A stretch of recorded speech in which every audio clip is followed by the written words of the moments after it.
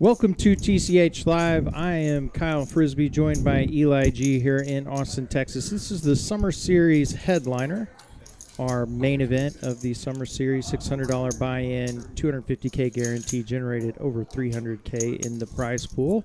And we're hopping directly into the action. Here is the first hand, which will go Richard's way. Richard, not a new face, a returning face in terms of our final tables and some of our higher stakes tournament buy-ins. So good to see him back. Jacob also making a reappearance, along with some local legends like Bill Cox you see in seat 4. Good to have him back as well.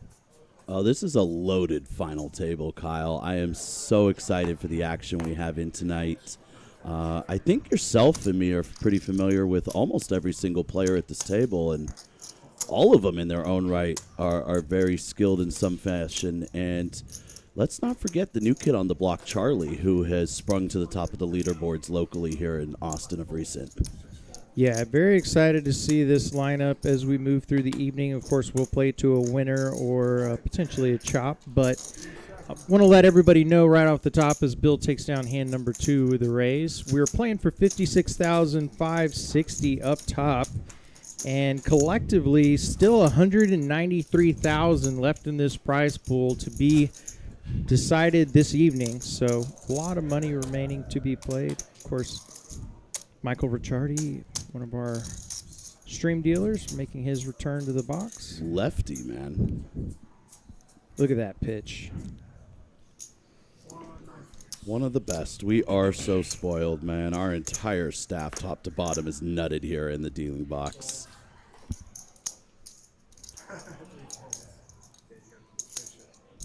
We are at the 40, 80K big blind ante level. Short stack, as you may have seen across the bottom of your screen between hands, is got 1.1 million. So nobody woefully short. So get to see quite a bit of poker played by everyone. And Satya here, flat in the 5-6 suited. Satya's known over the Texas scene. He really is. He travels Dallas to Austin to Houston. I don't know if you can go an entire series anywhere in the state without seeing him running deep. And speaking of Satya, is our chip leader at just over 5 million in his stack. So always nice to start a final table as the chip leader. Does add a little bit of pressure to your evening. And huge spot here. We've got top pair versus middle set. Let's not forget the gutter and backdoor flush draw to go along with it. Bill going to bet here $600K in the middle. And the wager is $330,000. Ooh, Bill is not messing around. He's going to get some bad news here real soon, though. How does Satya want to proceed with that gutter backdoor flush draw? Does make the call, and now dream spot for Chris. Flops middle set. Giddy up. We're in for some action right off the rip here, Kyle. I got the pleasure of playing with Chris the other day in a few of the day one flights. Regardless if he had a set here, he's not afraid to play big pots. I cannot imagine him just calling here. Is going to just call. Is going to call. It is a relatively dry board, minus the flush draw, of course. And there it is. The board gets about as wet as it can with the 9 of diamonds rolling off. However, set of 4s still well ahead. Yeah, let's see how Bill wants to proceed here. Bill is probably much more of an elite player than the average individual gives him credit for. I think we all know him locally as a legend and a crusher around here. Don't be disguised by the gray hair, or don't be fooled by the gray hair, I should say. Bill is a fantastic opponent and knows how to navigate every situation. Yeah, Chris, not the most fortunate of runouts for his middle set, but is going to go for some value here on the river. 1.5 million already in the middle, actually just a touch under 1.6. And we'll see what size he goes with. 725, so 625. 5-6. I'm sorry, 620. all right. 625, so just about 40% pot or so. Yeah. Bill gets out of the way, and What an awesome shirt Bill's got on. oh wow, it is That is a made for custom Mr. TV. First big pot going Chris's way, and he's up to 3 million and a much healthier stack than he started the evening with. Actually gets him to 4th in chips, just behind Jacob. Yeah, and as we see the chip counts here, nobody really on the emergency side of things yet. Scott all the way at the bottom at 1.1, but as we can see, I mean, we're still talking, 13, 14 big blinds for him, 40-minute levels here. So nobody really in a rush, nobody about to bust. That might give us some depth for playability here early on compared to watching everybody overfold and allowing shorties to bust.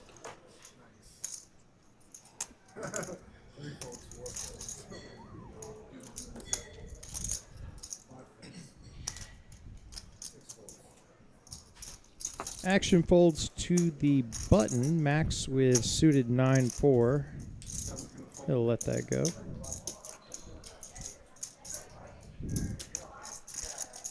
Now blind versus blind. Chris with 6-4 offsuit. Yeah, this is a spot I'd really like to see Chris raise here. A lot better than just completing. I know we have some ICM implications at final tables, but you know, Kyle, one of the approaches blind on blind is really to raise with your best hands and some of your worst hands. And it looks like Chris pretty quickly figured this out. I did have a tough time playing with him the other day, so he seems very, very established and comfortable in his blind on blind game. The raise is going to work there. Ryan letting 7-3-0 go back over to Michael in the box, and understandably so. Ryan coming in with plenty of chips. He's got 2.66 million. All right, Kyle, how you feeling? Did you get any bullets fired yourself this week or this past series? Was not able to fire in this one, but I'm saving them all up for the WSOPC, which the schedule just recently announced. Oh, I know it we're all sure did. very excited about. Over 4 million in total guarantees.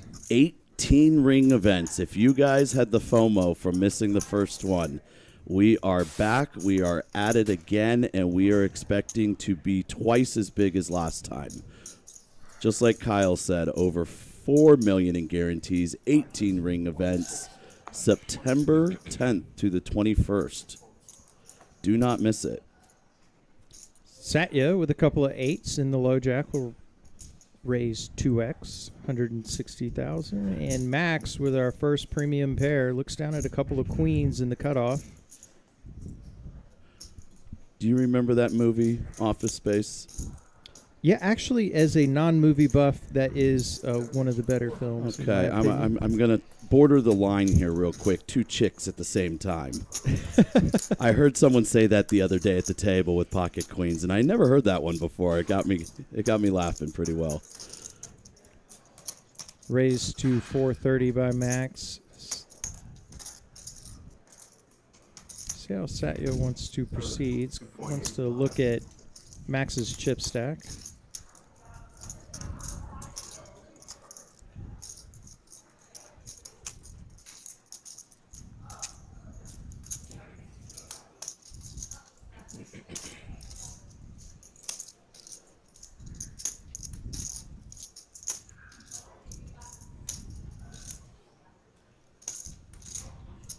Grab some calling chips, and we're going to go heads up to a flop in a nice size pot.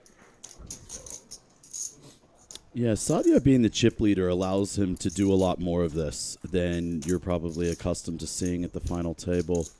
Really just allows him to go ahead and play a bunch of hands, even in situations that standardly you would see folded to 3 bets. Jack high rainbow board and pretty nice flop if you're holding a couple of queens for Max. Satya does check over to the 3-better, and Max will continue here. Yeah, and pretty decent board for Max here. This really, this Jack Little flop really allows Satya to continue with not just his hand, but a lot of his range in general. Really interested to see the sizing Max is going to take on the turn here. Satya does make the call, and big pot brewing, 1.6 million. As we head to a turn, which is the 3 of hearts.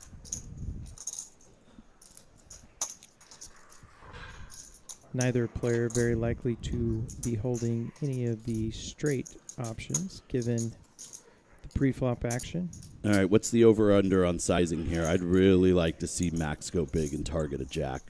What about you, Kyle? I think he probably does size up. Let's say 900K. All right, let's see how close you are. Michael will count it down. Looks like he put a pretty sizable stack of chips in the middle. 750K. Okay, half pot or so. Healthy bet. Now Satya trying to figure out, would he barrel multiple times with hands like ace king, ace queen, or does he have a premium pair as he does in this particular spot? Yeah, and the other thing going to be running through Satya's mind here is the fact that Max is wagering from pre-flop through this turn card about half of his stack. Satya very experienced in tournament play here, so you know he's taking it all into account.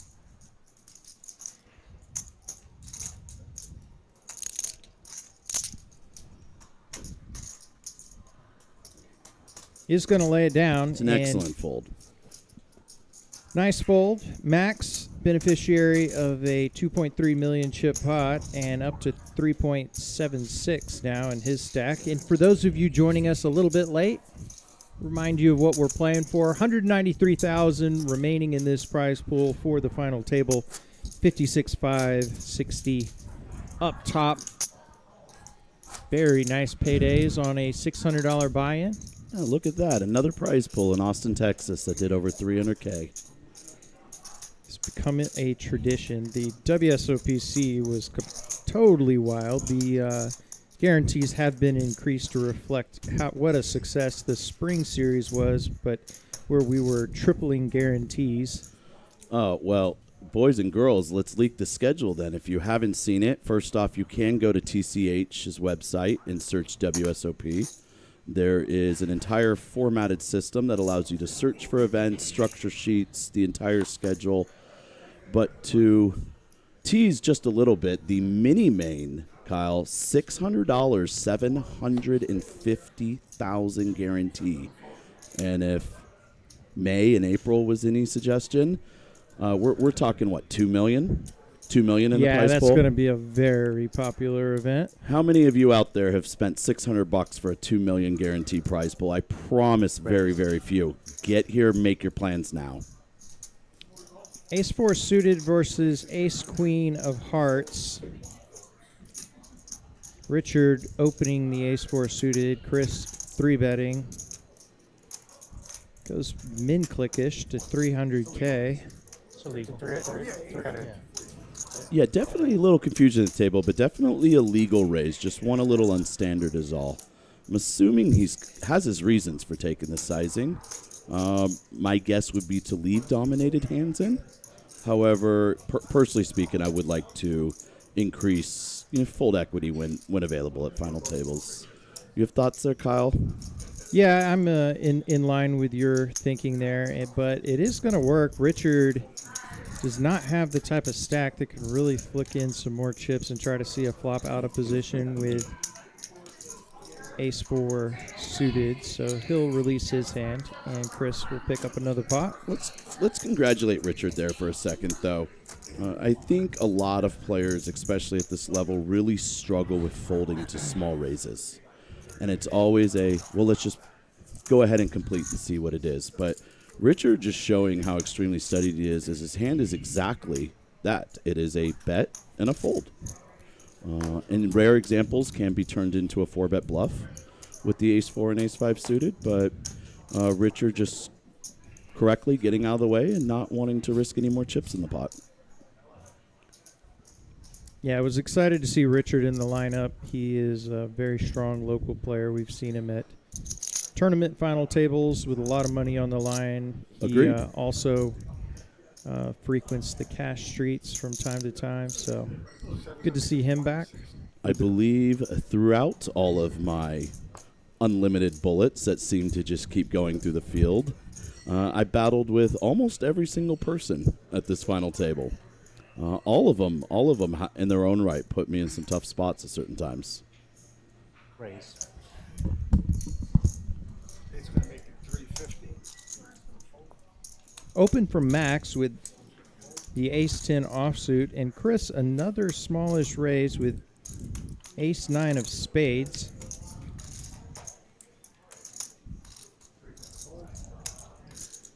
It'll be interesting to see if Chris favors the smaller size in position, but sizes up out of position. But action back to Max.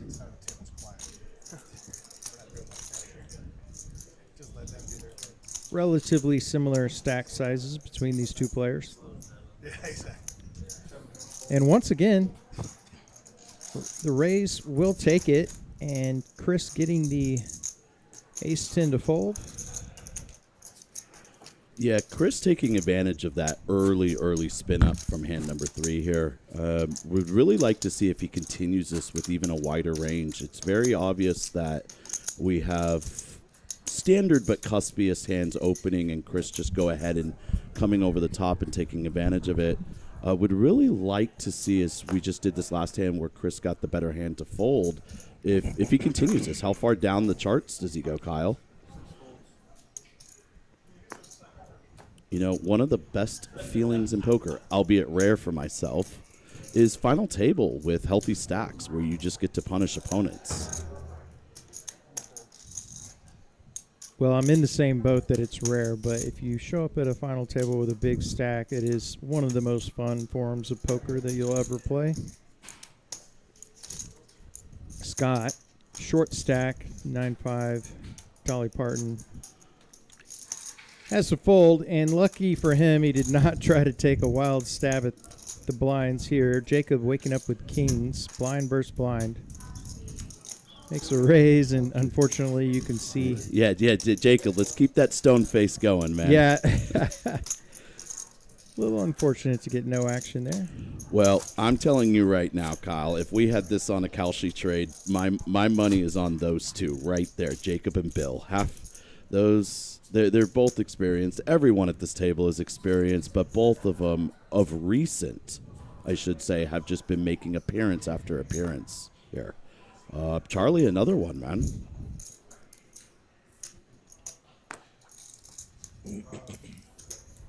6, 7, 8, 9, all four. Yeah, I got a little preview of the final table yesterday after our 10, 25, 50 no-limit cash stream, and was excited to see some of those faces that you mentioned, Eli.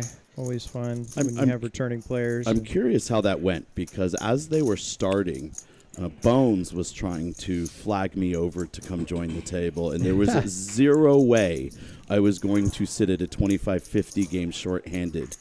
It was without a doubt one of the tougher lineups you can play in, so kudos to all the players for having the guts to sit with piles, but definitely some interesting poker played. If you love cash streams, let's play to a winner in this one tonight, and if you have the appetite for some more poker, there's a great stream yesterday where you get to see some of the higher level local players go at it with a bit more money on the line than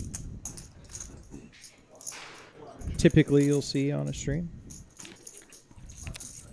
King Queen of Bill versus Satya. Still getting used to the name. We'll get it here, Eli. Yeah, apologize. I'm going to butcher it a couple of times, too. I butcher it in person with him at the table also. This turn card should present both players to go ahead and continue. Would have really liked to seen Bill most likely lead the flop. Bill just going to go ahead and avoid trouble out of position, understandably so.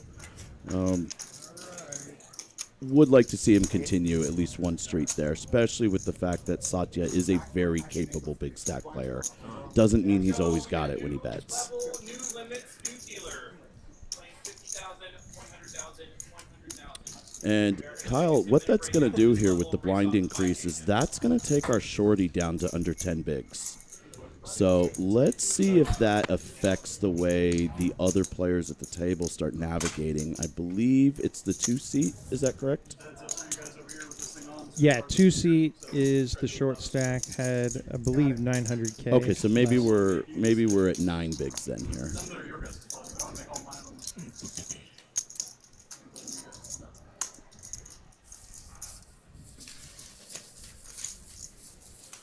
Gavin hopping in the box, relieving Michael.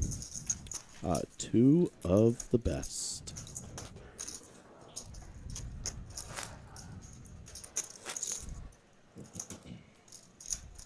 Kyle Frisbee and Eli G with you tonight. Appreciate all of you who have hopped on for this very special event, the Summer Series headliner event.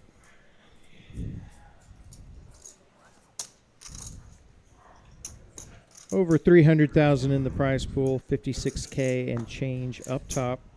All these players have locked up 5,500. And let's welcome our chat stream finally. We'll catch up with all you guys in just a few minutes. It looks like you've been doing our job for us and definitely kept the conversation going. We'll catch up and conversate in just a few minutes here with you guys.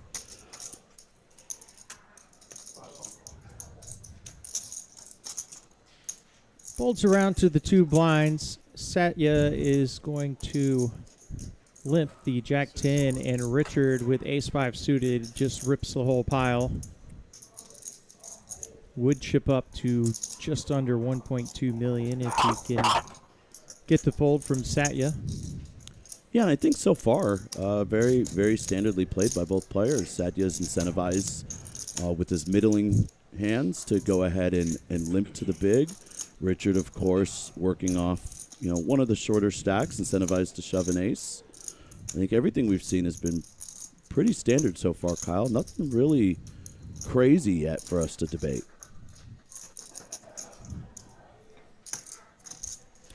Yeah, with the Ace 5 suited, pretty much once you fade the snap, if your small blind was randomly trapping, you probably feel pretty good about your hand. You're likely to just go ahead and take it down pre-flop, as Richard does. Swiss Rob in the chat here, Kyle. Seriously considering moving to Austin. I'm a tournament player, wondering if I can make a living. Laws not being established scares me. Well, Rob, depends on how good you are. Exactly. let me give you 2 answers here, Rob. If you are a talented for-profit player, then don't bother. Don't bother.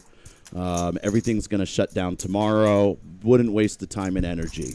If you're a splashy player who likes to put chips in the middle, come on down. These rooms are perfectly safe. We'll invite you down. I'm just kidding, man. Come on down. Austin is a great city to live.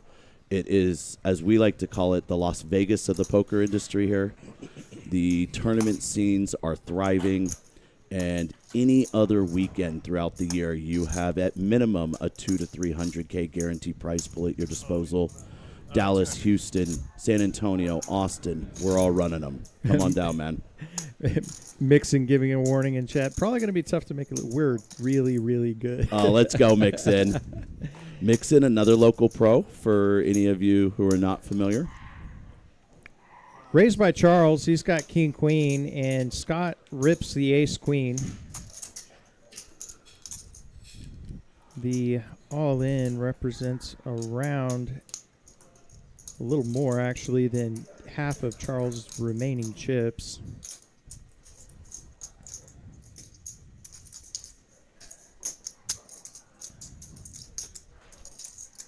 I think Charles probably Trebendo Days in the chat giving a shout out to how strong these players at the final table are. I completely agree, dude.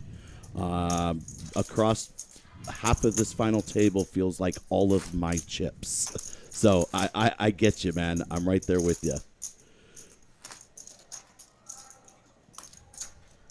And I would agree, Tribundo, as well. The talent level of professionals and semi-professionals and for-profit players does seem to be a little bit higher in the tournament scene, at least in Austin, compared to a few of the other cities. That I would agree that is a correct statement. A little stronger. Demo Kane saying good evening. Good evening back at you. See Kenny, 4-card forever in chat. Good to have you, brother. Yeah, not to scare you off, Rob, but this is the one city in America where you can play a $600 buy-in event and below.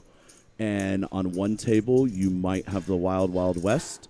And on another table, you might just have $20 million in total earnings at a $600 event. And that is a true statement and can happen at any table draw in this room.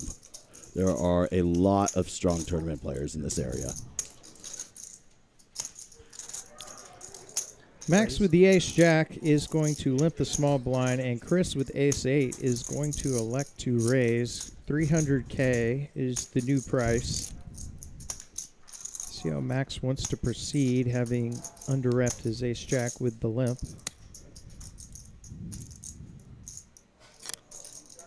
Yeah, and looking like we have some Bill Cox fans in the chat here, really giving Bill some kudos here for about his 5 millionth final table. And yes, for any of those who are not familiar, he is a legend for a reason.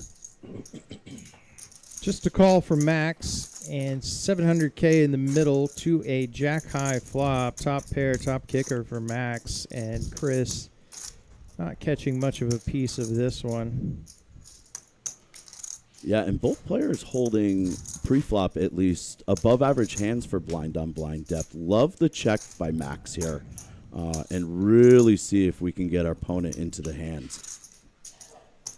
Checks once more, and we're quickly to a river, which is the Queen of Hearts, and just a atrocious run out for Max. So we'll just show this one down, and he'll take it down with top pair on the flop. Yeah, I understand what Max is thinking here. I did have a little experience playing with Chris throughout a couple of the flights, and checking range out of position to him, flop and turn, regardless if the king had turned or not, was a similar adaptation and approach I took versus him as well. So completely understand exactly what he's doing, and while on the surface it might look a little passive, I think Max understands exactly what he's trying to get as a result here.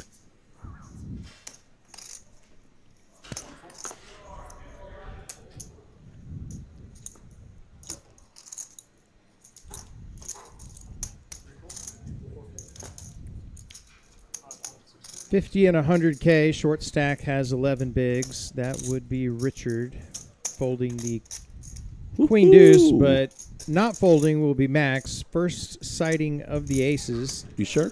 Not folding? I think it would be. I don't think it would be GTO approved.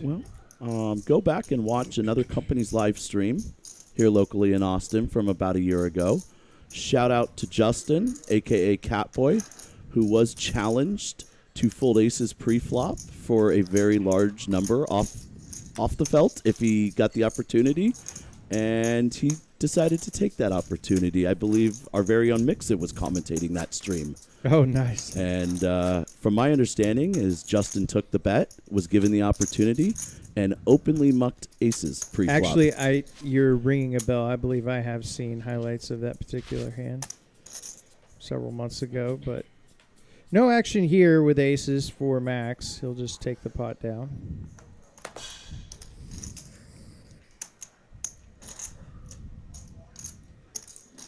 Do these guys straddle, says Donk2222 in the chat. Man, I wish we could straddle.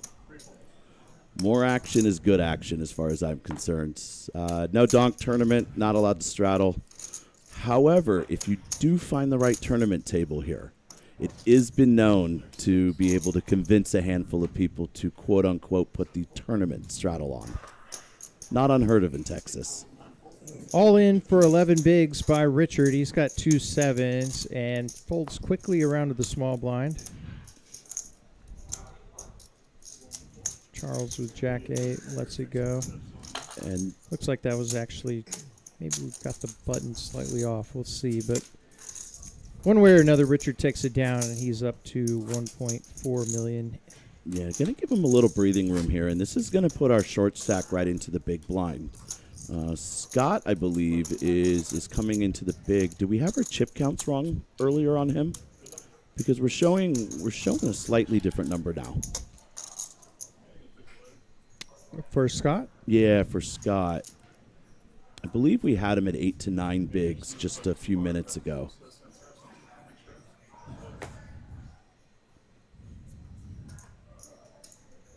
Oh, he won the ace-queen versus That's king-queen what it hand. was. There we go. Yeah, apologies.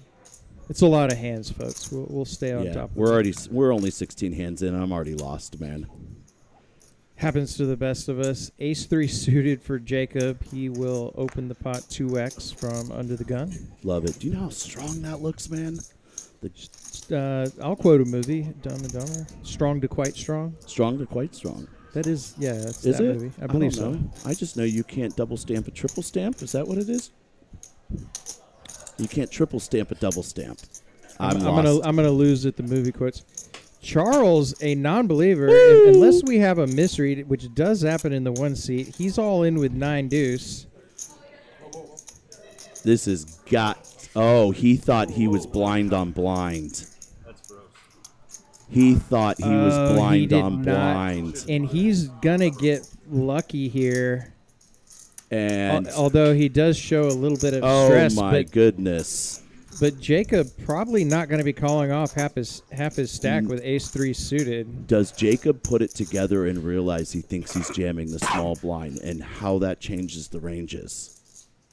If I'm Charles, I'm doing my best attempt at looking confident here. And you know Charlie right now in his head is praying that his hand is not dead. I don't believe it will be, but he is in his head praying right now his chips aren't in the middle and dead. What we do know about Josh is extremely player fair, and he's never going to want to hurt a player based upon misunderstandings at the table, if you would. So I cannot imagine, as we see Gavin separating the 2 cards here still, Gavin doing an excellent job as a dealer, keeping those 2 cards identifiable.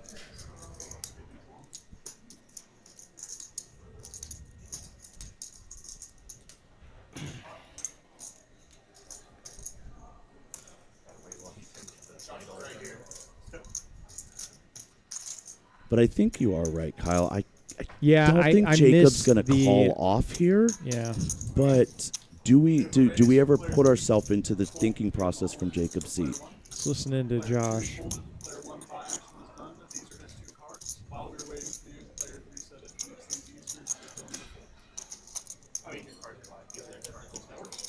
And just like that, excellent job by Gavin. Go ahead and keeping those cards identifiable. For anyone out there dealing or looking to get into dealing, that is a fantastic job on Gavin's part in the box. A lot of dealers would have taken those 2 cards just out of habit and quickly thrown them into the muck, which now makes them unretrievable. And certainly goes without saying, but Charles not only dodges a huge bullet, but he in fact chips up to just a touch under 2 million. So when the dust settles, good outcome there for Charles, and pretty unlucky actually for Jacob. I believe his under the gun open would have won him the blinds and antes had Charles not overlooked the fact that he had opened the pot. That's a very good point. You know, let's see what kind of butterfly effect that has. Does that start putting Charlie on a little chip up run? Does Jacob go back and see this, on his next break? One of the common themes of conversation this past week, Kyle, was the butterfly effect in tournaments. How one little thing done by one opponent could have nothing to do with you, can always have a domino effect across players, their stacks, future hands, etc. And Scott folding a pretty close spot without much consideration here. What What are your thoughts here, Kyle? The King 7 versus a button open off 9 bigs? Yeah, on the tighter side, I can understand it. I would agree. It doesn't feel yeah. natural to 3-bet jam the King 7. I would just. I think I would like to see him just think about it, though. At least consider all options. Well, speaking of the butterfly effect, Charles has chipped up over 400K in the last couple of hands and now sits at 2.2 million and kind of right along with a pretty large middle of the pack. Yes. So as you've heard me reference this off the air to you quite a bit as a new Kaushi trader, my thoughts go to all the charts, and now I see Charlie's little color chart starting to climb just a little bit here, up into the favorites. Couple of 7s for Chris. He'll open to 200,000. Swiss Rob with the Ultra Needle. Maybe under the gun thought he was straddling like we were talking about. Call from Jacob. He's got 2 5s. And Bill just ripping the ace-jack. Big squeeze for 2.8 million. Yeah, He covers Jacob, I believe. Actually, no, he did. Jacob covers him by just a hair, and Chris covers both. And did you hear what Chris said just now? He said, what, you just have 2 queens, right? And this is what we were speaking about at the beginning of the stream, Kyle, what we've spoken about Bill every single final table he's on. Bill knows exactly what he's doing. He understands people that are unfamiliar with him are going to tag him incorrectly. And you see it with Chris's response. Chris just instantly assumes this is Mr. Old Man Coffee sitting at the top of range with queens, kings, and aces. Yeah, and I think also very interesting based on the stack sizes as well. Agreed. Because the 2 opponents there he was squeezing are not incentivized to just play a gigantic pot with anything other than the very top of their range. Completely agree. And once again, just showing how versed Bill is at final table strategy. And for anyone who is not familiar with playing him, he's kind of run over him. Scott looks down at 2 very welcome Cowboys. He's all in for 900K. It's always a welcome sight when you're short, right? Just picking up a premium. And nobody able to give him any action, but he'll be glad to take down $250,000 chips. Well, maybe not that glad. With Kings, you probably would have liked to be taking down $2 million in chips with a full double plus the blinds and ante. But never a bad thing to take down a pot without showdown, especially this stage of the tournament. But I know the feeling, Kyle. I'm sure you would agree. Those are the hands you need to double to get yourself back in contention. Those are the hands that you need the action in return. Max with a hand, ace-queen offsuit, under the gun.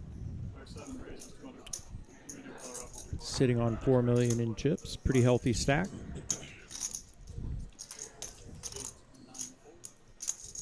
Two X is the size. Folds around to Charles, who looks down at a couple of jacks. And this might be the big first collision we've been waiting for here. Chooses just a flat.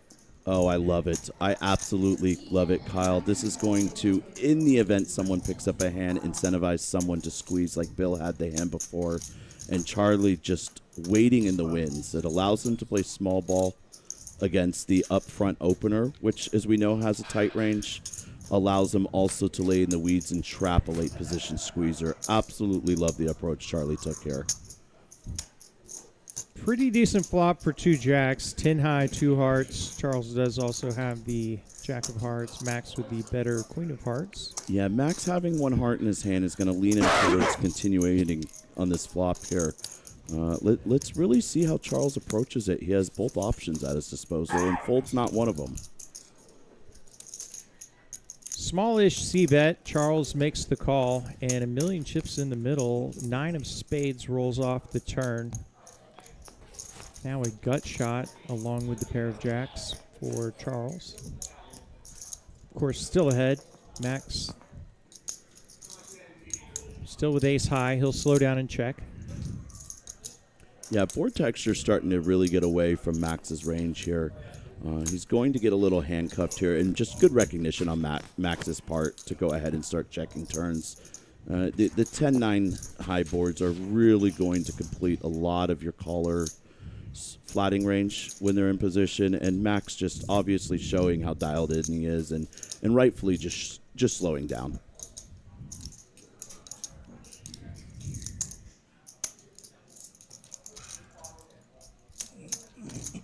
Charles carving out a bet, appears to be 425,000. That's math I can do. That's 42.5% of the bet. We got it. We did it. We did it. The math did its mathing. I think Max probably going to choose to exit stage left at this juncture. Not a very attractive spot to be continuing out of position with just ace queen. He agrees. He'll let it go. Nicely played by Charles. Very, very well played by Charlie here. 625,000 added to his stack, and if we were looking for a butterfly effect, he's up about $1 million in chips or so from just a few hands ago. And this guy, Charlie, I remember we called his very first final table. Do you remember this, Kyle? I do remember him. I didn't know it was his very first. I believe, well, first for TCH here, locally, I should say. We called his first final table. He has been a staple on the local tournament scene ever since. And every single event, every single series, this guy gets more and more studied, and it is so obvious in-game playing with him. It's literally just a matter of time until he's a household name everywhere. Yeah, and you bring up a good point. If there's anyone out there that thinks poker is still just luck, the fact that we have a whole lot of returning faces to yet another final table, to your point, Eli, will tell you that hard work and study and working on your game will yield some results. What's that like, results? Well, sometimes we have to fight through some challenges along the way. Yeah. Variance not exactly going in our favor. We've got a heads-up pot here. Max versus Bill. King high still good for Bill. Challenges, huh? Challenges, not playing chicken on the freeway after you brick every bullet in the tournament. That's the real challenge. Check, check, and Bill will show down the king high and win a 5 big blind pot. It sounds like we've definitely got some Ryan fans in the chat here as well. Augustine, as some of you know, another very, very capable local tournament crusher. He's doubling down on his votes for Ryan. Not only is he putting it in chat, that little beep you hear in the background is him texting me, making sure we see the response of him calling Ryan winning this tournament. Actually a fun little inside the stream info. Ryan actually was on the list to play our aforementioned 10, 25, 50 game yesterday and messaged me, said, hey, I made day 2. Whoops. Might be late. And I told him, just let me know. Obviously, never rooting against you, but if you can join late. And so is somebody that has to get a lineup together. I had a little bit of run back. No, I'm just kidding. Very happy to see that Ryan made it. But it shouldn't surprise us either. Ryan's been a staple of recent on final tables as well. I believe the high roller final table also just recently for WSOP, right? Believe so. And we've got a situation developing here. Max limping, ace-king suited in the small blind, and Chris with 6-3 of clubs is going to have a monster flop. Open-ender with the flush draw. And going to place a bet here. Looks like 150,000, and just the worst of flops for Max with ace-king high. Yeah, and that's going to be a really good turn card for Max here, just to, I guess, stay out of harm's way, especially if Chris gives up on the spot. Wow, and 3 on the river gives Chris the best hand. Just unfortunate spot for Max. Not the biggest of pots, but definitely was setting the trap pre-flop, which Chris did not step into.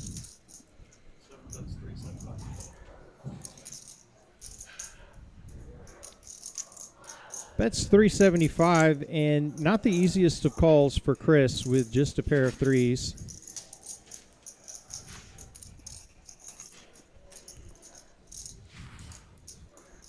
Goes without saying, pure bluff catcher, doesn't beat any value whatsoever. Yeah, definitely agree, Rob, that Max was originally trapping the big blind here. As I mentioned earlier, my adjustments against him in game were pretty similar when I was battling with him on my left. Specifically, late configuration as well as blind on blind configuration. It was a lot of small ball and trying to get him to take bait with underrepresented hands.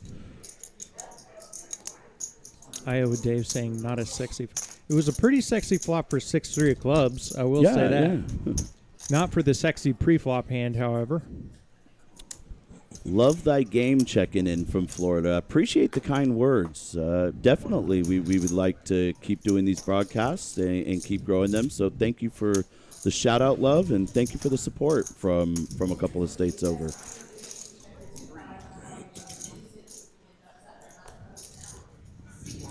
Jacob will race 2x with king queen off under the gun +2. Folds over to the max on the button with a suited connector.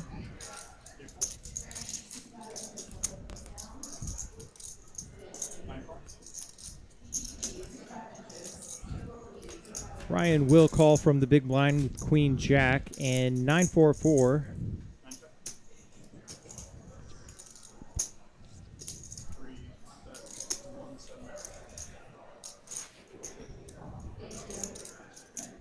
Jacob will continue with a small c-bet, and Ryan will release the queen jack. Yeah, I really like to see Jacob continuing there. Jacob has expanded his game quite a bit. If you had rewound a year ago before he started showing up on every single final table, it feels like, and the non-streamed ones as well, he was an extremely unstudied passive player just trying to learn tournaments. And since then, this kid has become really growing into a crusher in the making in front of our eyes over the last year. Yeah, I got a chance to chat with him briefly as the final table was reached and the players were bagging their chips. Nice guy. Good to have him back, like we've said, on another final table with a ton of money up top. We'll show the payouts after this hand to remind everybody and get everybody who's joining late up to speed. Kyle Frisbee and Eli G with you tonight from TCH Social in Austin, Texas. Summer Series headliner tonight. And if you guys aren't currently in the chat, let us know where you're viewing from, where you're tuning in from, who you're rooting for. Looks like we've got a fan base for almost every single player at this table. Very, very well represented. Heads up to a 9-high monotone board. Charles with the only diamond. Would love to see a tiny donk out of Charlie here.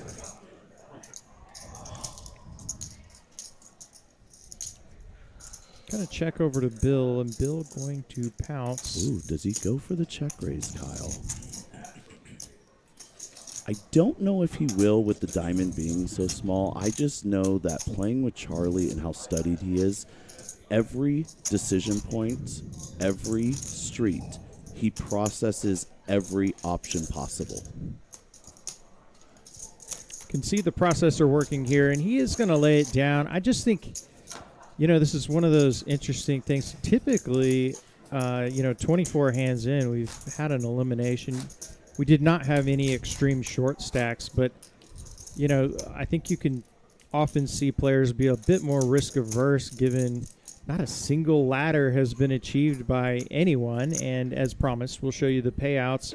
It is almost a 2K ladder from where we are at this juncture. All the players locking up 55.90.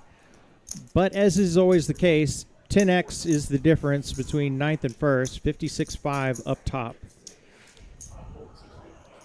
The difference between, a vacation for two or a pretty nice new car. Sure. Yeah. Sure. Or a Can you buy- still get a new car for $56K? The prices. I don't know, but that little pay jump represents a buy-in at the 2-5 game here. Yeah, that's true. Get to. Don't want to spend $7.99 too much on a T-shirt, but making sure we have all our bullets, in the cash game streets It's all about the is bullets. okay. Love Like Game checking in again, saying last time in Austin, summer 22, at the unnamed place just north of us. Just teasing you, love. The landscape has changed here quite a bit. We are happy for our neighbors to reopen. We were happy that they did not get taken down by a witch hunt of an investigation. It was a really good result for the local poker scene in general to have a couple of healthy rooms operating. But, love, the landscape has changed, man. TCH, it's not even close, is the market leader here now. Not just locally, Texas in general. And to answer some of those questions earlier in the chat with TCH's affiliation, no, we are not affiliated to properties in Vegas. However, if you tune into poker news quite often, you will see our great CEO here, Ryan Crow, has started to become a routine guest on Poker News Podcast. And you can check out any of those for updated information and the future of what TCH is doing. Yeah, and those are really great to get a feel for just the overall health of the poker scene in Texas. And it's been a lot of good news. Very fun to see Ryan on this Poker News Podcast. As we have Ryan here flopping top pair versus Jacob's Queen Tray suited. Ryan will c-bet very small, and that's good enough to take it. Jacob, understandably, not that interested in continuing. Yeah, and we've seen, as we've talked about, kind of, Kyle, how loaded this final table is here. Every single player at this table confident in their own abilities. Every single player at this table has results. And one of the things we're going to see is exactly what Ryan just did, using very, very small bet sizing. It's not going to look standard to the casual viewer, but every single player here understands risk premium. They all understand their tournament life. And every player at this table is fully capable of using absolute tiny sizing. Yeah, I don't know if I would call it a feeling out period, but I definitely cannot recall a leaderboard being so similar from start to hand 27 at a final table. And Scott coming over the top of Charles Rays with the ace-9, and he's going to pick a good spot to do so, dominating the king-9 in this spot. And he'll pick up a nice pot. Absolutely. Great recognition and just putting it in. And that's kind of what we were talking about, Kyle, the last orbit, right? Charlie opening a proper range on the button, and we were, at least considering the king-7. Obviously not the ace-9, way too strong, and definitely recognizing he needs to go with it against a button open.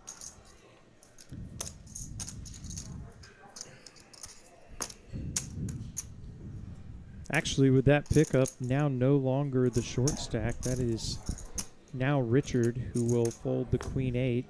Max, another ace-queen, this time of clubs. Man, Max really looking at, top 20% of the deck to start here. Had pretty favorable card distribution. Raises to 200,000. Folding quickly around to the big blind. King-9. See if Satya wants to defend here. Thank you, Mr. Pick, in the chat. Always happy to get your compliments in the booth. Joe Pick, of course, another legend in his own right. Gave a guest appearance recently on stream for any of you who follow weekly. Joe, another heralded floor manager in the industry who has been gracious enough to bless us with his experience on the floor as well here.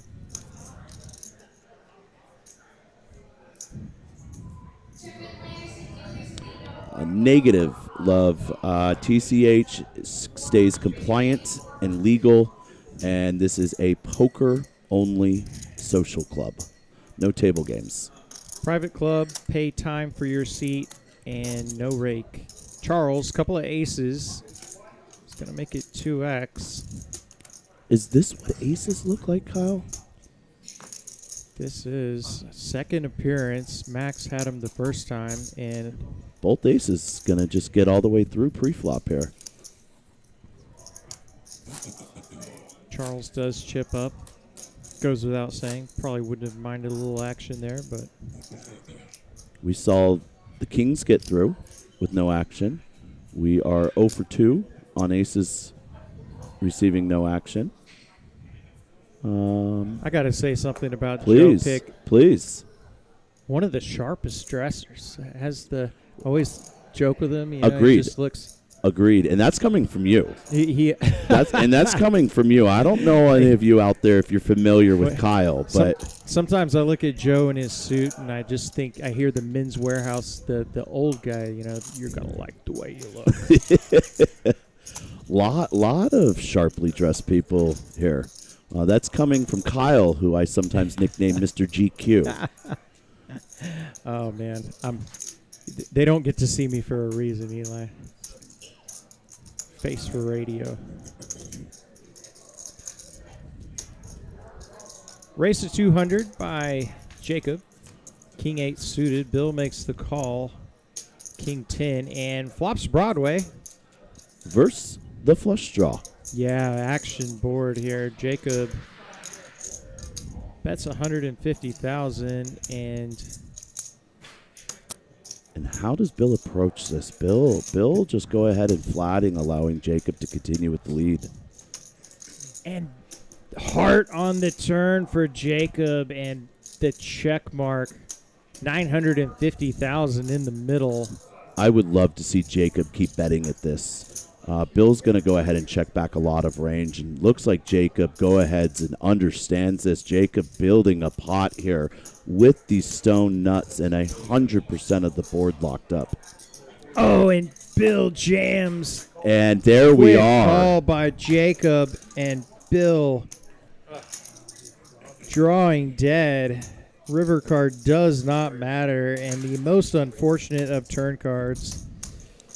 Bill with a smile, and another heart rolls off. I think it was just unavoidable, Kyle. Maybe not to this amount, but the hands were going to clash.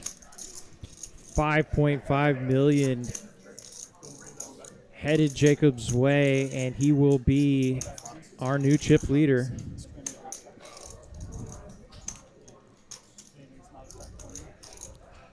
Bill down but not out. Still has 1.1 million and 11 bigs.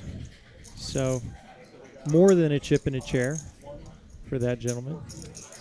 Just an unfortunate spot. You flop Broadway and your opponent just turns you dead. Windy in the chat here. Someone open folded 9-9 pre. I think we missed that here while we were, talking about how good you and Joe look.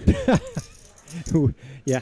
I apologize. Maybe not our best reason to miss that's okay. This is why we're on YouTube and not ESPN, guys. Kyle, if I wasn't as straight as an arrow, you would be my cup of tea. Oh my God.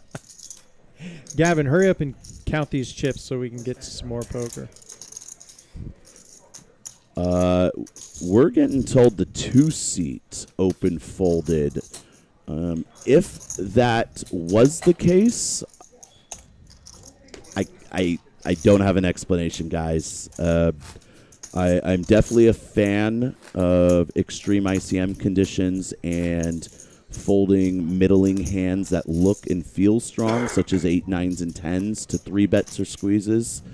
However, open folding in middle to late position, not ideal. However, we were distracted with Kyle and Joe looking good in their dressing styles, so can't really comment on it one way or another.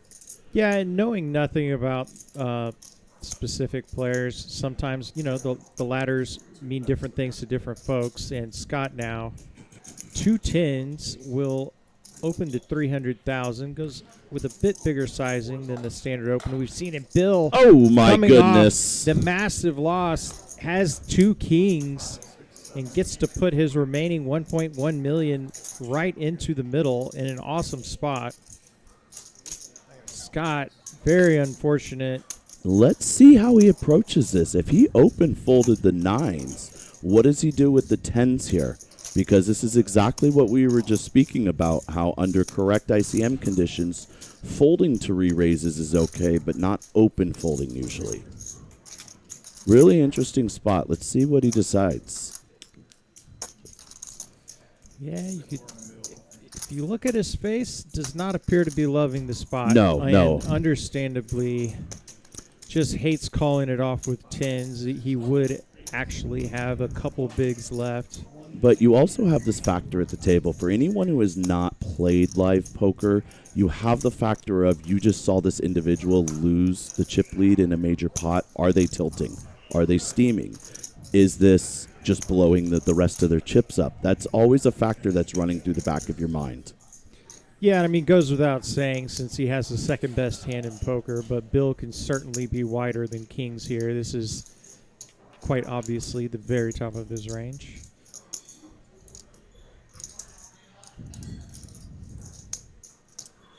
Well, Joe, I see in the chat, I'm glad you got your wife to laugh.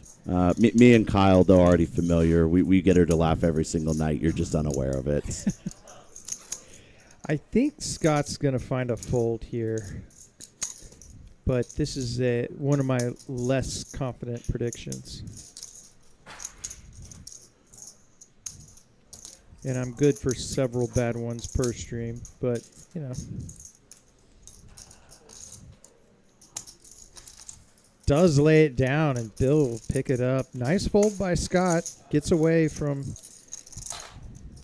being a massive dog in an all-in pot, and Bill on the recovery path up to 1.6 million from his recent low of 1.1. Yeah, and to continue with our theme of butterfly effect here, in the chat made a very, very good point here. What happens when the 9s open jams? And then Jacob folds his king 8 suited to the open jam in the middle and leaves Bill flopping the nuts. So That is a perfect example of butterfly effect. Exactly. That is basically set itself up perfectly to emphasize that point. Almost like the dealers in cards knew that was going to be our theme tonight. Weird how that stuff works, huh? Chris, pardon me, let me back up. Jacob opens the pot to 200,000 with ace-6 suited. Chris makes the call in the small blind. Action on Ryan with 2 queens. And you immediately see Jacob trying to put this chip lead to work now. And rightfully so. Obviously, Jacob's not going to get overly committed here. However, just very, very good recognition to immediately start battling the second he picks up the chip lead. As expected, Ryan will 3-bet to 800,000. Jacob lets the ace-6 go. Chris out of there as well, and $500,000 chip pickup for Ryan.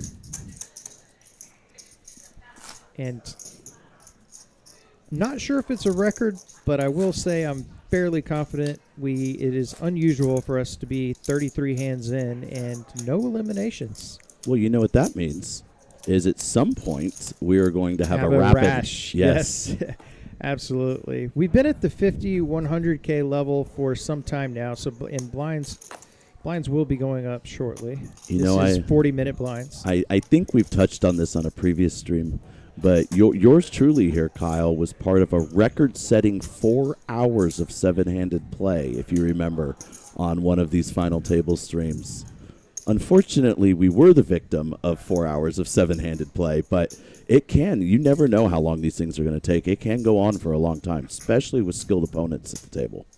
I do remember that one. Going to test my memory more. Was your elimination hand king queen? I don't even remember. I think it might have been. It might have been. I do remember, though, that was the same final table where somehow I found the fold with 10s 3 times correctly pre-flop, and I was in the torture chamber every time. Top 2 for Max Ooh. and bottom set for Jacob. Wow. What a Wow. cooler of all coolers for Max. And look at the lead. No slow playing here. Love it. Absolute nasty spot here for Max. It's going to just flat. And there's the blank Jacob is looking for. Yeah, for Max needed that to be a 10, a queen, a king, something to help him slow down with top 2. And wager size going up from Jacob.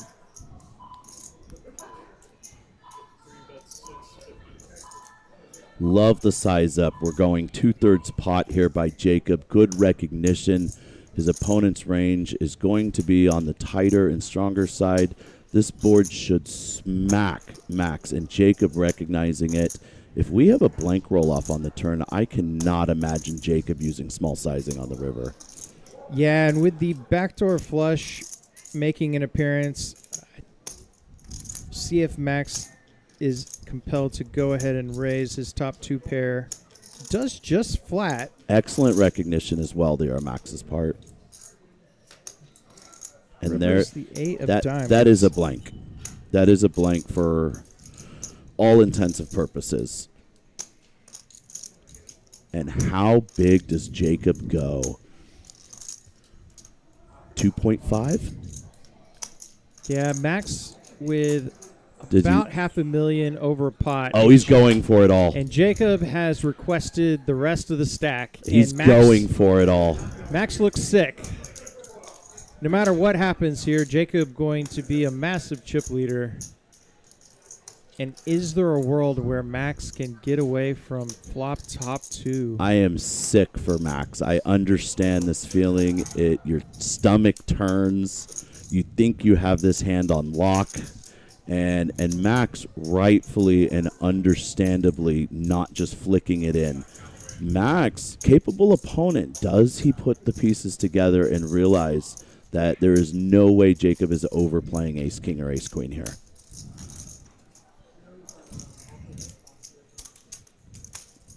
To answer your question, love, not saying it's easy, not saying it's standard, but due to the fact that Max is going to understand Jacob is not going to overplay ace king or ace queen in this manner, does allow the ability to sometimes fold your hand. Wow, he looks like he's leaning fold. He is. He has 27 bigs left if he does lay it down. And this would be one of the biggest bullets dodged I've ever seen if he can get away.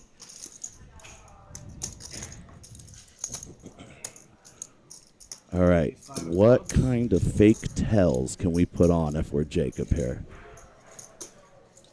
Any? I lean toward doing exactly what he's doing, pick a spot on the table and stare at it, but Here's one I like, is you pretend to hold your breath. Maybe a little gulp. a little hard swallow. This could go on for some time, and understandably so. Really hope none of the players call the clock here. This is a massively big spot, and you have to give credit to Max for even taking as long as he has. This is all sick of all 6 spots can be at a final table, and really hope the players give him as much time as he needs here.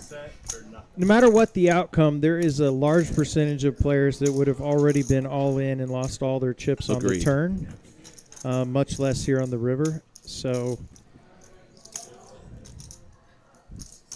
do respect Max for taking his time, but this is just one of those spots in poker where you walk away and have to kind of ask yourself, what else could I have done?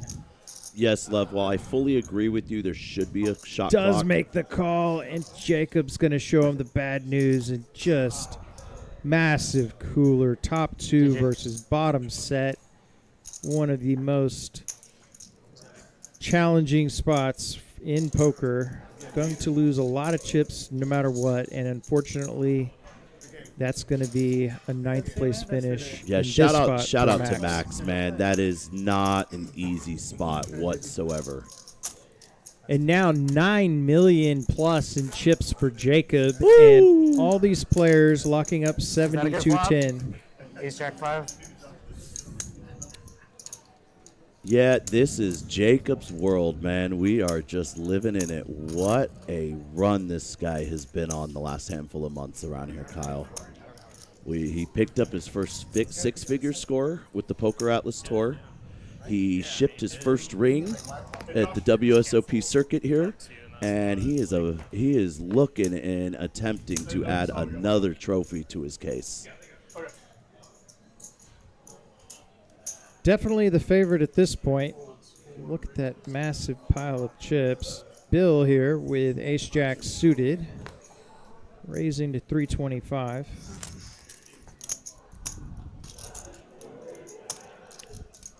Off of about 16 bigs. And that'll be good enough to take down the blinds and ante. One in a row.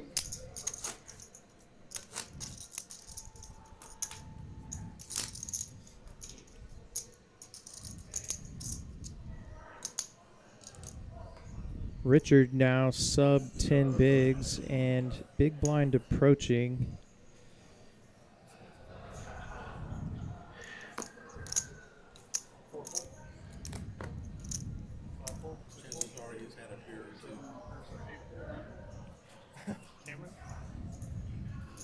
Psyche Ronkata, I apologize if I'm butchering this. We are on the same page. That is always mine and Kyle's intent to attempt to not be speaking when a player's audio goes up on their microphone. Unfortunately, we're just not 100% perfect, but it is our intent, so we are on the same page, man.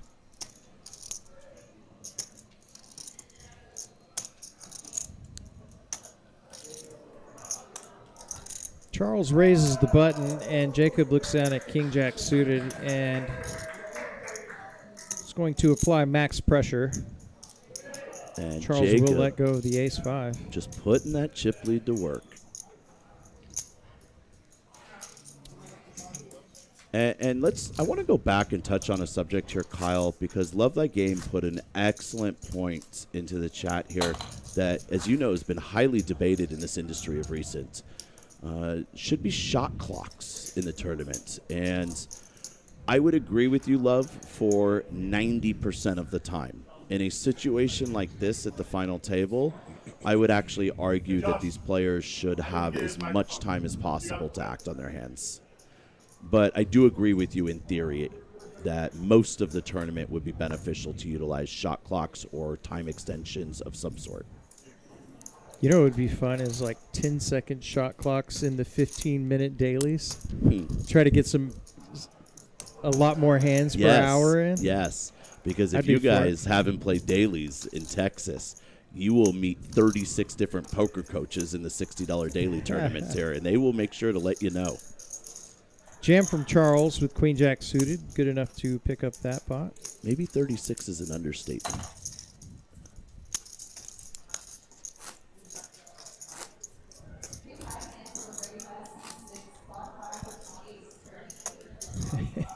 S4 saying Jacob lent me $1 million and let me borrow his Lambo yesterday. I hope that's not true, because if it is, I feel very offended. Me and Jacob have been friends for quite some time. I'm unaware of this Lambo. You know, if he takes this one down, there's probably a used Lambo somewhere out there you could get for $56K. I wouldn't doubt it. Check eBay. Couple of 7s for Charles. 2X is the raise.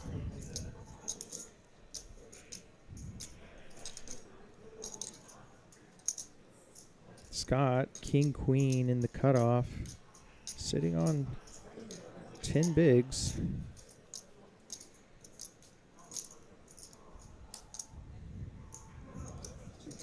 Just gonna flat.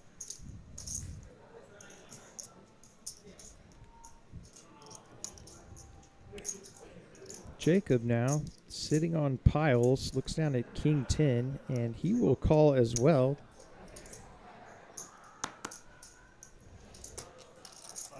Blinds both fold, so 3 ways to a flop. Chip leader in position. Jack 9 Trey and 2-7, still the best hand. Yeah, Rattle, to answer your question here, this is pretty standard at final tables where people are playing a lot more tight. If you were to start going in and exploring different strategies and theories towards poker, you will see that there are a handful of subsections and theories. I'll go ahead and pick this up afterwards with you. Let's go ahead and take a look at the action taking place as Scott goes ahead and just puts it in. Yeah, Charles checks, and with Jacob behind, Scott's just going to rip it with 2 overs and a gut shot, and likely to take this one down. Going to be tough for Charles to call off 810,000 with effectively third pair, but he is going to think about it. Yeah, you can see he's a little stumped here because he's wondering what is flatting me off. What do we have, 8 to 10 bigs? What is flatting and not 3-bet jamming? And that's where the confusion's coming from. Maybe thinking, does he have a hand like Queen 10 and he's just going to rip it here? 7s would be still ahead. Still not comfortable spot, though. Yeah, even if you're right, you're still going to lose a pretty fair amount of the time. So if you kind of do the math on the times where your opponent just rips it with Jack 10, for example, and you're well behind, not going to be the most favorable spot. Yeah. An aggressive move by Scott going to pay off. He's up to 1.66. And being results-oriented, we see that the play was worked to perfection. But to answer your questions, as we were talking about in the chat here, you have a couple of subsections of theory when studying tournament poker. You have the Chippy V section, which is typically early stage, deep, stacked situations. You have ICM implications, very debatable of when ICM strategy kicks in. Some people utilize it through tournaments. Other people say 50% of the field eliminated. Others say in the money. And then you have final table. And final table strategy is very, very tight compared to what you're accustomed to seeing. It values your tournament life a lot more than gaining chips. However, with that being said, the king-queen off, the ace-jack off type hands, short stack and late position, do like to do a lot of 3-bet jamming. Speaking of jamming, Richard all in with ace-8 suited, and Jacob's got Queen 10 and does make the call. He had opened the pot, of course, to 200,000, and Richard in a decent spot here to double to 1.7, but Jacob not too far behind with 42% equity. Yeah, and I think this is just a correct call off by Jacob here. I think he understands that he can be flipping, he can be ahead, and he can also be in exactly what he is, a 60-40. Top pair, though, for Richard, and Richard very close to getting out of the short stack doghouse and has locked it up. Trip aces. And on that note that we're talking about, Kyle, you see as the chat's talking about the tightness of the players and the strategy, we just saw Jacob call off with Queen 10, and probably correct in this situation, but you see how the strategies differ based upon stack sizes. Jacob is going to be allowed to play a lot more loose and a lot more freely with such a large chip lead at the table, and if you guys will follow along for most of the stream, you're going to see Jacob go ahead and start taking advantage of that. Yeah, and particularly before Richard doubled just now, when there's a very short stack, it's those middling stacks that are actually the most handcuffed in spots like this. So if you're the big stack, you want to be targeting those players that are making a huge error if they are eliminated before somebody with, let's say, 6, 7 big blinds. And gonna have to get the graphics back. We had a slight error here. I believe Satya has ace-king. Yeah, I think we're about to see a huge collision because we got, I think, a window into the soul of Satya, and I believe we're about to have ace-queen versus ace-king. Yeah, and we saw Jacob correctly getting wider and wider with his opens here, and Satya taking one of the very, very sexy plays I like to incorporate in late stage tournament, and flatting top of range and allowing stacks to jam behind. It is a large jam. It does represent the majority of Satya's chips. Well, I stand corrected, about half, but If our graphics are correct, this is a slam dunk call here. does make the call, and Richard gonna need some help. 3.8 million. And you know Richard's just thinking, what took you so long? Richard thinking he was in a much healthier position. More Ooh. outs for Richard. Any king or 9. Non-clubs, though. We have a Oh, yeah, sweat here. And there's the nuts on the turn for Richard. Gotta fade the club. Does not Oh. fade it. And the nut flush for Satya. Richard comes from behind but gets a heartbreaker on the river, and he will be the 8th place finisher, taking home $7,210. The remaining players locking up 93.20, and of course everybody still battling for 56.5 up top. And man, Satyana making us look like we kind of know what we're talking about here. As you see him and Charlie both employing a very similar strategy. We were touching on this with Charlie a few minutes ago when he flatted the jacks in middle to late position, allowing the opportunity for short stacks behind to jam their hands. And Satya showing just how experienced he is, taking exactly the same approach. Yeah, and certainly can't fault Richard. Based on the stack sizes, I'm all in with ace-queen there as well. Just a nice play by Satya, and kind of a heartbreaker of a run out for Richard. You think you came from behind, but Yeah, let's give Richard a shout out. Fantastic player. Played really well this entire tournament, and not a bad payday in its own right. I'm sure we'll see him very, very soon. and looks like the players clearly going on break, and there's a color up in progress as well from the team here. And speaking of the team, the commentator team, we need breaks too. We are going to take a short one and be back with you guys. Appreciate all of you who have hopped on thus far. This is the Summer Series headliner, Kyle Frisbee and Eli G. We'll be back with you in just a few minutes.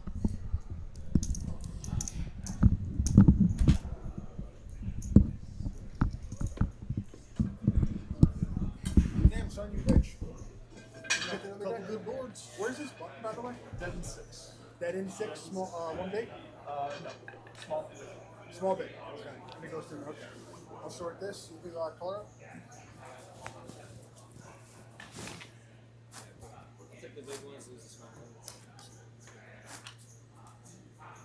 You got any extra blues?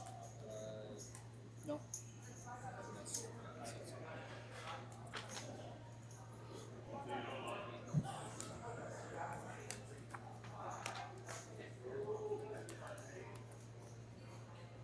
Four over here.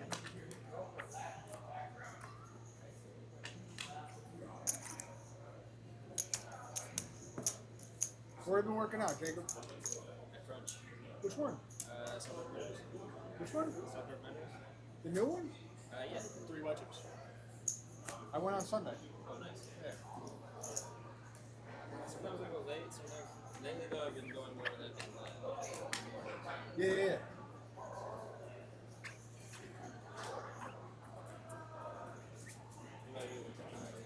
I've been like going from like that crunch a little bit sometimes to there's another crunch that I used to go to a little bit, but I've been also doing a lot at like my actual gym. But like legs, I'll go to crunch for sure. Should I get a radio or do you think we're fine with that? In regards to what you need. Well, we need to pay out. So we just need to have Joshua back. But, I think we're for Joshua. You get paid, yeah. and then, so yeah, he's like, Yeah, we'll take that. Y'all are some chip counts. Yeah. I think I got it. I think I fixed it. But what's crazy is the first all in, the river card was wrong. And so Yeah. like a minute, not a minute, like, oh, hang on, I have to go back and change the river card. It didn't change the outcome of the hand. Right. But there may be a little glitch in. Yeah, sometimes it does. It's definitely not a perfect system. But it's near perfect. That was the only time in which our have been rolling all day. All the flops, all the trinkets, all the rest of one river. There's times where like one deck will have one card that just does the wrong number, and then we'll just stay with one deck until we switch out. And we verified the decks beforehand, so we're all good. And then do we get these get the other guys tonight? I think the other one. Josh has the other one. Dream team, baby. It's all good. I'm just, listen, Dream team, I'm baby. crushing it. All right, I don't know what you guys are doing. I'm crushing this. I'm probably talking to Gavin tonight. He probably wish I had a move button. No. I can multitask. I have fun with it. Give me a sick deal. Normally I'm a pacifist, so this is different. That turn was terrible. How the fuck do you think you get the king up there? You're a dirty human.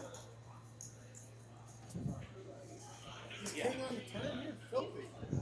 Oh, he had. I don't know if this is going to trip anything with him here now with the phone. Can I be in here? No, it's just with the phone. Oh, okay. Hold on 1 second, son. We haven't counted yet, so. We're going to Okay. put it in the system for you. Okay, I just want to know what. You can count absolutely. Just leave it broken down would be awesome. Is Josh going to be Okay. the one who? Yes. Yeah, Josh says he'll leave these here. I don't think he said do anything. He just said,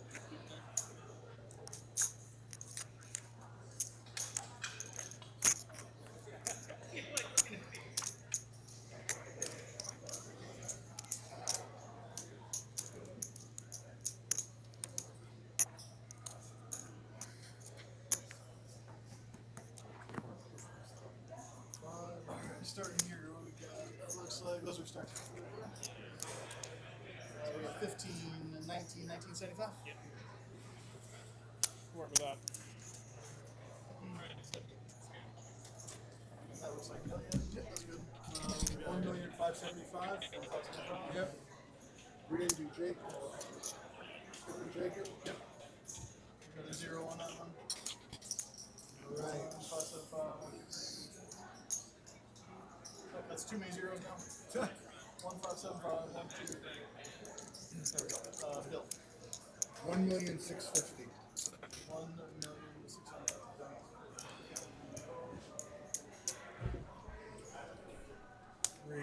3.5. I saw you're on a little heater 3 coins. this year. The biggest poker series in Texas history happened right here at Texas Card House. More than 11,000 entries came through these doors, over $7 million awarded, and that was just one series. Now, Texas Card House is bringing 2 major tournament series back to back. First, the Trailblazer Poker Tour opens in Dallas and Las Colinas, August 25th through September 8th. Then, the World Series of Poker Circuit returns to Austin, September 10 through September 21st.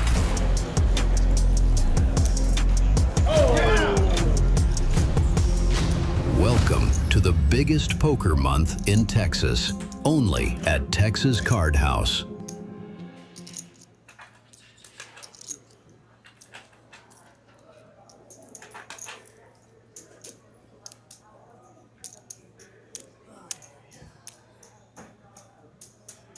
Another 2 million here for 4 million. Excellent.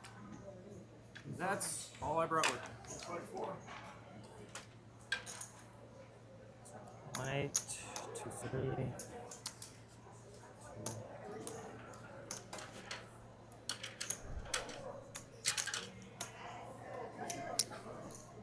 Dead button. Yes, dead button and 6, small, big here. Normal situation there.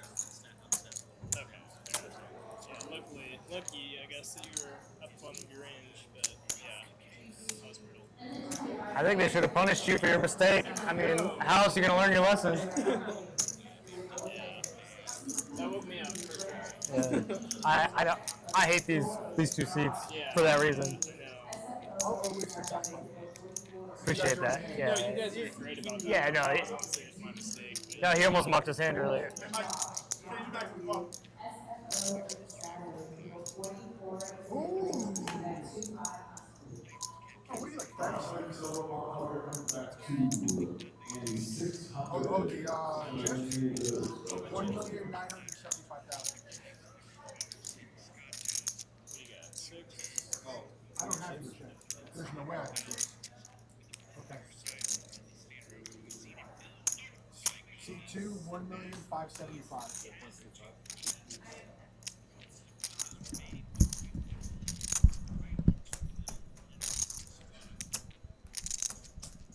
8.35.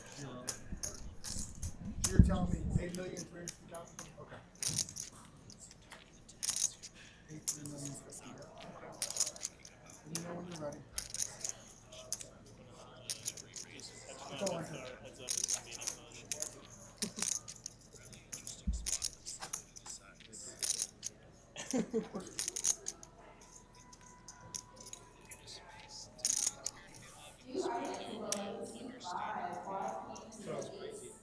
Heads up is going to be enough money. Yeah, I know. C2 is 1,575,000. That's C2.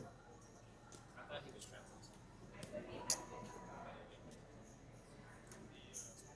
8,350,000. Yes, sir. 1,650,000. Yeah. No need to move. Looks like players beginning to return from the table. Hopefully, all of you were able to take a quick break yourselves. You're right, it is. Eli and I Looking at it, man. hopping back in the booth here. Want to thank all of you who have hopped in the chat thus far. I see some pretty funny chats from 5.5. the contingency, 5.6. 5.6. our contingent rooting on Jacob. Jacob funded my whole DJ tour, and now I'm a successful traveling musician. Jacob saved Tom's cat from a tree. Brian says Jacob's the reason criminals sleep scared at night.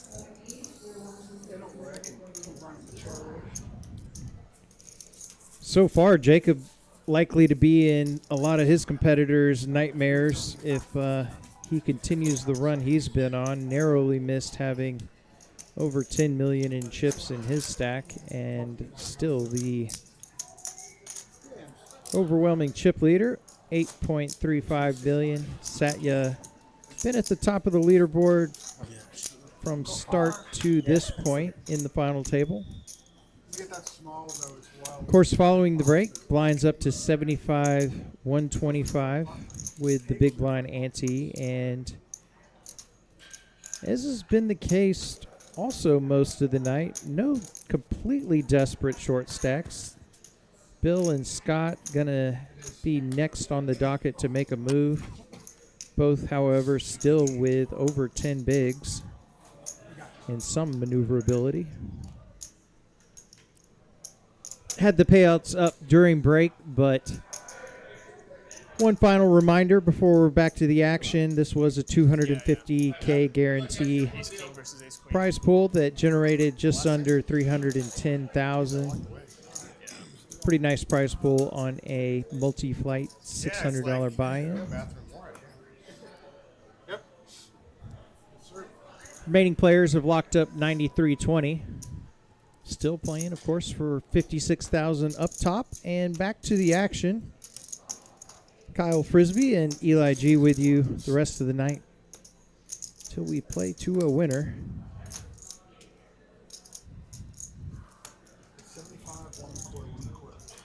Structure allows for a fair amount of play, so likely we'll be with you guys for quite a bit longer tonight. Appreciate all of you spending your Monday with us as Bill takes down a pot with ace-4 of spades. Yes, that makes sense. There we go.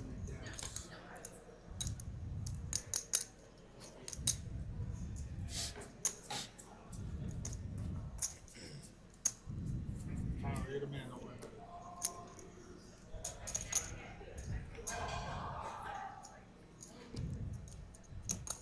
Yeah, we'll take it.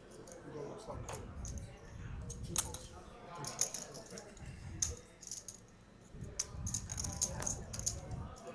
Cynthia rooting for Jacob.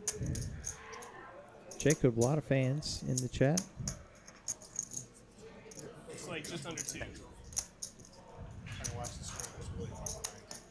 He wasn't even out yet. See JB Dart saying was here in April for the circuit event, I presume, and we'll be back in September. Definitely looking forward to having you back, JB. Race from Chris on the button with 9 tray of spades, and Ryan just going to rip King 9 suited, and almost certainly going to chip up to 2.95. Chris does lay it down, of course, and Ryan winning a meaningful pot.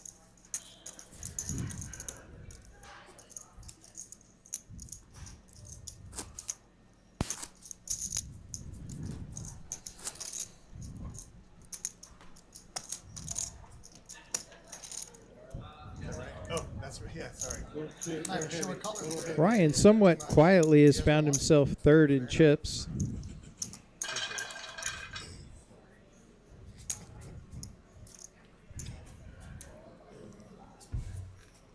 As Michael returns to the box.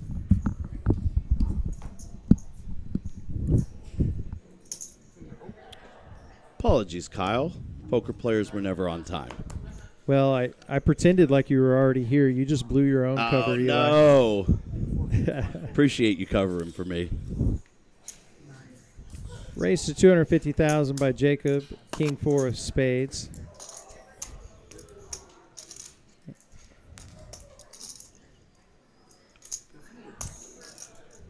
What is this expert fold by Charlie? I'm curious. What'd I miss?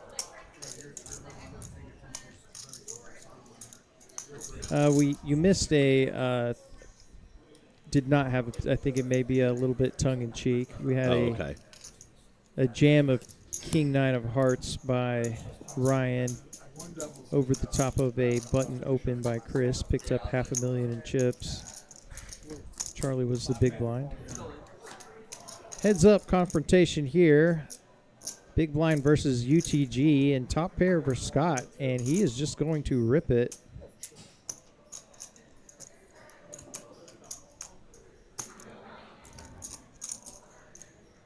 Jacob with bottom pair.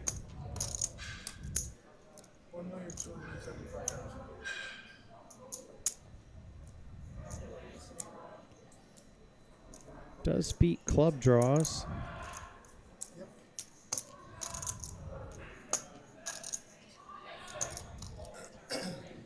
Will elect to lay it down, and Scott now with 1.975, and I believe the most chips he's had all evening. Yeah, starting to make that little comeback as we see. You're never down and out. Chip in a chair, baby.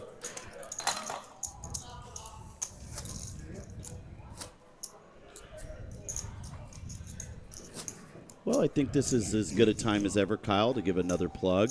Once again, guys, you're going to hear us repeat this over and over again. The World Series of Poker circuit had such a good time here the first time. We're doing it again. September 10th to 21st. September 10th to September 21st. Over $4 million in total guarantees, 18 ring events. Get your plans set. Get your tickets booked. Come on down. We will be here live streaming most of the final tables as well. Don't forget to download the WSOP app. Makes reg very easy. Also, wonderful app for seeing who's at your table, chip stacks, etc. Best invention to tournament poker in a very long time. Little life hack, if you couple that invention with another great invention in AI, very easy to get a quick window into your table. I use that hack as a commentator for some of the final tables. Get pinned mob stats and other recent happenings of your opponents. He even had one where a player discussed 3-betting strategy on a podcast. So, yeah, that was, forgive me, let me see if I remember correctly. I do listen when you tell me things, I promise. T1000's podcast? It wasn't on his. I have mentioned his. T1000 has played with us in some cash streams, but and actually a few highlights from the show on the T1K podcast. Got a pair of deuces, the best hand here for Jacob.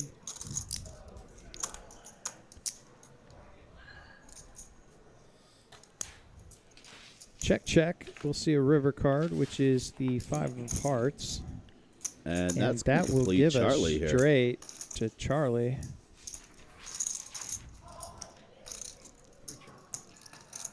Check, check. Oh, excuse me. Had the button wrong. Check to Charlie. Charlie now. Zero way Charlie is checking this. I go for some value, presumably.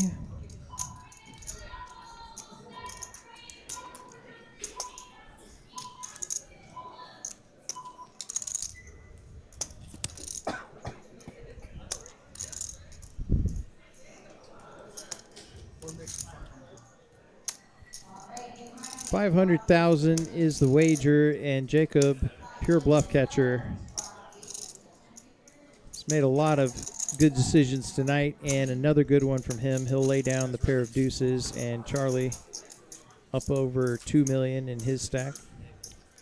To touch on your AI poker search conversation here, for the first time in a very long time, I decided to Google my name today.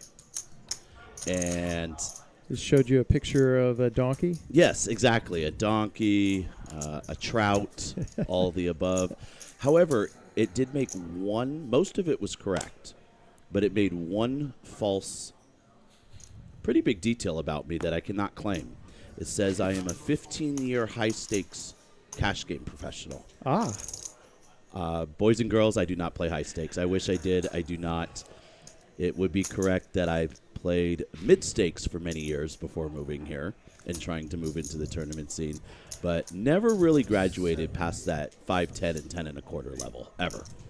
Never will claim to be, have no clue where Google AI picked this up from, but Google AI at least believes in my ability. Hey, you know, AI, one of the smartest things ever created, Eli. I would just run with it. I should run with it, man. I wonder if I can leverage that into some marketing contracts.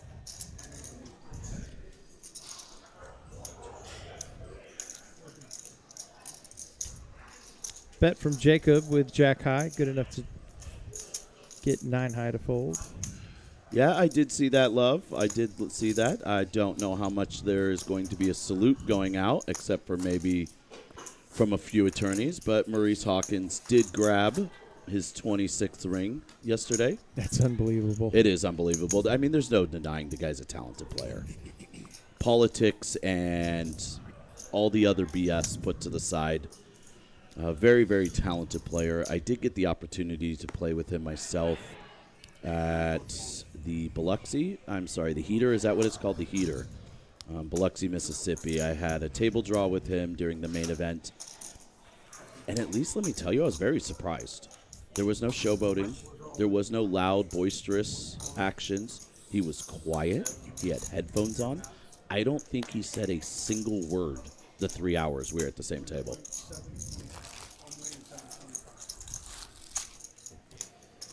Blind v blind. Bill jams the Queen Jack and takes it down. Not much of a decision there for Satya.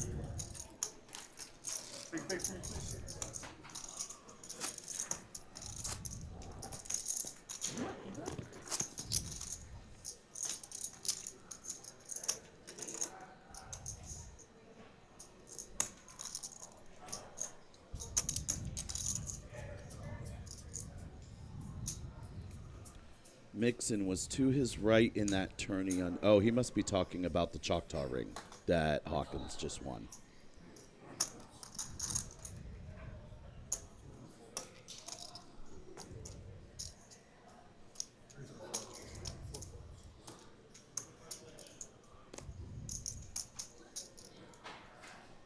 Folds around to the small blind and a walk issued for Chris. Not an unwelcome sight with 8-6.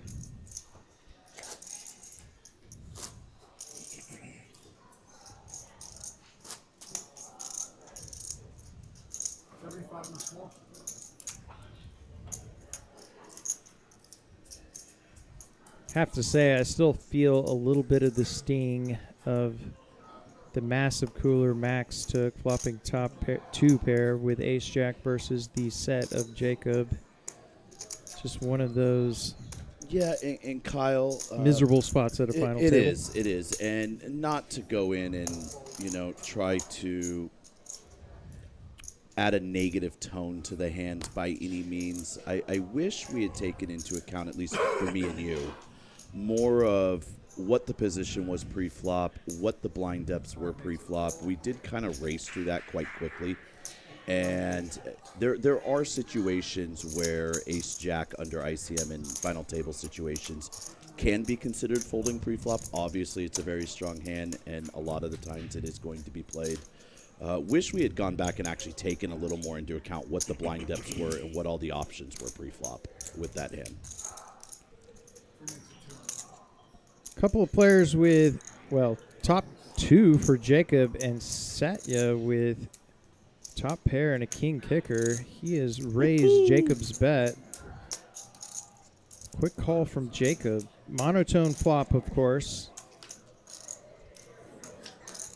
And deuce of diamonds on the turn.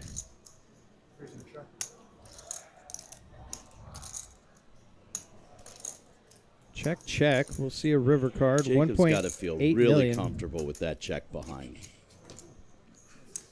River is a queen of spades. And Jacob gonna go for some value.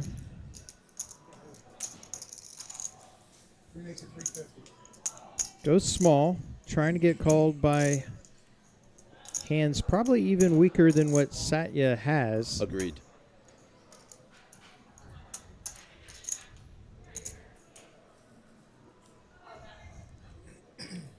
See if Satya can get away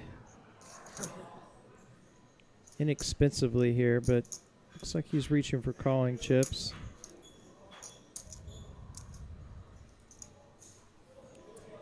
Dude, what was the pre-flop action? Did Sadia 3-bet it, or did he just flat? I believe we had a flat pre-flop, and he will pay it off. Jacob going to win another very nice pot. Well played, Jacob. Well played. And Baytox, let us just get through the cleanup of this hand, and we'll go ahead and get those payouts posted for you again. And yeah, as I said, coming out of the break, 93-20 locked up by your remaining 7 players, and still playing for, what, $47,000 up the difference? absolutely. At $309,060 total in the prize pool. And I don't know, it feels like half of that was mine. Few bullets from Mr. EGK. Yes, yes, indeed. We paid our taxes this series, that's for sure. Yeah, pretty wild when you did a little bit of math coming into the final table. Still was $193,000 yet to be allocated amongst these 9 players. That's way too much math for me, Kyle. May or may not have used AI to just, send yeah. it a screenshot. Yeah, we're fans of AI now. We're fans. I'm a high stakes pro according to AI. So, hey, we'll live with it. Open to 2x from Jacob with the King 10. Charles making the call in the big blind with the 9-8 of clubs. Jack high flop. This board texture does present the ability for both players to navigate to without made hands. Very interested to see how Jacob and Charlie both approach this.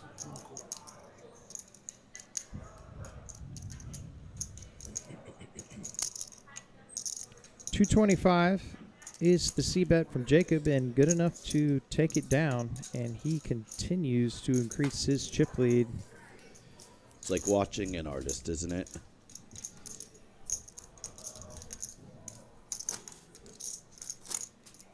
That's the one common theme, Kyle, we have had here really this year over a lot of final tables. We have watched some excellent big stack poker on these final tables. Yeah, really fun to watch when you see a a chip lead in the hands of a capable player, which Jacob most certainly is. Charlie did it on a stream, final table stream here. To Gear recently, he was put about on to the mention his name. biggest masterclass we've ever seen of a big stack bully at a final table, and it is spectacular to watch. Even back here in the commentating booth, it is just entertaining to watch. Raised to 325 by Bill with ace-4 of diamonds. Folds around to the small blind. Or excuse me, the big blind. 8-5 of clubs for Scott. He'll let it go. Bill will take down blinds and antes. Boy, we haven't given Bill enough credit either, man. That cooler really quickly left him with, what, 11, 10 and a half, 11 bigs? Yep. And at no point, at 0 points, did he lose patience. Now, it does help to pick up kings immediately the next hand, but you understand where I'm going with this. You're allowed to get big hands sometimes. Correct. He hasn't tilted. He hasn't Yeah. overplayed hands. He has still made disciplined folds. Just really excellent job mentally powering through a cooler or beat of some sort. Yeah, and I think it's reasonably likely to say Bill has played the most final tables of anyone. He not only has a track record of doing so, but probably a few more years at the poker table than a lot of the field left. So, And I believe at the beginning of this stream, somebody in the chat had the total count at, 5 million and something. wow, Yep. did not. That's Being quite facetious, but so someone had the tracker up there of just unlimited digits of how many final tables Bill's made. Oh, I thought you meant Hendon Mob earnings. No. King 4, Jack high, still good here for Jacob. Bill's got so many final tables that most of them don't even show because Hendon Mob wasn't around yet.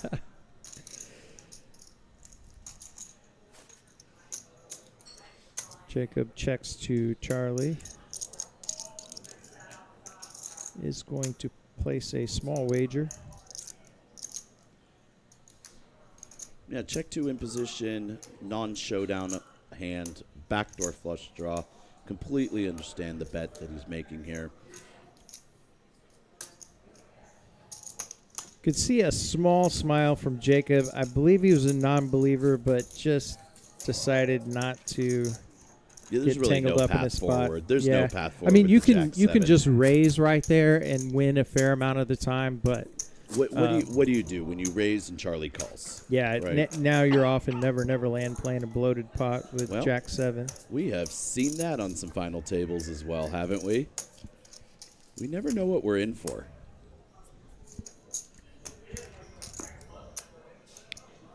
Satya playing very thoughtful, patient form of poker, and he's got ace king under the gun.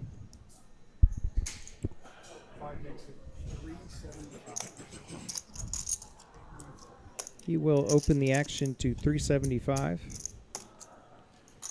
Yeah, interesting to see his sizing here. It's definitely, quote unquote, out of the norm from what's been used as a table average. Doesn't mean it's wrong. Definitely, it's funny. Another individual who bubbled or soft bubbled this final table. Shout out to Brian. We were having a conversation today prior to Jacob coming on the final table about that exact topic, how to differentiate sizing and how a lot of players have a hard time dealing with it. But the key to doing it is making it situation dependent and not hand strength dependent. Don't know if that's what Satya was doing there. Don't know if he was doing it based upon the situation. Don't know if he was doing it because he had ace king. If it is a strategy you want to start exploring, highly encourage you not to do it based upon hand strength. That will get figured out by opponents quite quickly. Yeah, we've all played the daily tournaments where a player suddenly opens to 6x and you just know that it's tens through queens, basically. Yes, every time. And on that topic, we see Ryan going with a little bit of a bigger open as well there. 125 and the 8 for me.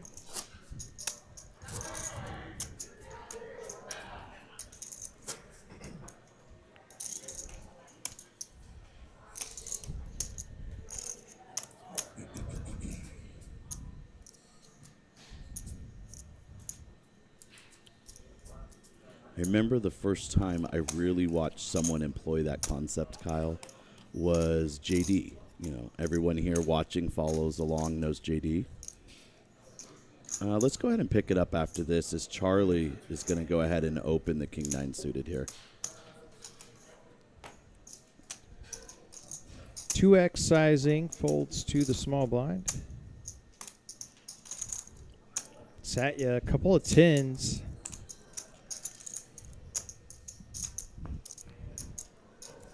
I'm going to look over at Charlie's stack.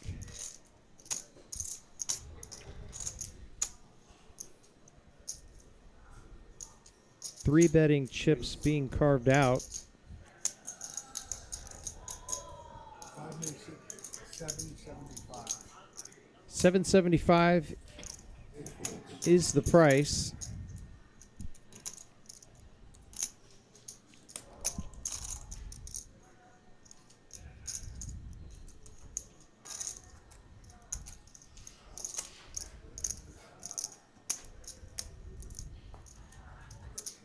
Do have to say, of all the players who have opened on the lighter side of their range, Charlie seems to have been played back at by strong hands the most frequently.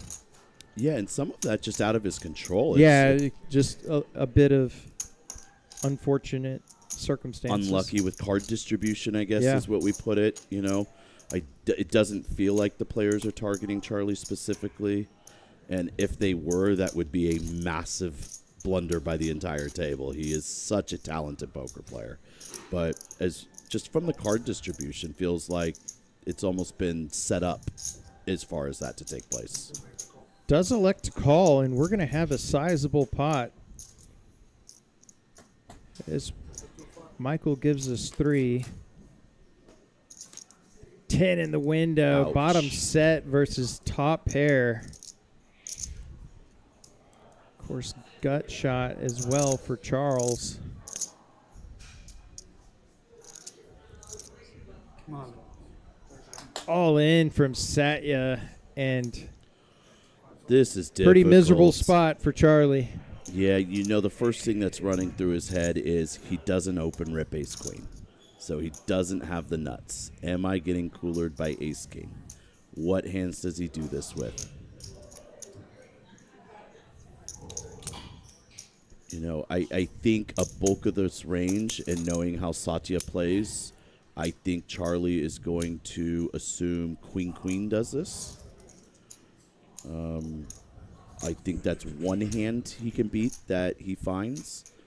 Kyle, I don't know. I don't know what else, man. This is such a weird spot. I mean, he is uncapped. I mean, he can have aces. He can have top set. I guess that's a point. Ace does this possibly against the short stack.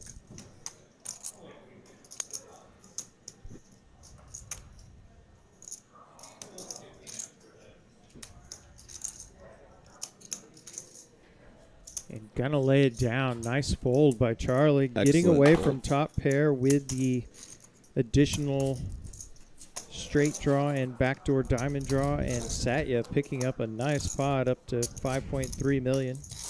Well, to go back on conversation and just chuckle a little bit, a couple of years ago, I had watched a couple of our fellow local North Austin tournament pros here, and Andrew, the Tranimal, and JD both come down to another room in South Austin, small, tiny room, played a daily tournament one night. And these guys had no clue. They're sitting at a table with $2 million earners. They have no clue. They're playing a $100 or $200 daily tournament. They get down to the final table of 40 or 50 players in total, and JD just strings them like a yo-yo the entire time. And he goes from opening 2x to 5x to 8x to 10x to 6x to 7.5x to 3.5x and uses every number across the board. And you can just watch everybody's heads spinning, thinking they're playing the biggest maniac in the world, having absolutely no understanding. They're probably playing the most talented tournament pro in the city. And it was just absolutely fantastic to watch.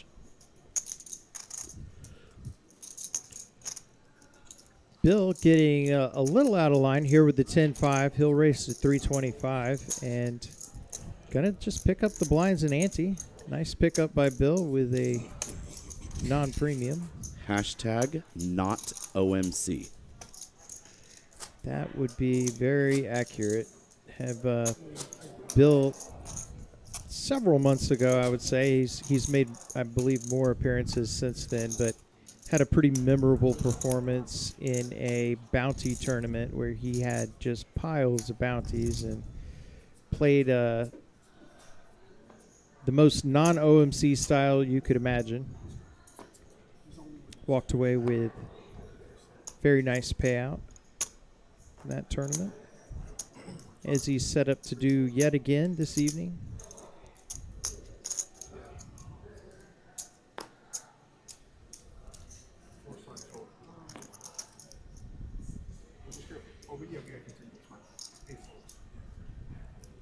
Jack 10 suited for Ryan in the small blind. Second crack at it with the Jack 10 suited here. Just going to put Charlie all in and get snapped. We'll see what Charlie has here in a moment. He's got ace king, and it's a 60-40. Yeah, definitely a snap, and obviously both players doing really no wrong here. And this is just one of those times where may the cards lie where they lie. 2.5 million. Yeah. And Charlie's tournament life at stake. And a piece for both players. Top pair for Charlie. Pair of jacks for Ryan. Backdoor clubs, obviously backdoor straight draws. And as always, there is the sweat, Kyle. 10 outs for Ryan. Charlie looking to hold and stay alive. And does not runner clubs for Ryan, going to end Charlie's night in unfortunate fashion with ace king in the big blind. Good. Very nice showing, goes without saying, by Charlie. Absolutely. Good game, Charlie. 7th place and $9,300 for his efforts over this really 3-day tournament if you made the final table. So, and we have officially moved into the 5-figure range. yeah, 11-9 now locked up, and the pay jumps starting to matter more. $4,700 or so, the next pay jump.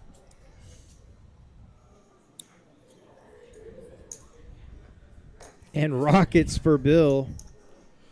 I swear, every stream we do, Kyle, there seems to be more and more aces.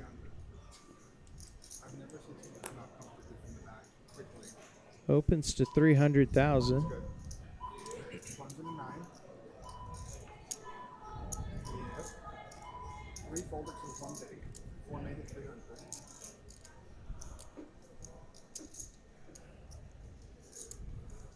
All in.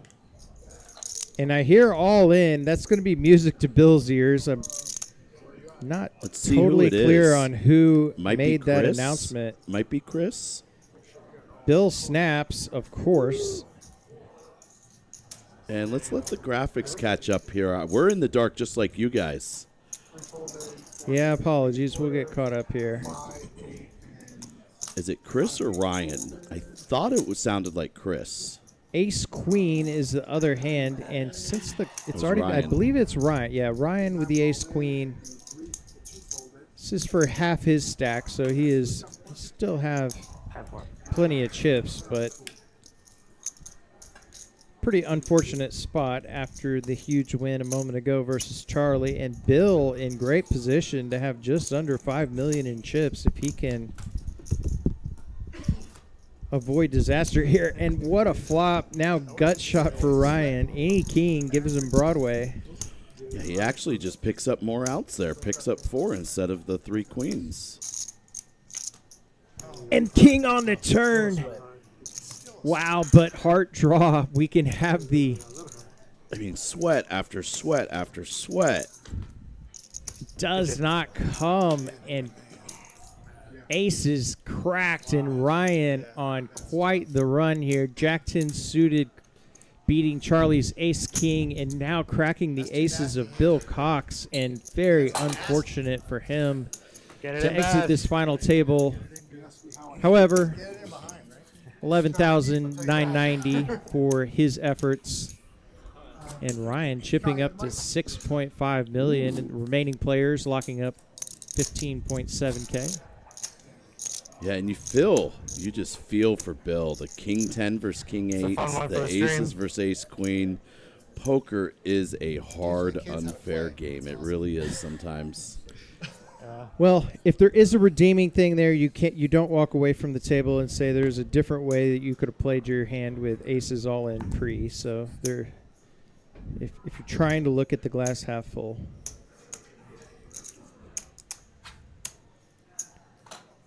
Makes it 250. Man, what is in the water tonight, Kyle?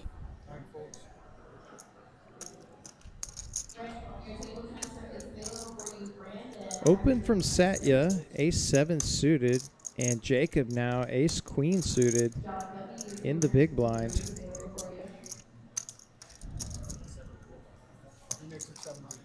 Will 3-bet 700,000. Big stack versus third in chips.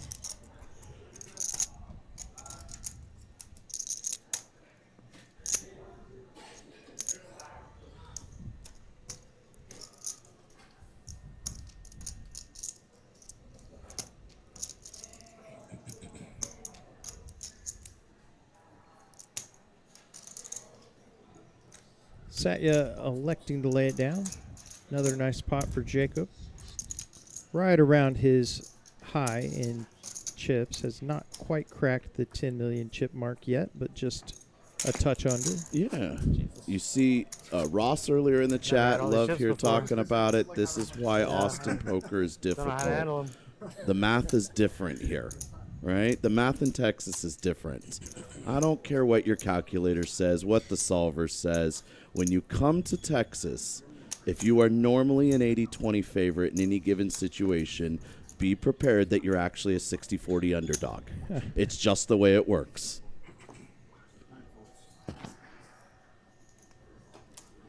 Good time to point out Scott in the 2 seat. He made some decisions on the tighter side early, but has been the beneficiary of a few eliminations. Absolutely. And has definitely got himself a much higher guaranteed payday than he would have if he picked the wrong spot early. So And that is a big part of final table approaches as well, as we know, Kyle. Ladder. Horrible hands every You don't make a final table Better than that good hands. often compared to how many Yeah, I guess tournaments you better than good fire. hands. And when you get here, it is all about capitalizing and making as much money as possible. does have to consider making a move relatively soon, though. Has 10 bigs on the nose. Well, it's funny. We had this discussion yesterday, Kyle, and someone who was not a tournament player was joined into this conversation and thought we were absolutely crazy for talking about having bet folds off 10 and 11 big blinds. Not unheard of. I do have to say I'll give you credit for introducing that concept to me. And Oh, I didn't come up with it, I promise. I said introducing. Okay, Yeah. okay. Jacob, 2 ladies, and Satya makes the call with a couple of 5s. Yeah, and Jacob's still getting hit by the top of the deck here, man. And what a dangerous combination, excuse me. Good cards, running good, skilled player, chip lead. Yeah, the nightmare flop with queens, ace, king, 6, of course, does favor his range. Yeah, and that's exactly where I was going, Kyle. Really good job on Jacob's part to go ahead and still bet range here. You check and leave yourself in no man's land. Don't really understand this call by Satya unless he is attempting to set up a play. Another ace on the turn.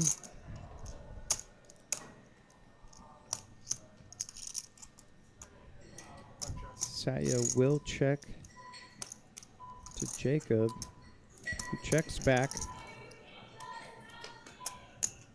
River's a deuce. And let's see if Satya wants to turn 2 5s into a bluff. I would assume by continuing with the 5s on the flop that was exactly his plan. However, Jacob, I'm gonna ream you just for a second because we're boys here. Let's at least think about it before mucking. Yeah, Mateen, Texas had aces and kings cracked 5 times at Choctaw last week. Wow. That's brutal, man. That's brutal. And I understand your pain. I set a personal record this week in this exact tournament we're watching here. I had flopped a set of aces 3 days in a row and did not win a single one of the pots. That's brutal to say the least. In all fairness, though, there's no victim mentality, Kyle. The opponents did nothing wrong. And I can genuinely say I would have played their hands the exact same way.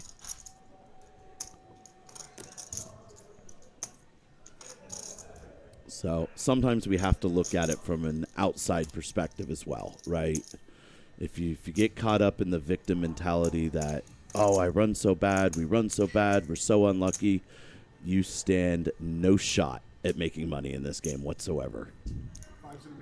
I will say that's less brutal than when you get snapped off and an opponent hits a 2-outer on the turn like they knew it was coming. We've all been there. That's it's funny. For the longest time, I thought about making some shirt or hat that says I always fumble the punt. Could have some fun graphical representations of that as we've got middle set here And for Satya more versus top high pair action top kicker boards. Ryan. 2 deep stacks.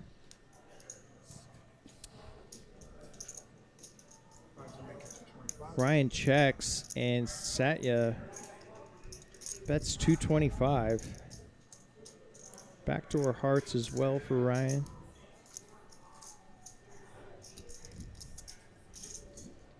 And how does Ryan play this?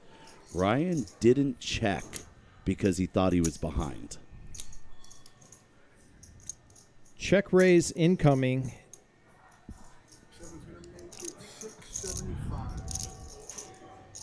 Does this line allow Ryan to actually realize what's going on and get off his hand if Satya just puts it in over the top?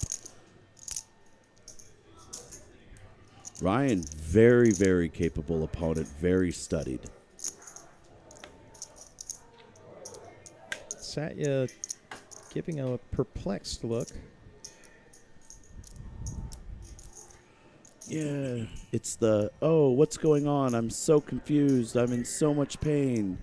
Oh, I'm going to tell you later on the next street that I got the nuts. Does go with just a flat. Which is going to keep Ryan in this hand.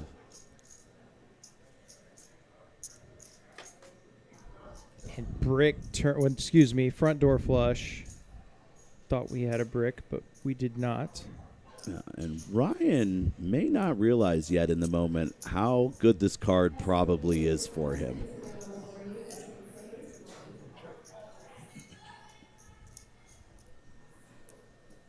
Checks to Satya and definitely not going to want to let another spade roll off inexpensively. Although check raise is a reasonable play with a flush draw. Certainly has to be a consideration in his mind. He will check back. And there is the boat for Satya. No longer worried. Effective nuts for him. And Ryan is going to lose some chips here. Ryan's either going to value bet. He's not going to bluff. He's going to value bet his ace queen. 1.2. Yep. Just a touch over half pot, and Satya. And I'd really like to see Satya take his time here. It's like he's trying to. This is what we call fake tells. Yeah, having a look at Ryan's stack, and I think he's about to ask for all of it. Yeah, and understandably, but and Ryan is very, very smart. Ryan is definitely going to take into account this whole posturing that Satya does before he raises here.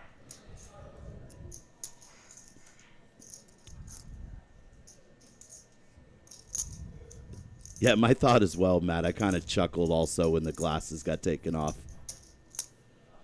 Agreed, Ryan. Agreed. I prefer a slow raise and not a jam here. 5 makes it 2.7 million. 2.7 million and Excellent fold.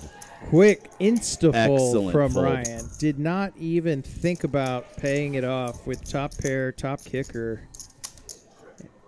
But as it stands, Satya now up to 8 million and closing in on the heels of Jacob. Jacob really has not had a close second place contending with his big stack. But Satya has spent most of the night either in the chip lead or second in chips. Well, what's going on, Ryan? Yeah, miss you too, man. Love to get you back in this room sometime. Ace King of Clubs for the chip leader. Raises 2x. Satya caps his cards with 9-8 of clubs.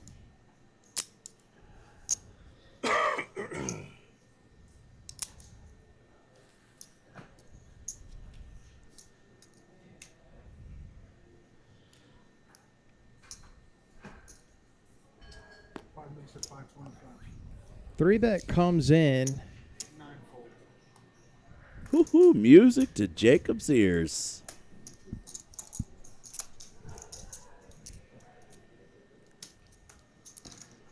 And just a call from Jacob.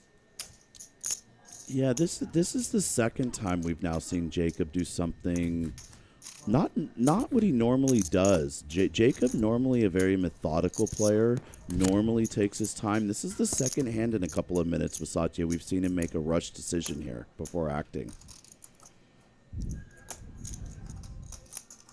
Queen 4-4, and Jacob checks over to Satya.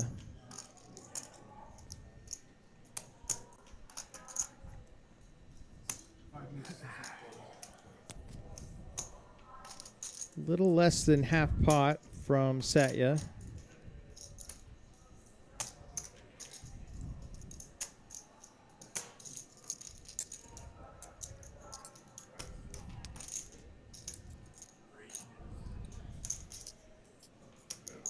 Looks like Jacob may be leaning toward the option of not playing a huge pot versus the one stack that could give him a particularly large wound and does lay it down.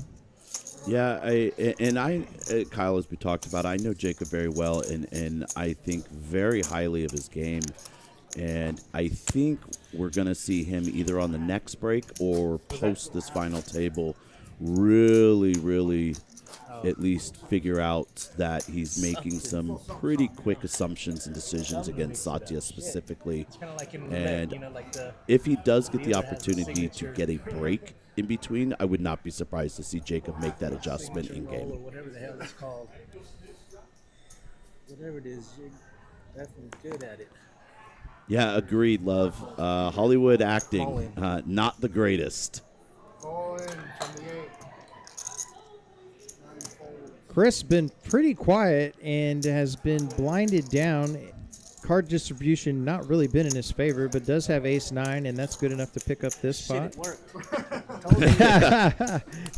You hear it worked, Chris. You hear it, Chris. We understand. We've all been there, man. And always good to stay positive and joking at the table, even as frustrating as card distribution could be sometimes. Yeah, it is frustrating when card distribution not going in your favor and you're sitting there thinking, does everybody now think that I'm just a complete nit? But yeah, and Love really bringing on the Hollywood acting here. I had a situation take place in this tournament against me as well, or one of the other tournaments yesterday, where the opponent, we won't say names, but the opponent, when I double-barreled the turn, decided he was going to fake fold his hand. He had his arms extended across the table, cards almost released like he's pitching him forward, and he all of a sudden brings him right back to the felt instead of releasing him, and then check raises me. Very, very dicey. Interesting Very move, yeah. dicey. Wasn't going to fall for it, and we quickly released our fourth pair. Jacob ace 4 raises to 400,000. Blind v blind. Satya with king queen in the big blind. And you know Sadia's feeling very comfortable with this battle between the two of them. So far, he's gotten the best of Jacob with the worst hand both times. Nearly identical stacks. Ace, queen, jack, 2 hearts. Top pair for Jacob, middle pair for Satya with the Broadway draw.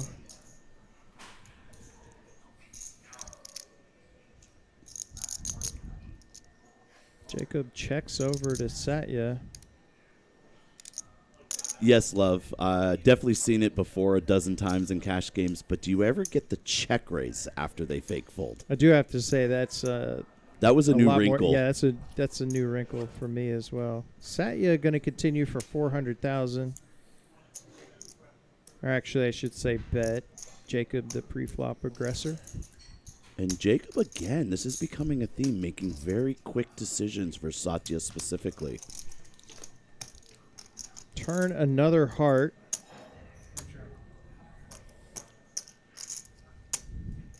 Jacob checks.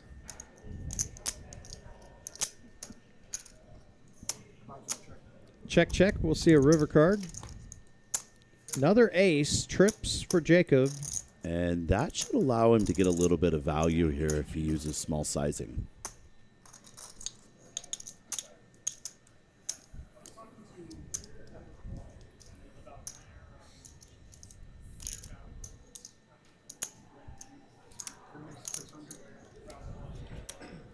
Value bet has been placed. 600,000. About 1/3.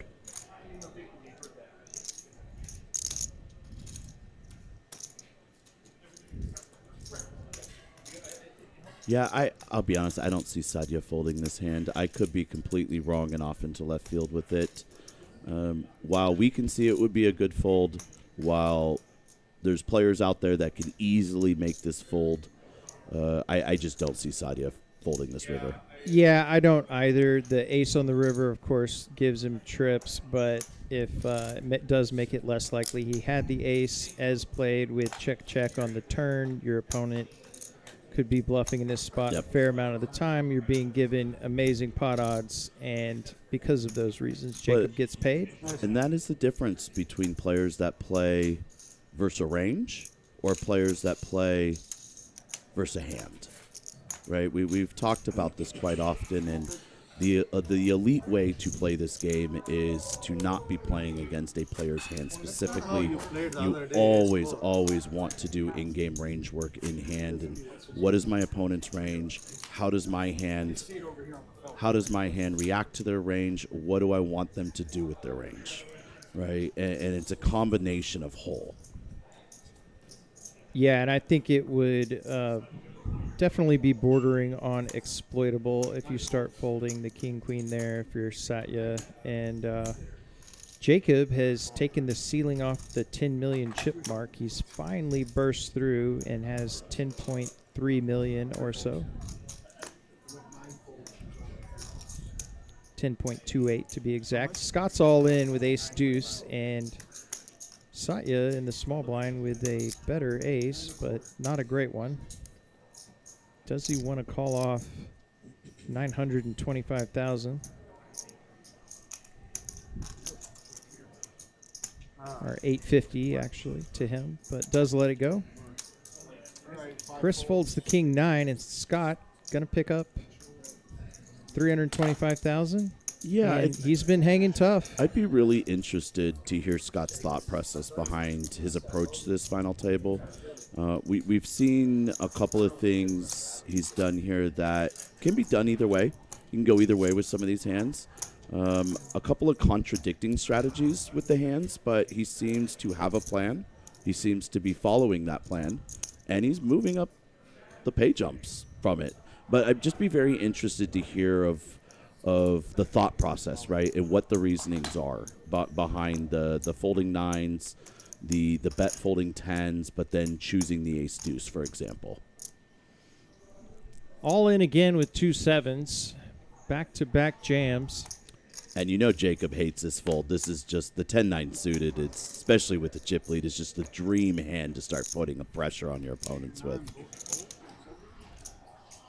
And 2 jams in a row will earn Scott 650,000 additional chips and back over 10 bigs.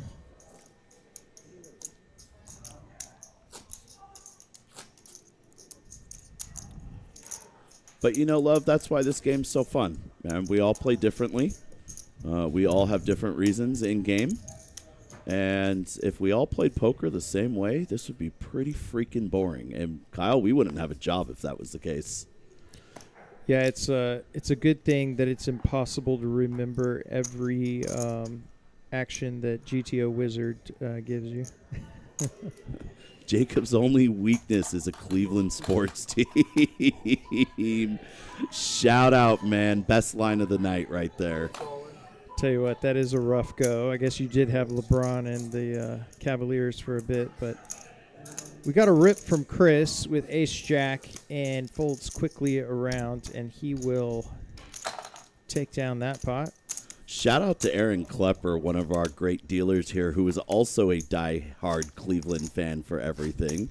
He openly admits it's his one leak in life. But he did say something very interesting to me yesterday, that Cavalier fans and Warrior fans are going to be united for the first time ever, as we openly will be supporting each other against LeBron James this coming season. Cleveland got to be up there in terms of, I'm going to call it toughest fandom. I'm not sure who else would be on the list. For a moment, I thought of the Jets, but you can't say New York as a whole. They've got some good squads there, but yeah, can you imagine being a Cleveland Browns fan? Ooh, tell you what. No, thank you. Race to 250 by Satya. A7 of diamonds. Ryan makes the call with a couple of fives. Jacob out of there with the information suited. Or no, the 10-4, that's not information. I don't know. There's Maybe names I'm Do I have that unaware right? of. I think yeah. Moving along. 825,000 in the middle. And looks like Michael waiting on something from production, and we'll see a flop. 3 cards forthcoming. 9-8-7, bottom pair for Satya. Gut shot for Ryan. That was the longest 5 checks. Drama, yeah, I love the drama for the stream. Vice Chick saying hi in chat. Howdy back at you. Howdy. I like the howdy as an Love Aggie. it. Right in my wheelhouse. Check on the flop, and Satya checks turn as well. See how Ryan wants to maneuver. Yeah, glad to get some more women representation in the chat. More women in poker is a good thing. Ryan going to take a stab here.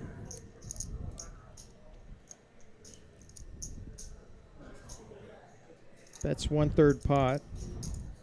Satya will continue, and we'll see a river. And does Ryan turn the 5s into a bluff on the river? I don't think now. Check. Yeah, this 9 is on the gonna river. go check. Yeah, 2 quick checks, and Satya going to win a nice pot.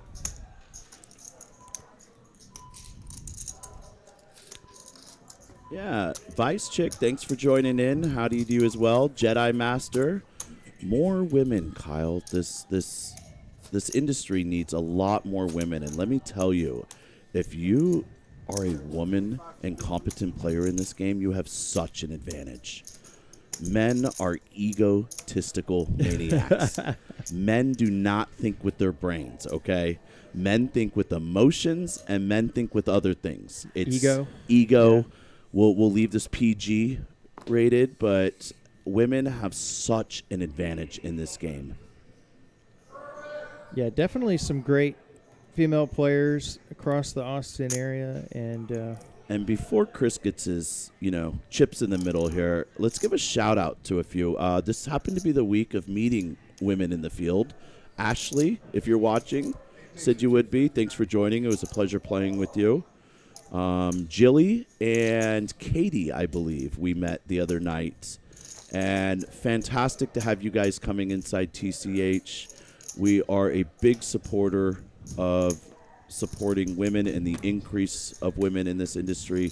Don't be afraid. Come back in. You guys are fantastic players. Would love to see you guys at the Felt sometime soon. Speaking of women in poker, saw Caitlin Komeski in the room over the last couple of weeks. Ooh, she's a crusher.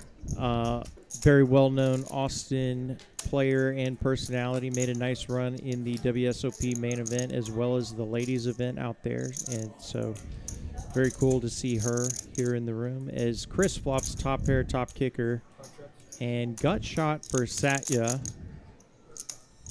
700,000 in the middle. Chris sitting on 1.8.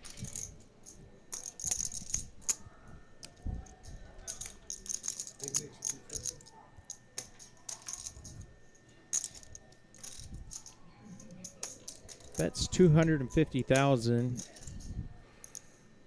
See how Satya wants to proceed. Does make the call. This is one of those situations we've talked about on air a handful of times, Kyle, where, big blind has a lot more options in check calling. Check raises are often a big part of big blind defense. Not saying this is the right board texture to do it. I'm sure he would prefer to have a club or two in his hand to go ahead. But it's for all of you looking to improve your game when defending the big blind, at least considering board textures to either donk lead or check raise are very, very powerful tools to add to your game. Pretty interesting turn. Gives Satya now an open ender, and Chris with the ace of clubs has the nut club draw, and 450,000 will get Satya to fold. So nice pickup there for Chris. And our fellow teammate Amanda joining in the chat here. Good to see Miss Amanda Chang, Another crusher, booth man. personality / great poker player, and was called me out on yesterday's cash stream for stealing one of her terms from our last stream. Oh, I'm curious. What was it? Playing poker on hard mode. Hard mode. I'm always in hard mode, Yeah. unfortunately. God. I shamelessly stole it from her, and she called me out on it. Shout out, Amanda. I guess It is a great way of putting it, though. Yeah, it is. Sometimes poker is just in hard mode. Not in hard mode is Jacob with the big stack and ace king. He'll raise the button.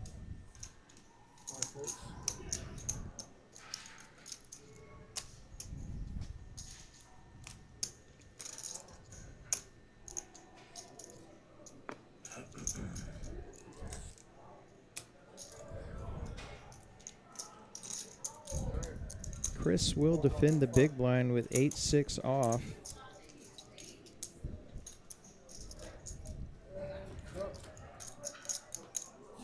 To a flop, queen 8-6, and bottom 2 for Chris. Jacob not having the best luck with ace king of late. Well, and big flop here for Chris. Realistically, with the other one, though, he still had the best hand.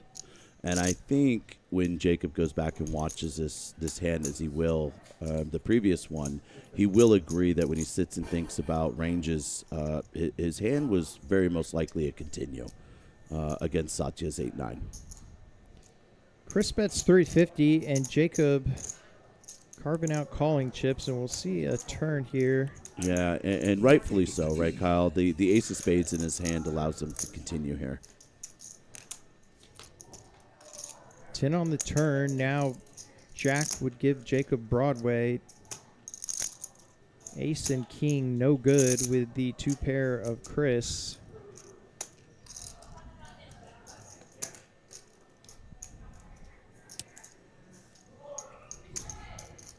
And John, is that John Good joining us in the chat? Little OG?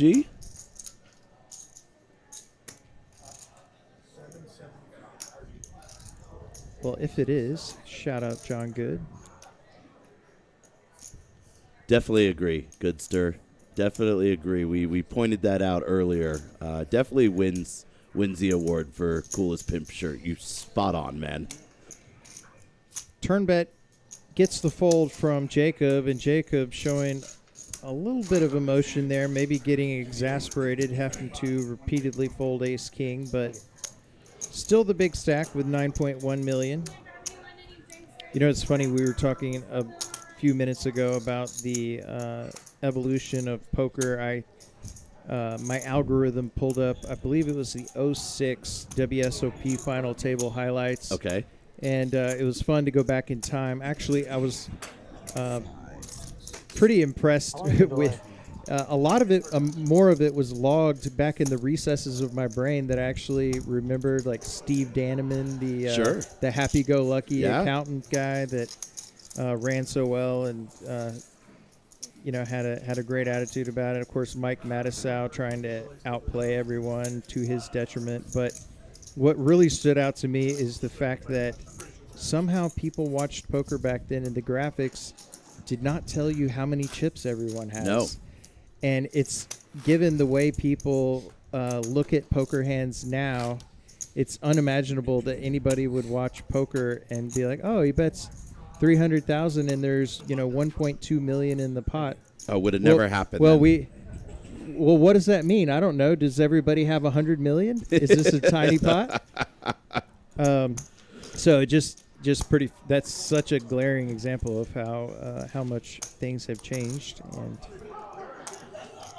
well, on that note, Kyle, I'm about to tell another story, of course, but let's see what Satya does on the button here first. Ace queen off. Definitely deserving of an open. And my timing's been bad today. Well, you know what, though? I will say, recognition of switching gears back to the hand has been strong. So at least we'll work the stories in as we can. Yeah, we're doing something right at least. A call from Ryan with queen jack, 925 in the middle. King high flop, gut shot for Ryan, and Satya still with the best hand with ace queen high.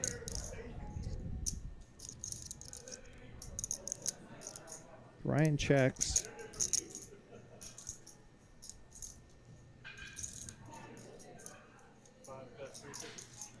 $350 from Satya. And what is Ryan's stack depth here? Does he have room? He's just going to take the call.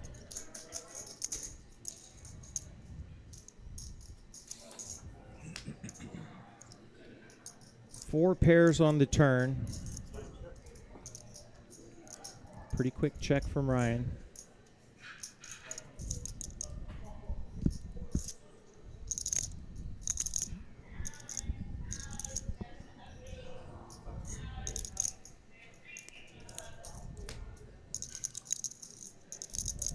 Check, check, and 6 peels off on the river, and Satya. And I think this is excellent, ace high. Excellent recognition on Ryan's part here.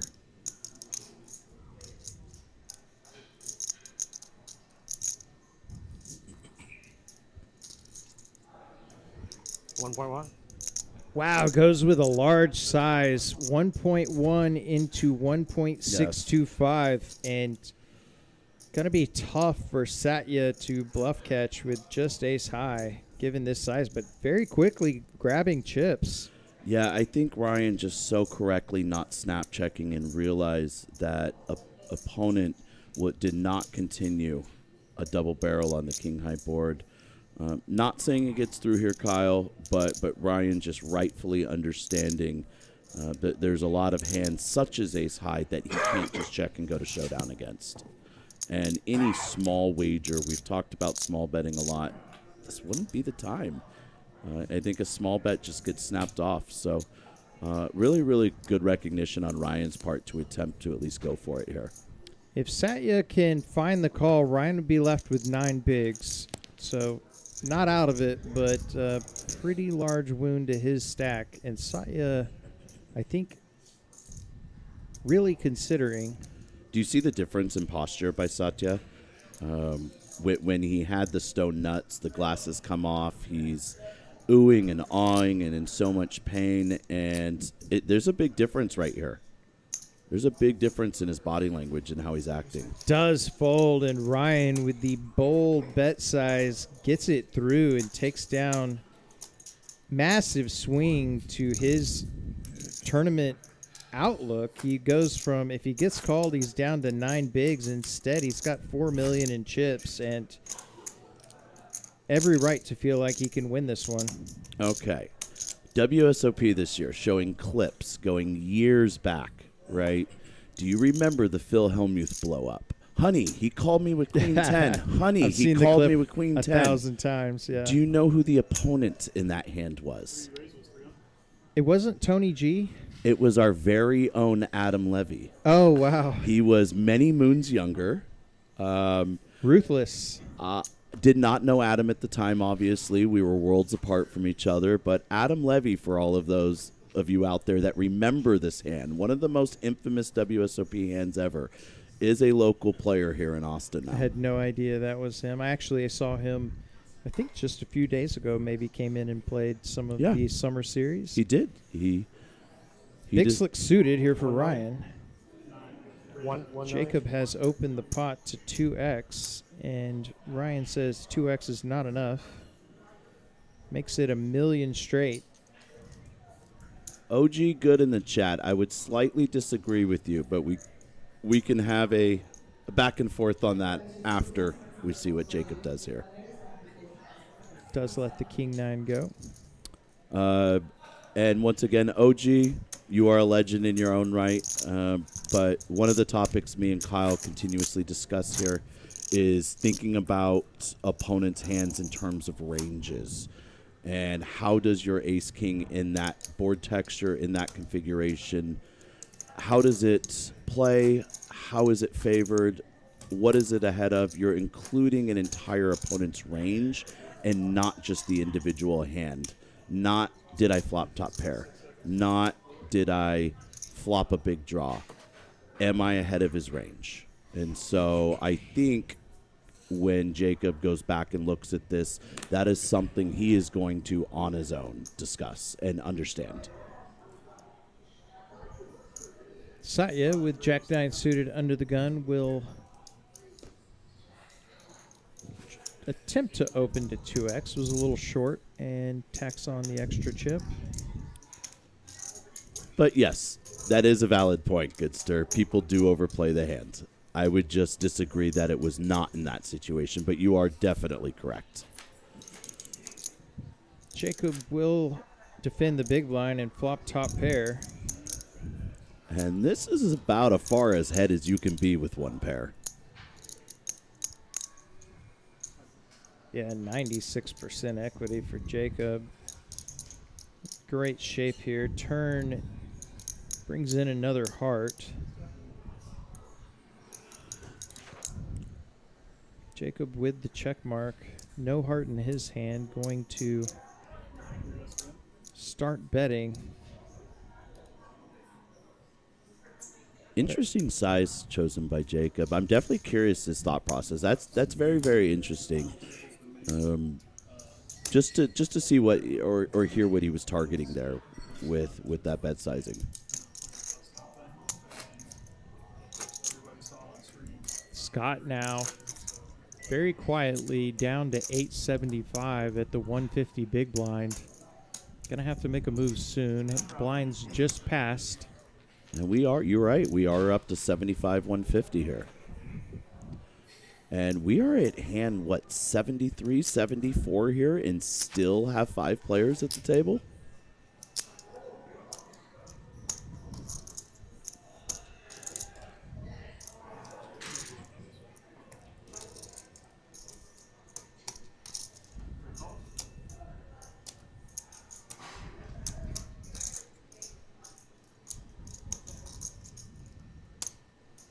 Small blind complete from Jacob. Satya checks his option.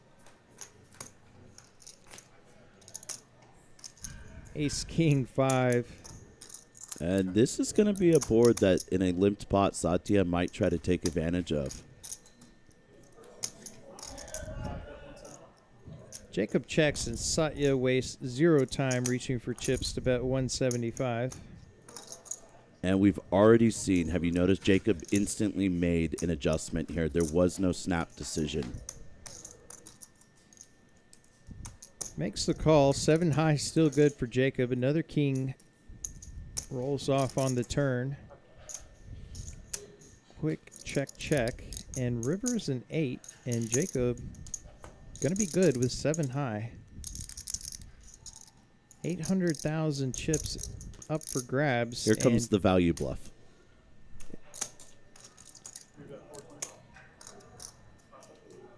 Bet from Jacob. Pretty quick fold from Satya. And nice pick up there for our chip leader. And guys, we are 30 minutes behind delay. We don't know these happen. We don't know what took place in real time ourselves. We're on a 30-minute delay with you, and I can tell you that is an adjustment Jacob realized and made in game. You're watching it on the spot. Yeah, not only do we not know what happened, given we have the game integrity 30-minute delay, we go out of our way to avoid spoilers when we take our breaks. The last thing Eli and I want to do is know who's next eliminated if it has happened when we go grab a water. And Bones joining us in the chat also. Yeah, Bones rooting on his buddy Ryan in the 9 seat. Ryan playing some awesome poker. Haven't seen him play on stream before, to my knowledge, but man, I got to be careful. He's good at what he does. He's going to take my job soon. Oh, yeah, Bones been great in the booth. Since I know he's listening, he'll shout him out. He graced us with his presence. Oh, I'll shout him out whether he's listening or not, man. That guy is an unbelievable talent. Yeah, he played the 1K high roller this past Wednesday and came in for the final table to give his insight, and with his intimate player knowledge of the remaining players as well as many years of professional poker experience, it was a lot of fun for myself and most certainly for our listeners. So shout out to Bones. Also played our cash stream yesterday and had a pretty nice night. There's stuff that Bones does, and shout out once again, just the ultimate professional, and in the intangible areas as well. Not only is he studied, not only is he better than almost every opponent he sits with, the one thing he does that I've really noticed is he's not a robot.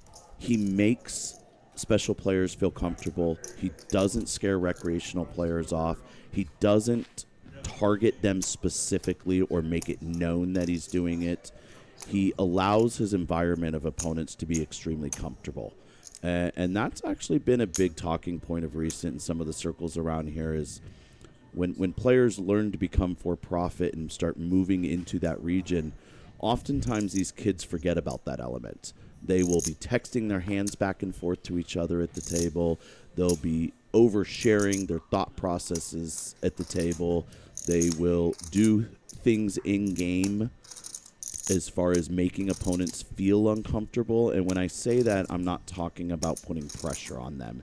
I'm talking about situations where they don't make it a comfortable environment and inviting for the recreational players to come back. And Bones, just the ultimate professional all the way around at every intangible. And really, people could take a lot away from him and really learn if they're aspiring. Big spot here for Scott. He calls the raise from Jacob and flops a flush draw. He's all in. 58% equity, but technically behind at the moment of the king high. 14 outs and doesn't have to wait. Ace of diamonds rolls off. And Right off the rip, baby. Scott proving to be tough to kill once again. He's got 1.6 and another life. You see the smile out of Jacob. Like, this guy's got 9 lives, man. Haven't had a player eliminated in a bit, so we'll give everyone a reminder. These players have locked up 11-9.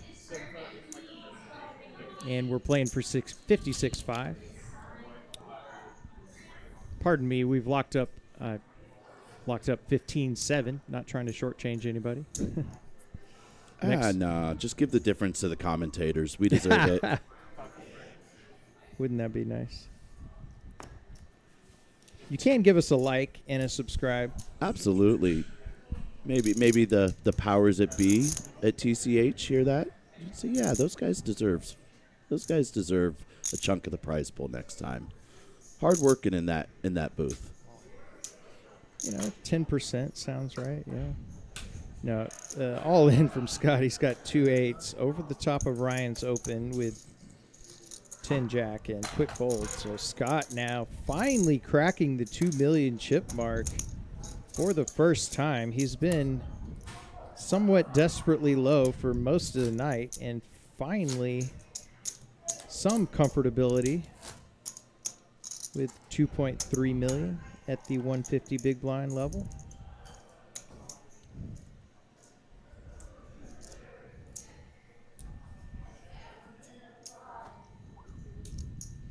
Two kings for Chris. Been a bit since we saw a super premium.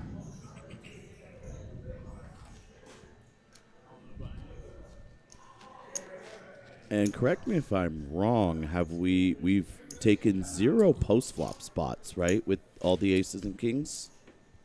Yeah, I think we've actually, unfortunately for the holders, we've had a lot of raise and take it with the big pairs, but see if Satya wants to see a flop with the 3-4 of diamonds.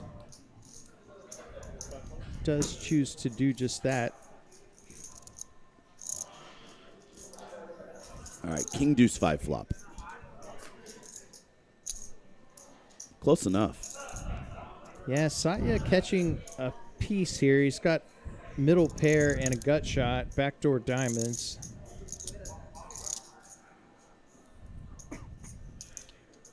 This board certainly favoring Satya's range as the big blind defender. Chris will bet 375 into 925.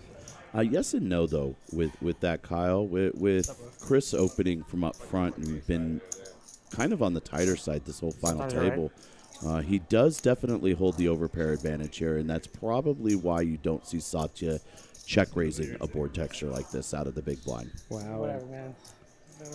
Four rolls off, 2 pair for Satya, and Chris does not like this turn card.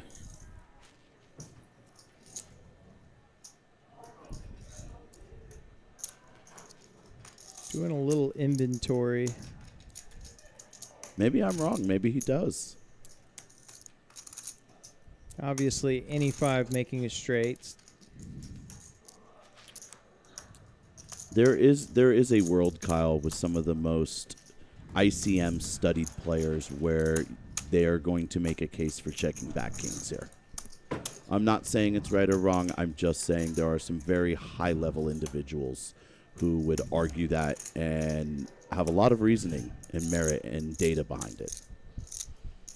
Chris takes a deep breath and bets 1 million chips, has 1.25 behind, and Satya with 2 pair.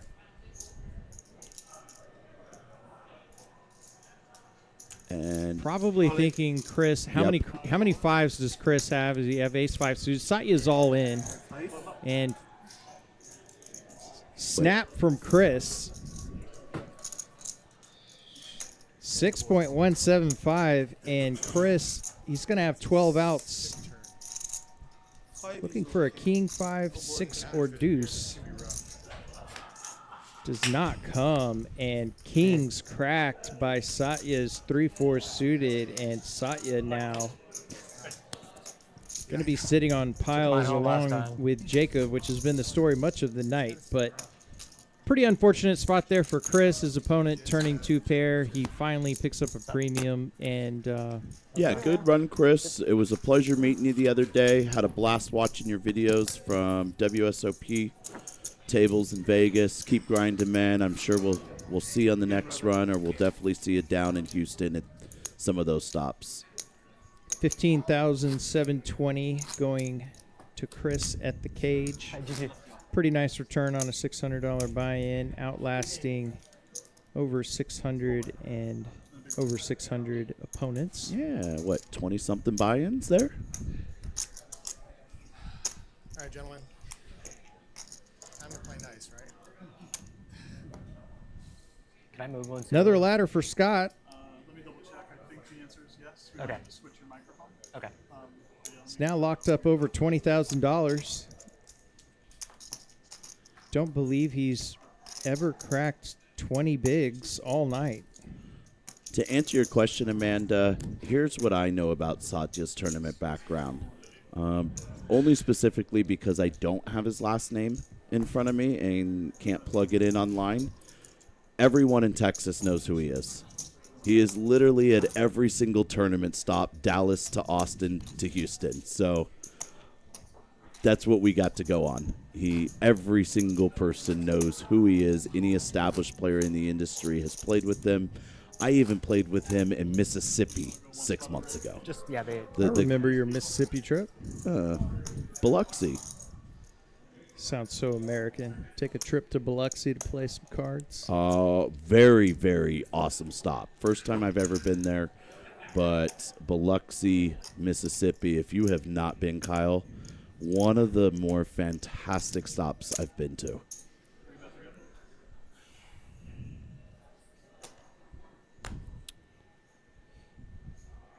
King Jack suited for Jacob. He will raise 2x. Satya on the button with ace-4. He'll let it go. And welcome to Gear to the chat here. We were just talking about you a couple hours ago.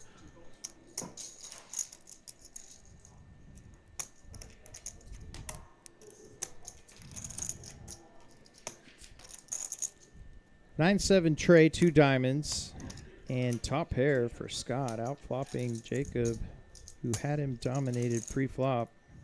And Jacob is going to face the bad news real soon when this check raise comes in. Insta jam after Jacob bets, and Scott continuing to chip up, now just under 3 million, Really quick, just get a quick count. and really beginning to become a factor here four-handed. And the one thing we haven't heard yet, we have not heard any discussions of 3.2. chops whatsoever. 3.550. Oh, am I wrong with that? Oh, he's just moving seats. Going to get a little better angle on his opponents for Ryan. Yeah, I don't believe we've heard any discussions yet. I haven't picked up on any of it yet. Caden joining us as well. Caden, another up-and-comer locally. Know Caden very, very well. Shout out to Caden. Hopefully you're on your way home from Choctaw, but if not, drive safe, travel safe, and thank God we didn't have to battle with you during this series.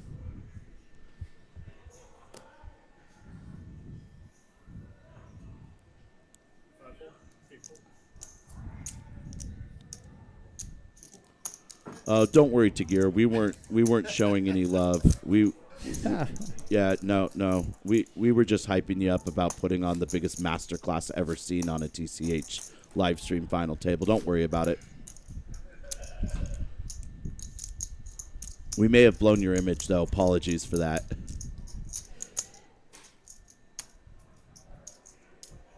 I believe the reputation's starting to precede Tigir, particularly Absolutely. on the tournament streets. Yeah, the second you go on a live stream and put on a masterclass, the secret's out.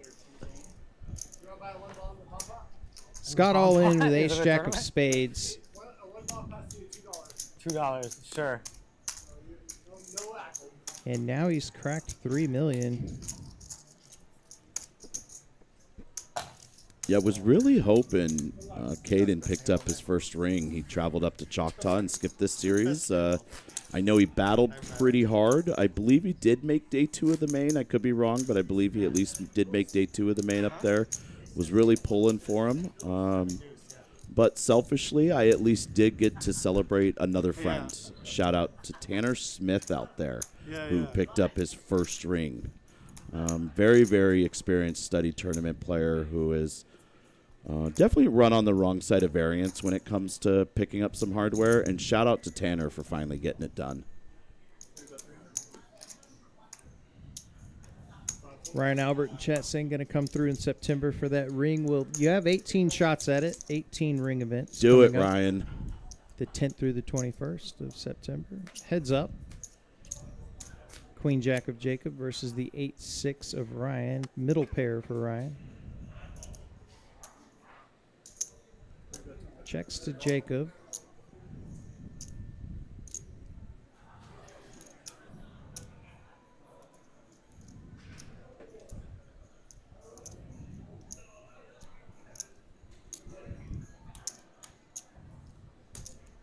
Ryan makes the call.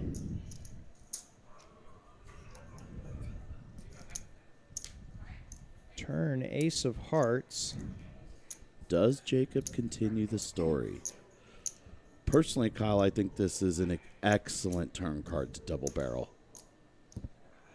Definitely aligned, and Jacob agrees.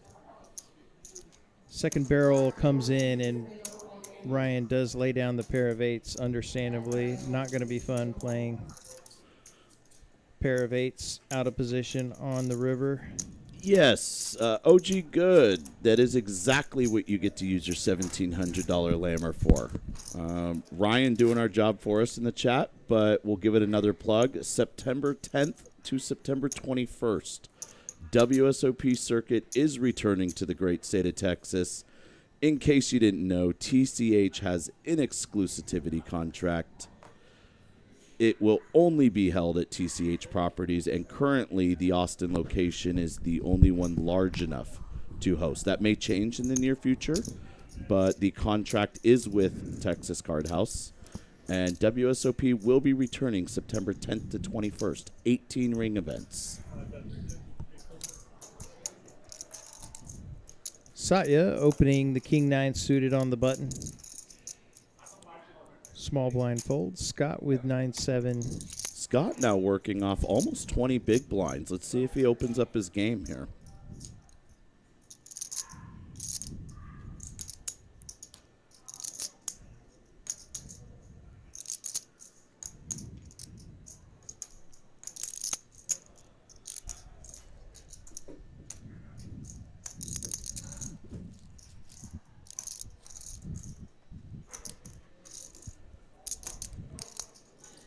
Got to make the fold. Satya picking up another pot.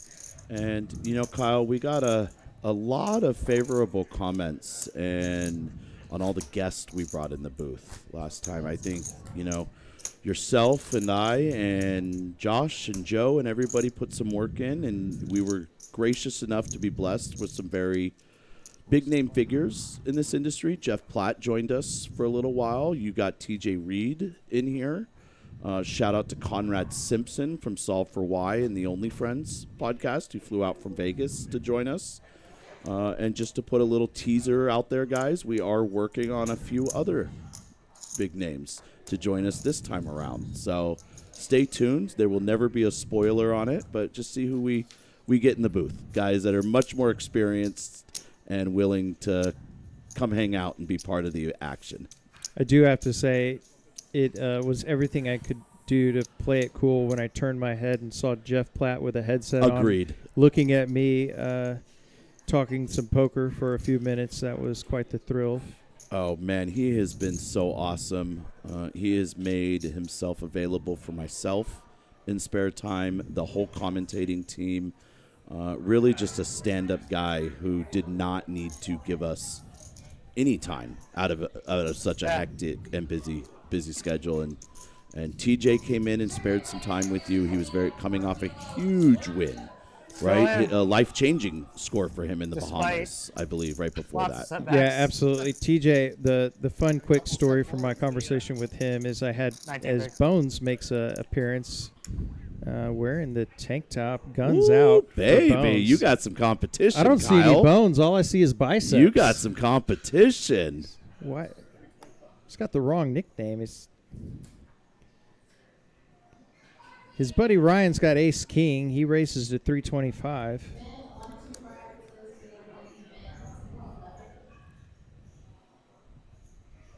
Scott will lay down the ace 7 on the button. Jacob, jack deuce, about to find the muck. And nobody with anything to fight back with, and Ryan will pick up that pot. But yeah, the conversation with TJ, I'll give the Cliff Notes version, but I had my first opportunity ever to ask another human being what it's like to win $3 million. And a small part of me feared that it'd be like, it was good, but I woke up and it was another day. Turns out it's pretty fantastic to win $3 million was the very clear answer I got. So he's very human is what you're saying. Very human, and it's if you'd been questioning if it's worth it to try to win $3 million in a poker tournament, it seems the clear recommendation is it's worth shooting for. Awesome. Raised to 350 by Scott with ace 6.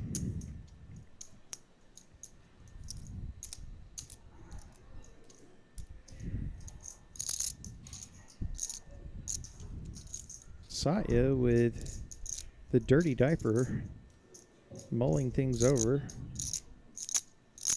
Possibly feeling like Scott's been getting out of line, but he does let the diaper go in the bin. But Ryan, 2 sevens. And he's all in. Yeah, absolutely love this bet by Ryan. I think a lot of players here would just see how Scott has been playing and how tight he's been playing. I think a lot of players flick in just the defend. Not that we're reading Ryan's mind here or the fact that we're even on the same level as Ryan, but I think what we're witnessing here is Ryan understanding that Scott is making an adjustment. He is correctly putting the pieces together that Scott is above danger zone for the first time and attempting to get involved, which allows him to then overpile, just because the range is much wider than most people would assume based upon how he's playing. So just really good recognition on Ryan's part for understanding that Scott is adjusting and opening up. Yeah, I had a small bit of insight that Ryan, probably a pretty strong poker player and definitely proving it so far. He's that made a lot of great decisions. That was not I have 20 big blinds, let's put it in because I have pocket sevens. That was a very, very methodical, I understand what he's doing, and I'm going to exploit it in return.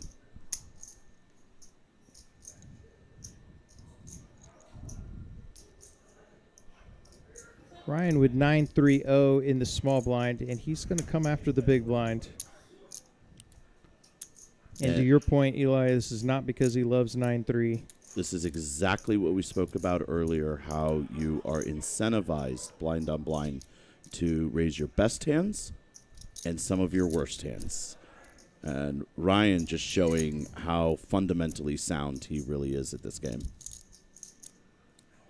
Promise, it's not crazy. Scott with Jack-9 off. Body language suggests he does not love this spot.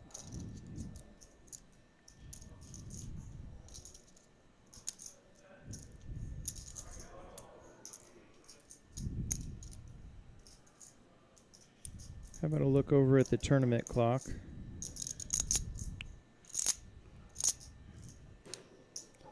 We'll let the Jack-9 go, and Ryan just abusing the big blind. Let's see if that keeps up four-handed. I see if Scott makes an adjustment. That'll be interesting to watch. Let's see if Ryan continues to put pressure on Scott specifically. As we've talked about the butterfly effect, it all depends on who busts the table.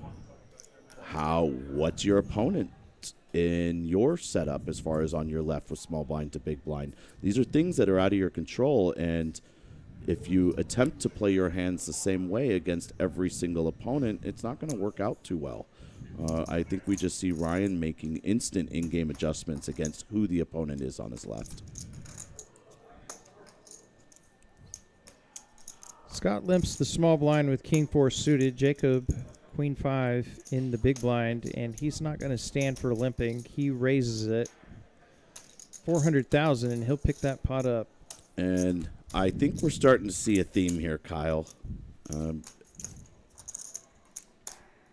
I wanna choose my words carefully here, but it feels like a couple of players are noticing the tendencies of player and just really taking advantage of having that chip lead and putting that pressure on.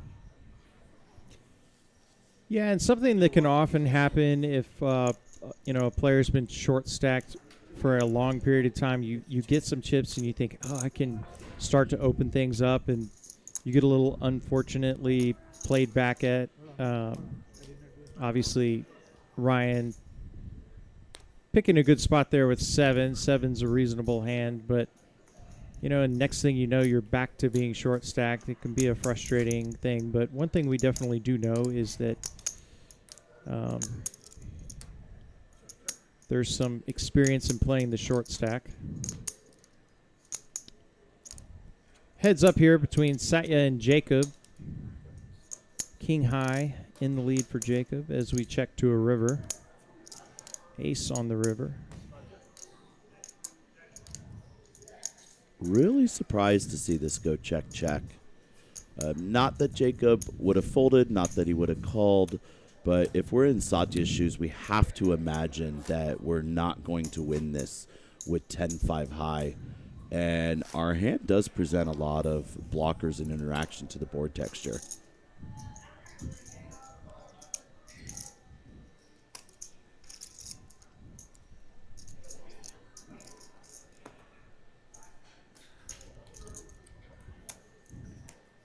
Scott with deuce 4.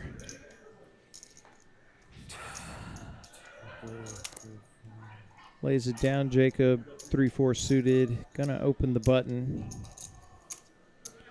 Blinds will be going up shortly.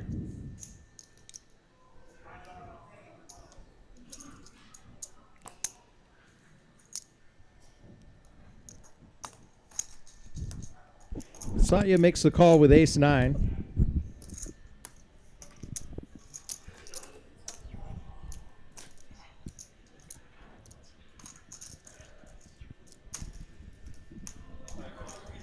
Flush draw for Jacob. Ace high still good for Satya.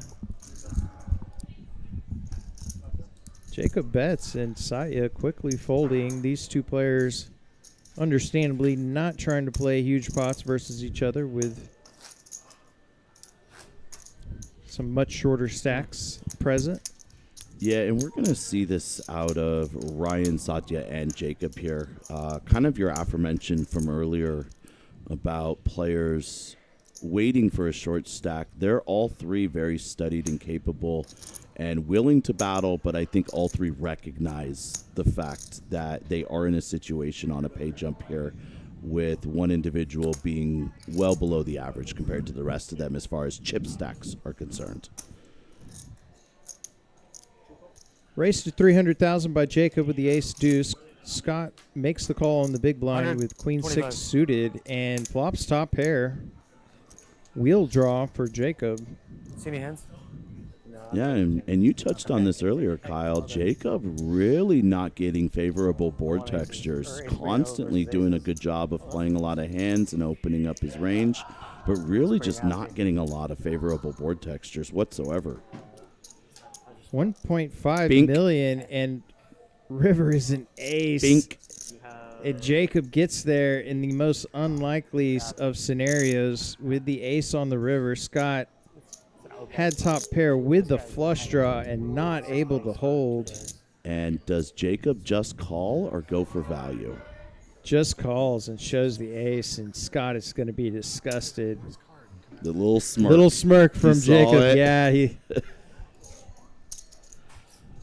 Sometimes even if you're the one scooping the chips, you can empathize with your opponent a bit. Absolutely. We've all been there when we had 88% equity going to the river and did not hold. You know. Speaking of feeling or having that stomach turn for an opponent, not very often, but Adam took one of the sickest hands or eliminations I've ever heard of in a tournament, and it was the first time in a long time I legitimately wanted to vomit for somebody at a poker table.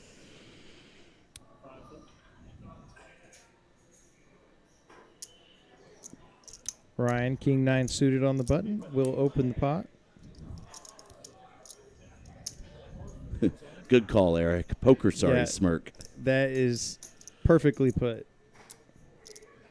Scott rips the King 7, and Ryan makes the call, and he is going to be in great shape here. King 9 versus King 7, and Scott taking his stand. Going to need some help. And you sort of feel for Scott, right? You know, Certainly. He's making a comeback. He flops top pair. He's betting for value all the way down, and then just boom. And frankly, has not had a lot of premium hands himself. As Pretty clean. He does flop some chop outs here, though. yeah, Ryan flops a 9, Good job. You got a chop looking out. for a 10 to chop. Does not come, and Scott, the man with 9 lives, does not have a 10th. But what he does have is $20,850, Heck and yeah. that will definitely ease the pain. And outlasted 608 opponents. What a showing by him. Great to have him on stream. Well played. And that's officially $20,850 more dollars than we made in this. So That's very true. great. Actually, I made more in this one than you did because I That's had true. no bullets. That's true. That's very true. Sorry, Eli. I couldn't- That's okay. We decided to set a personal record and finish in the top 20% of every flight we played without a cash or a bag. So That's even worse. I'd rather go out first than bubble. agreed. Ryan 2 10s here. And the card distribution starting to pick up for Ryan here, which is, as we know, a dangerous combination for skilled players. Jacob makes the call with King 4 suited. Gavin will give us a flop. Queen 6 7. 2 10s, still well ahead for Ryan. Check, check. And set for Ryan on the turn. Fortunately for him, Jacob, not much to work with here.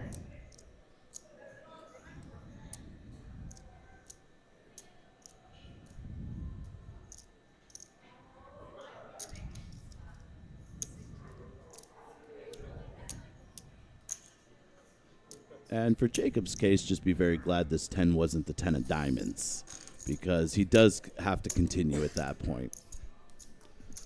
Another pot going Ryan's way, and he is starting to level the playing field, closing in on Satya.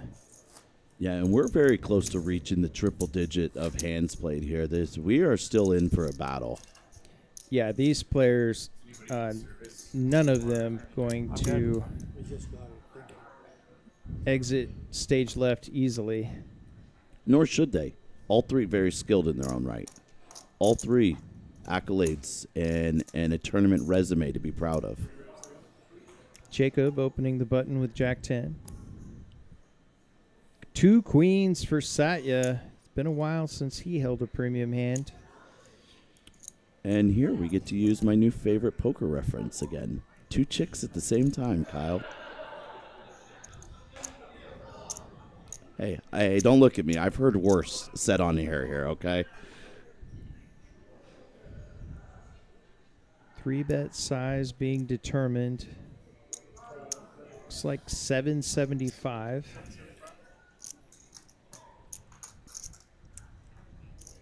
Ryan with Queen Jack lets it go, of course. But I don't know. What are we looking at? Jack 10-9 flop, a Queen 9 high flop. Ace, ace, 4.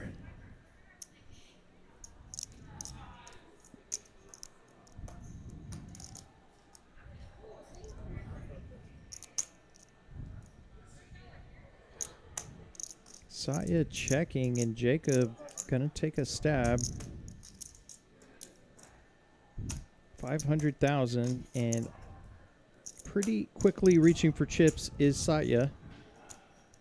Big pot brewing, 2.85 million in the middle. Turn is a 10, giving Jacob This might get big. a pair This might be a big pot. and showdown value. Imagine, yeah, he's gonna Exactly. quit bluffing. This is actually going to allow him to slow down. More than me. River, deuce of diamonds. And Satya not going for value, maybe missing No, he's a got- value he's got bet 10. there on the river, but 10-8-6. not wanting to bloat the pot further, and will take down a nice one, 2.85 million, and nearly even in chips with Jacob. Yeah, Just a million back. What do you think, Kyle? I think, we haven't really touched too much on value betting just due to certain situations at play tonight, but I think we can both agree that's a spot Sadia will want to have back. There's just a lot of hands we can get value from, and once Jacob does check back turn, it does allow us to value bet a little bit thinner than normal.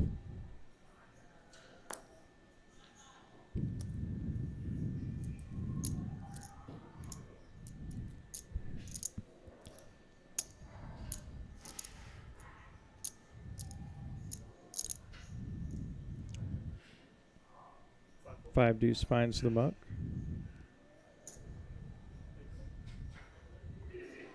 And you see the different approach Ryan's taking against Jacob that he took to Scott, right? We saw him raise the air with 9-3, but limping to 6-4. And this just speaks to in-game adjustments that seem to have been the theme, as this is not about who always has the best cards, that we play the same way. You're actively watching Ryan take different approaches, different lines, and strategies against different player types. Check bet fold, and Jacob will take down a small one.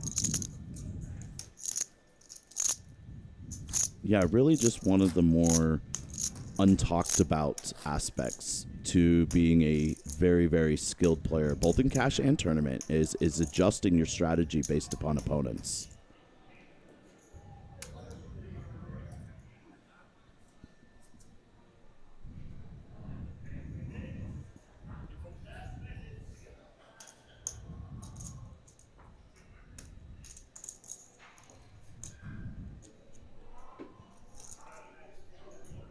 Jacob going to open the 7-4 in the small blind. Satya with the sexy 6-7 One thing I was not suited. expecting was this to go to our levels. Everybody do the 6-7 out there. It seems good for you. Does make the call. It is, but yeah, it could take a while. It could also not. But At least you're playing. 6-8 tray. yeah, it's threshold. Middle Yeah, pair for it's Satya. pretty borderline. I feel like it's like a 200. 7-4 flopping a gut shot.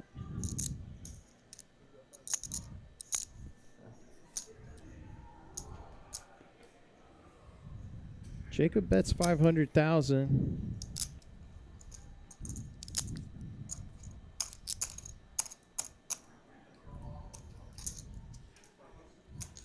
Satya will make the call, and 2 million in the middle to a turn, which is the ace of hearts, and somewhat similar situation to what we had a few hands ago. This should allow Jacob to continue barreling. I'd really like to see him use a big size. Barrels and takes it. Very nicely played by Jacob, as you put it, Eli. Good card for him to barrel as the pre-flop aggressor. I'll be honest, there were a lot of different turn cards that could have really been blood for one of the opponents. Either one, Jacob or Satya. Their hands interacted very similarly to that board texture. I do have to say, Bones in the background there. If you're listening, go easy on the railing. Don't bend the metal with those guns. Oh, man. Need to be very careful of that railing. Important for crowd control when we have big Absolutely. final tables. Absolutely. The little bit of budget that's given to us, man. Yeah. We don't want to waste on a new rail. Jacob raising 10-5 suited. 2x. Just a call from Satya with ace-jack. Ryan coming along with king-4 of clubs. And we're going to have our first family pot here. A couple of clubs would be diabolical. Instead, it's 7-4-4, and that's trip fours for Ryan.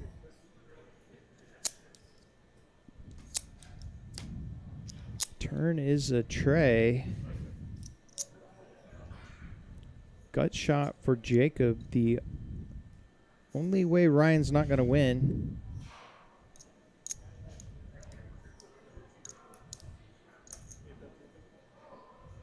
That's about 1/3 pot.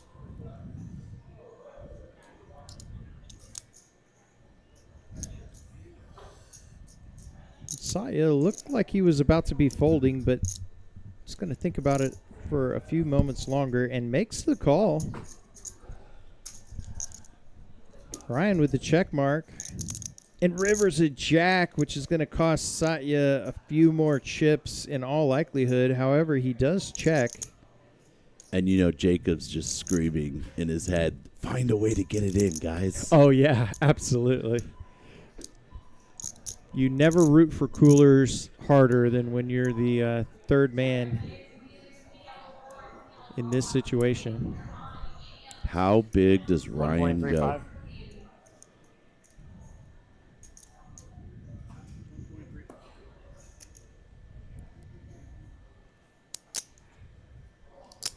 He goes large, 1.35, and wow, if you're Satya, wow, he rips it.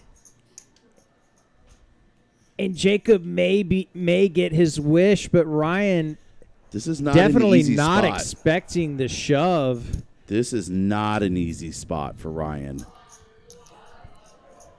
Wow, if he can find the call, Ryan. I'm a little bit lost, though, Kyle. I don't know, and I don't want to make a judgment one way or another. I don't know if he's doing this for value or he's literally turning his hand into a bluff because he blocks jacks full. I don't know. You see Bones in the background looking so complex right now. I have no idea if this is a bluff or not. Shall we say a merge bet? No. Joking. I honestly don't know the answer either, Eli. And like I And said, neither I don't, does Ryan. I don't Ryan- want to make an assumption. Yeah, Ryan, for his tournament life, got a huge hand, three-handed, but Pete the Sneak jumping in the chat. Pete, how are you, man? Pete, a longtime friend I grew up with on the West Coast. We have known each other longer than I have known my children. Tagir saying Satya should have put his glasses away first to increase his fold equity. That's sick. That's maybe new quote of the night, Tagir. And check raises on the river are just so nutted. But you have such a big hand here if you're Ryan. I If you do can not blame Ryan for taking his time with this. put in the chat, do you think he finds the call or does he fold? Does lay Oh it my down. goodness. And he shows the jack, and Ryan not sure what he's going to make of seeing the jack.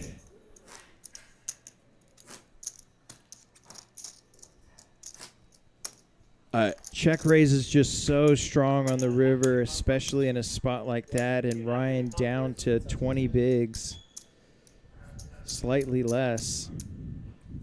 Wow. I don't know what to say, Kyle. Yeah, as Amanda said in chat, wow, it is. But what an outcome for Satya. And now $10.5 million in his stack. And Ryan having I mean, I don't blame Ryan for folding either. I don't either. I mean, he basically surgically built up that stack, and no reason to believe he can't do it again. I'm about to look the dumbest I've looked in a while. Definitely a huge spot in this headliner tournament. No, Matt, it is. I would wager it is not a misread. The line that Satyana took by check raise bombing the river is usually 99% of the time the nuts and nuts only. I don't know if Satya was bluffing. We don't know if he was betting for value and just thought he had the best hand or overplayed his hand. Both are possibilities. It would be a very high-level bluff, and one players are capable of when they're experienced enough. And Ryan, obviously very, very experienced in understanding player tendencies in that spot, is usually not a bluff. Just a very leveling war, if you would, and what makes this game so great.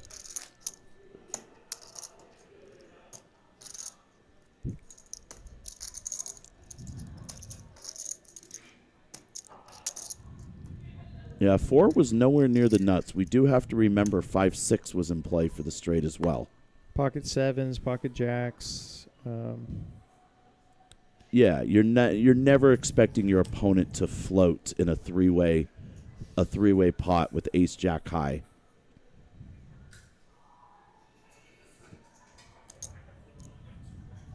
And that is very possible, Pizza Poker.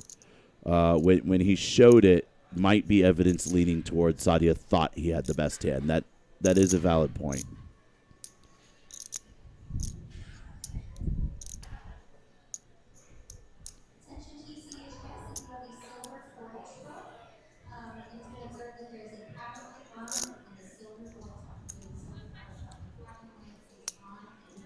Raise here by Jacob will win him the blinds.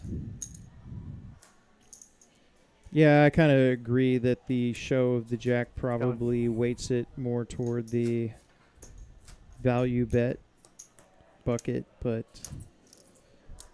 in the end, all that matters is who ended up with the chips, and either way, Satya, a very aggressive move.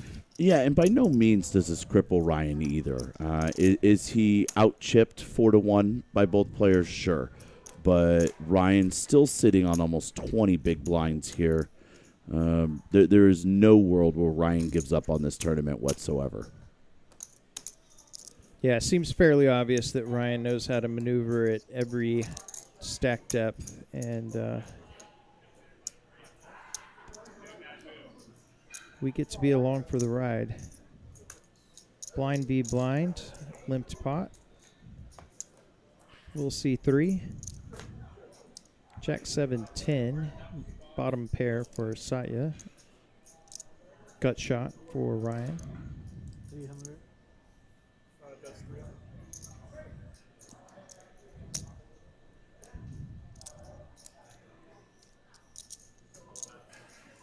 Satya bets 300,000. Ryan makes the call with his 10 outs. Deuce of clubs is not one of them.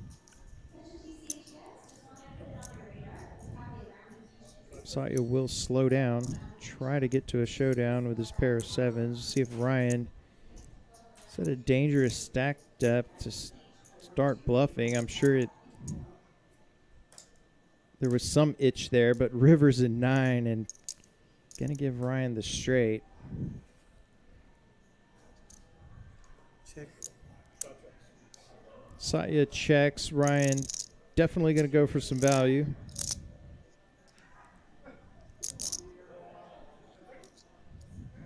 Has seemed to favor some of the larger sizes with his value hands, but this would be a spot where I could see him going on the smaller side. Satya not showing a lot of strength, but we're going to go on the bigger side. Basically full pot. Yeah, and I think the reason, I'm just taking a stab here, Kyle, but I think the reason is due to the fact that he could be coolering another 8. That's going to be paying off, and him holding the queen is going to allow him where one pair or bad one pair hands are not going to be calling regardless. And so Ryan, as we've talked about, is playing against a range. And when half of the range or most of the range is going to be folding off to any bet, you want to specifically target the portion of the range that can be calling. And that's going to be eights. Any hand that has an 8 containing it. And so while frustrating he didn't get the call, it looks like Ryan's really dialed in and playing to his opponent's range pretty well. Well, as you all out there see, we have gone to our second break. Looks like there will be a color up in the addition of some larger denomination chips. We'll take a commentator break as well. Kyle Frisbee and Eli G with you tonight. This is the Summer Series headliner main event. We'll put the payouts up for you guys and be back with you with more action and play to a winner and the coveted limestone trophy you see in your background. Back in just a few minutes. It's like a way to get like 40 or 50 in, no problem. He doesn't get one for.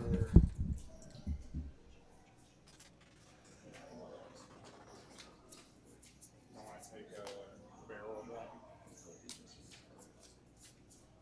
Just buy it there or something.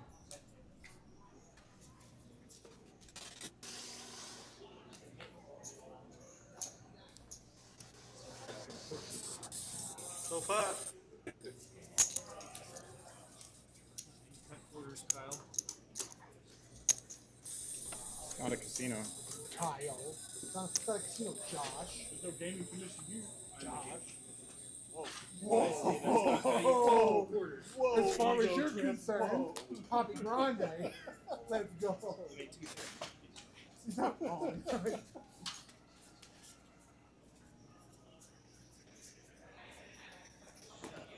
I have that call from you at the team, 15 minutes. I know. Why did I order it? Why did you do such a thing? So I plan on this being over in 16 minutes. Hey, I'm doing my part. Usually I'm not busting anybody up, so we're doing pretty good. Yo, you killed it. Not you crushed it, knocking out motherfuckers like crazy. I love it. Diamond. You know something? I'm never gonna be in a dealer of limits. Never. It's never gonna happen. So I'm never gonna change the way I see that.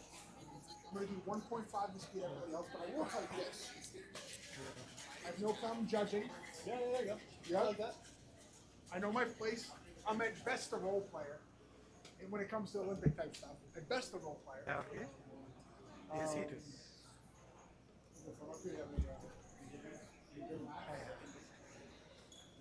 Just a lot of stuff in the headset.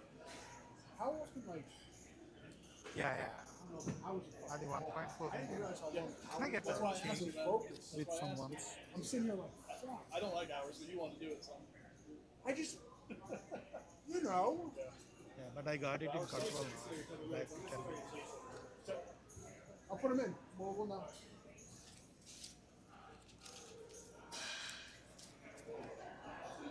Oh, my whole Huh? body. No. It's better. I just fucking, I work out and I fucking. I'll let you send it. See it later. So that one's one high. There you go. Couldn't tell this one was one high. It was slightly Yes. Naga left లో ఉన్నవాడు కానీ లేపేసి ముగ్గురే కదా Scott కూడా వెళ్ళిపోయాడు Scott కూడా can I get peanuts planters peanuts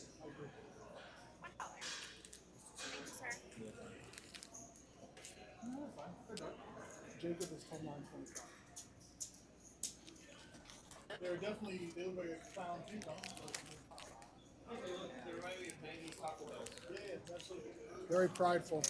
Kind of like, you know, those bowling alleys you go to, the Cosmo Bowl? Like that retro. 2.5. 3. How are you, my friend?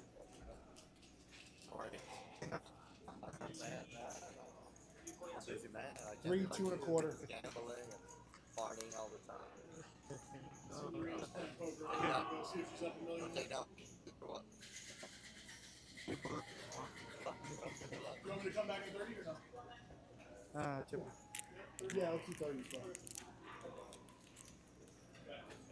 కొన్ని What are the grays? I wouldn't do 5. Say it again? What are the grays? Which ones are the race? These ones? Oh, these are 500. Let's try to read last. This allowed pani నాకు history ఉందండి నా వంట నుంచి. 79. He is a very solid player అన్నమాట. డేలు వీటితోనే వెళ్తాడు. So నేను అక్కడ ఒకసారి పెద్ద బ్లఫ్ కొట్టాను. లేకపోతే నేను పోయేవాడిని. నేను పోయేవాడిని. వాడు ఏజ్ జాక్ హోల్డ్ చేసుకున్నాడు. నా జాక్ కింగ్ జాక్ ఉంది బ్లఫ్. ఆ వీక్నెస్ అడుగుంది కదా. I know that he plays wrong play. So I need to get the cat out of it. So I need to figure out some hands where I can hit that. 10 million 350K. Jacob has 10 million 925.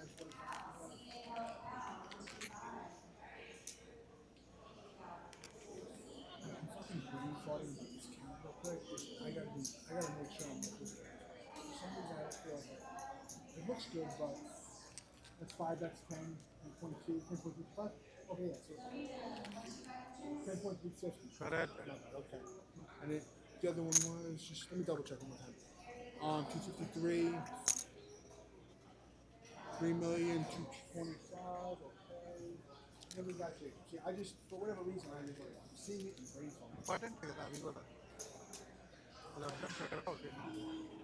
56,560.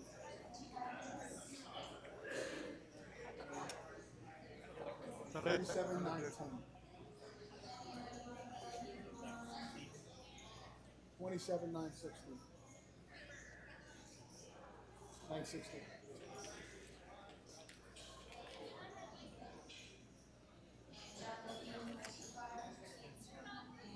You're trying to do some good trip over there and work?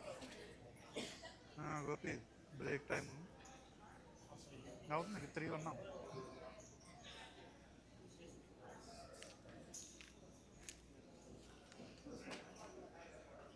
ఏది? Yeah.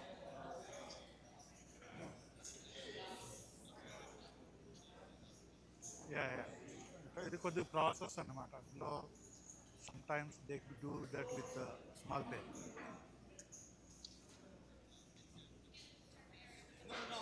ఎవరు? దేనికి?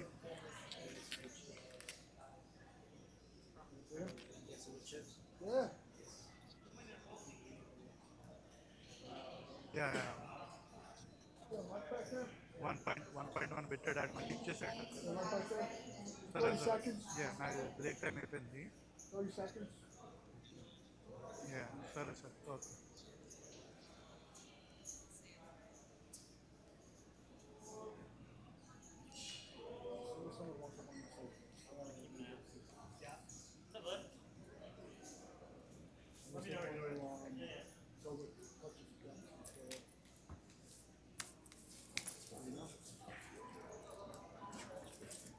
Nothing.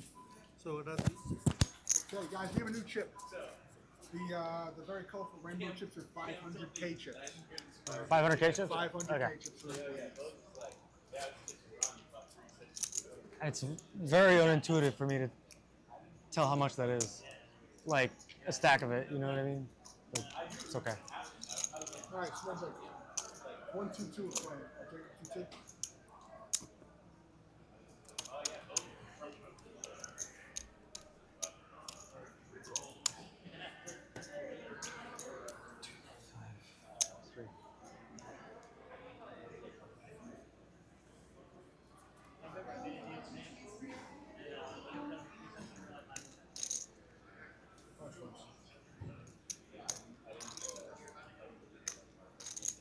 Moved him in the system to the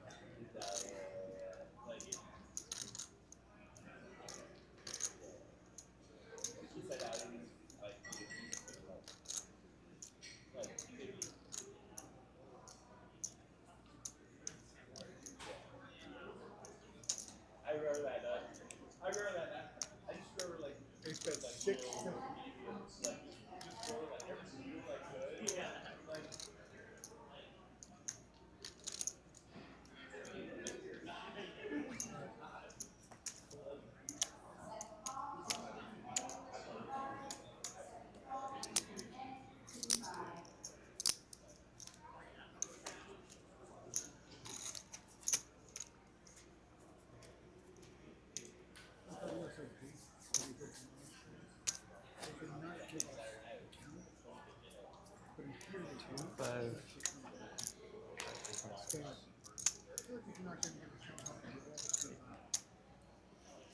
Especially with the big numbers. You know, I can do it, but I don't want it. It's too much.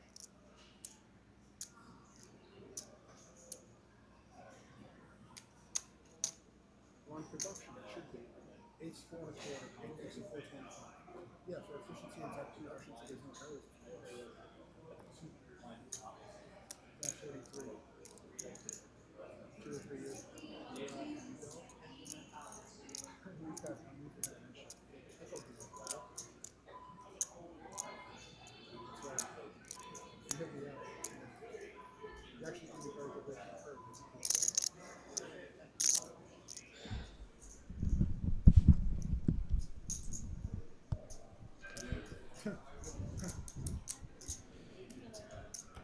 Apologies, folks. Back to the action.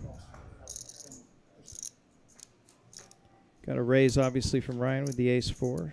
Satya making the call with 9-8. And top pair for Ryan.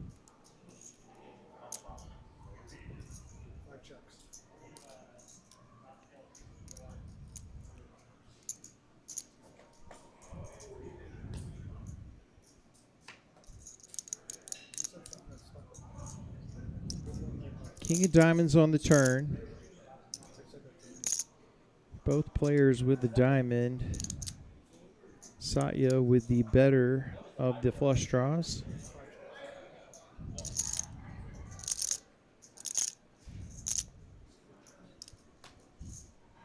Check, check. And river is a 9, giving Satya a pair, but pair of aces still good for Ryan. Satya will check his fresh showdown value, and Ryan likely to go for some value here. 1.15 in the middle.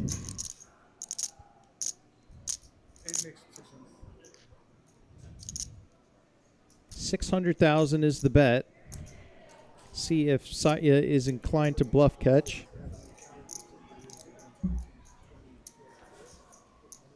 If so, Ryan will be right back in business after making that huge fold with King 4 and trips on the river to the river check raise. And Satya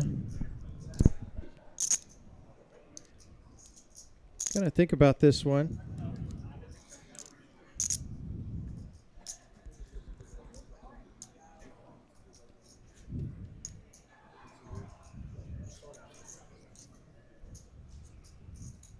Does make the call, and Ryan gonna get paid on the river with his pair of aces, and he's back up over $5 million in his stack. And hand number 104 coming up, Kyle, and nobody is ready to give up on this yet. We are in for a ride.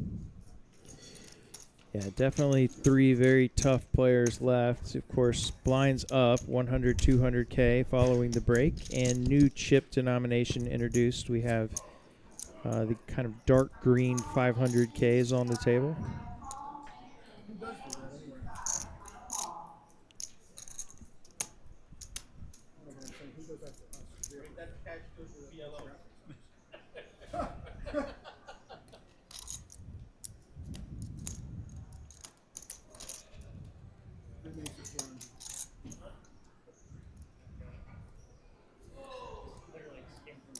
Two queens for Satya after Jacob opens the button with ace-7.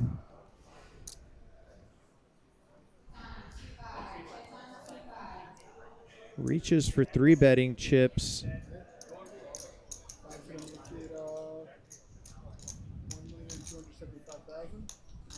1.275 is the raise, and Jacob will release the ace-7. A nice pickup for Satya. I'm jumping into the chat here, Kyle. Seems to be just a little bit of confusion as far as finding the WSOP circuit schedule. Albeit was a little difficult for me to find as well, but it is available. It is online, just to clarify with you guys. You have to go to texascardhouse.com/WSOP. It is not yet published on WSOP's website, but at www.texascardhouse.com/WSOP, WSOP, you will be able to find not only the full schedule, but an entire countdown. And we are at 44 days, 11 hours, 30 minutes, and 48 seconds until kickoff. So you guys will get very annoyed over the next few months or weeks of me and Kyle plugging this continuously. Ace Jack Deuce heads up. Bottom pair for Ryan. He's going to bet 1/3 pot. Jacob folds. Ryan will pick up another pot, back to 5.15 million.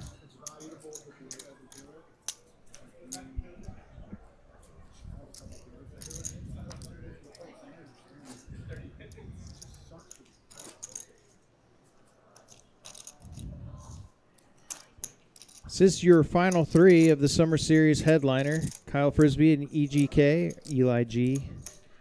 If you want to find him on Atlas, it's EGK. You can see how many bullets he's fired. If you. Well, on break, I got word that Satya here may be the record holder on this series for bullets fired. Really good source. It told me he was before bagging in double digits. So he put those bullets to use. He finally found the one that stuck.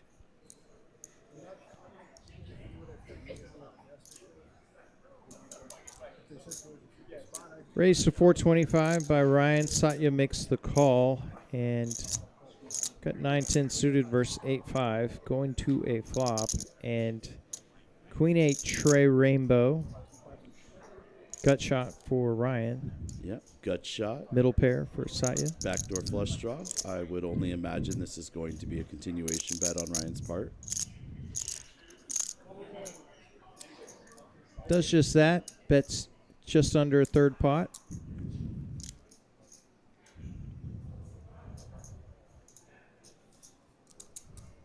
Satya makes the call.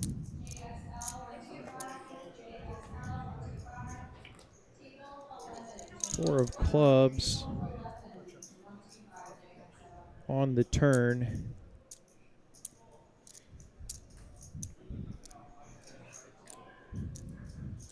Satya checks over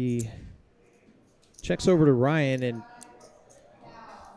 considerable pot here, 1.75, and Ryan's got 4.4. Gonna keep firing here.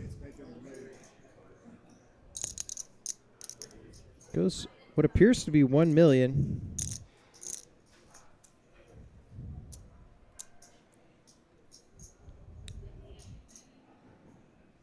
See how sticky Satya wants to be with second pair on the flop.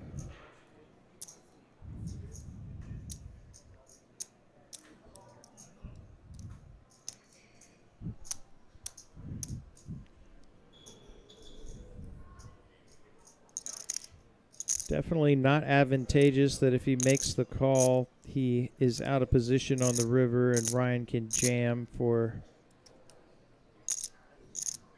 what would end up being just under pot. Yeah, I think that's a really good point, Kyle, and that's something that a lot of players typically wash over, is we don't have to just be concerned with what's taking place on this street. How does that affect the future street of action, and what type of position does that put us in? So being able to think multiple streets ahead is just so advantageous and such an advantage as a player, and something you really should be doing at all points. Oh. Wow, Satya jams, and wow. The worst news for Ryan, doesn't even get to realize his equity on the river. Satya going with max pressure, and great move by Satya with 2/8, denying Ryan his equity. Yeah, and we see in the background here Bones and Mr. Ben Anderson. Shout out to Ben Anderson here.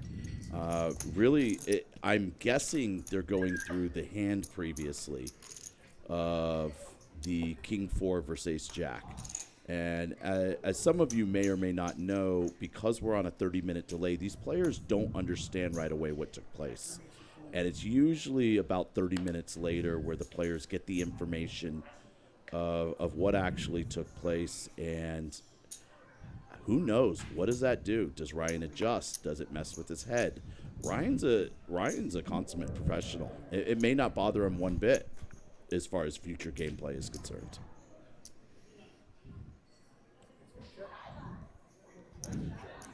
$1.1 in the middle. King high still good for Jacob. Check to a turn. Just the 7 of spades. Definitely dampening the board. Open ender for Jacob. Gut shot for Ryan.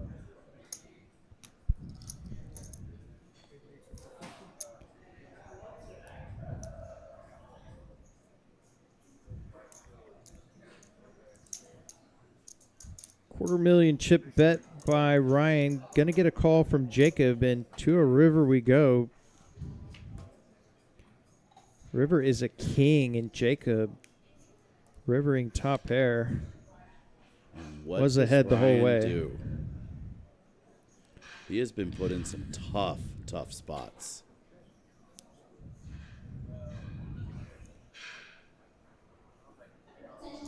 See Jacob glance at his chips. Does he go for thin value? And if he does, is he prepared to call a check raise?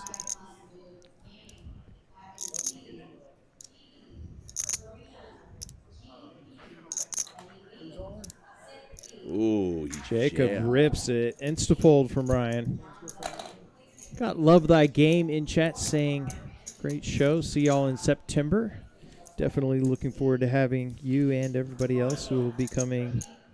Obviously, massive event for the Austin players, but what was so fun about the springtime was players from all over the rest of the state, the country, and even the world who came in for the first ever WSOP event in the state of Texas. We were very, very proud to host it. Yeah, and Love, this goes for you and anyone else out there that's not local and watching. Hey, you came at a bad Introduce time. yourself, please.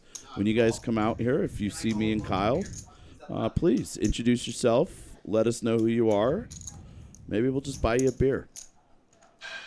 Could happen. Depends on how I'm running that day. It could. Yeah. You know, commentators like free beer also.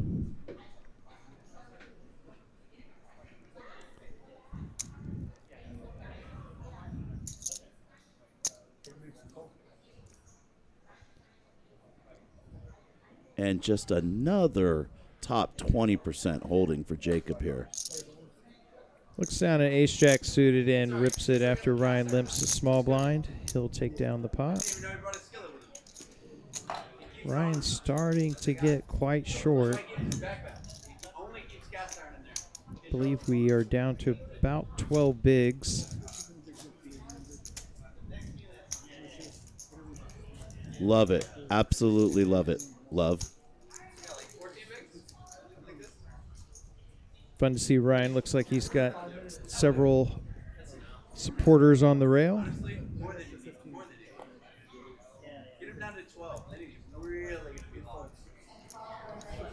Got a chance to meet him briefly the other day. Great to have him on stream. Hopefully I didn't know this would be the next time I saw you. for a cast stream in the future as well. We'll be seeing him. Yeah. Just Blind one v of the most blind. embarrassing Jack 10 folds in for my career Jacob. just happened. We just watched it. Yeah. Sure, no, we didn't. It was 45 minutes ago. There's no way we watched And open We're ender. on a 45 minutes left. Yeah, it happened about 30 minutes ago. It seemed like he had it. That It did happen, Bruce. It was a value bet. It was not a bluff.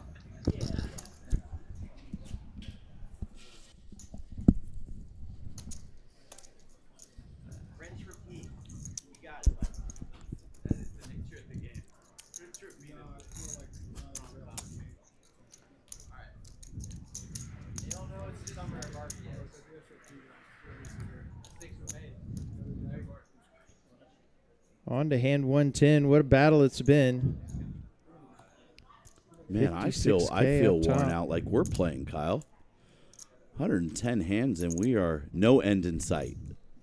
Yeah, and I say it often. This is definitely the time where sometimes you'll see a player do something kind of out of character for the way they've been playing, and you have to wonder if fatigue, maybe needing a meal starts to play a factor.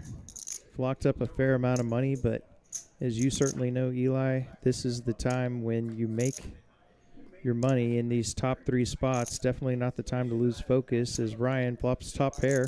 And very difficult to maintain focus, too, even for the best of the best. Check, check. Turn is an 8. No help for Jacob, needing a queen or 10, now picking up the straight draw.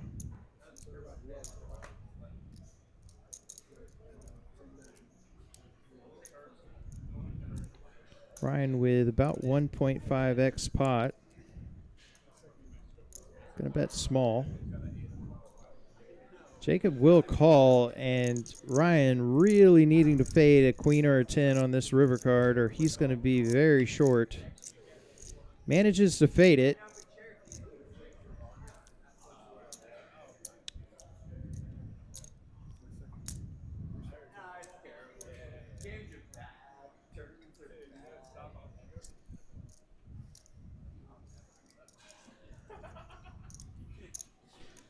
All in from Ryan, and Jacob quick fold.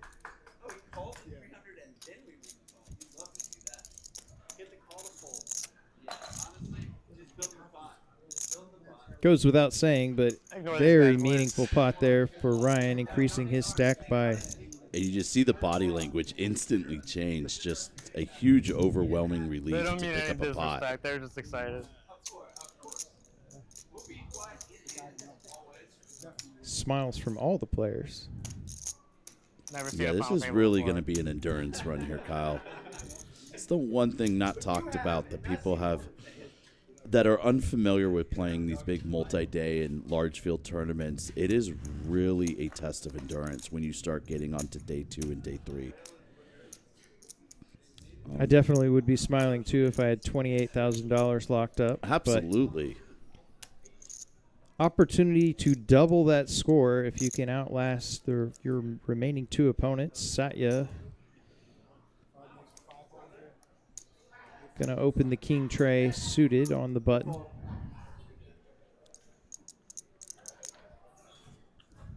Good enough to pick up the blinds and ante.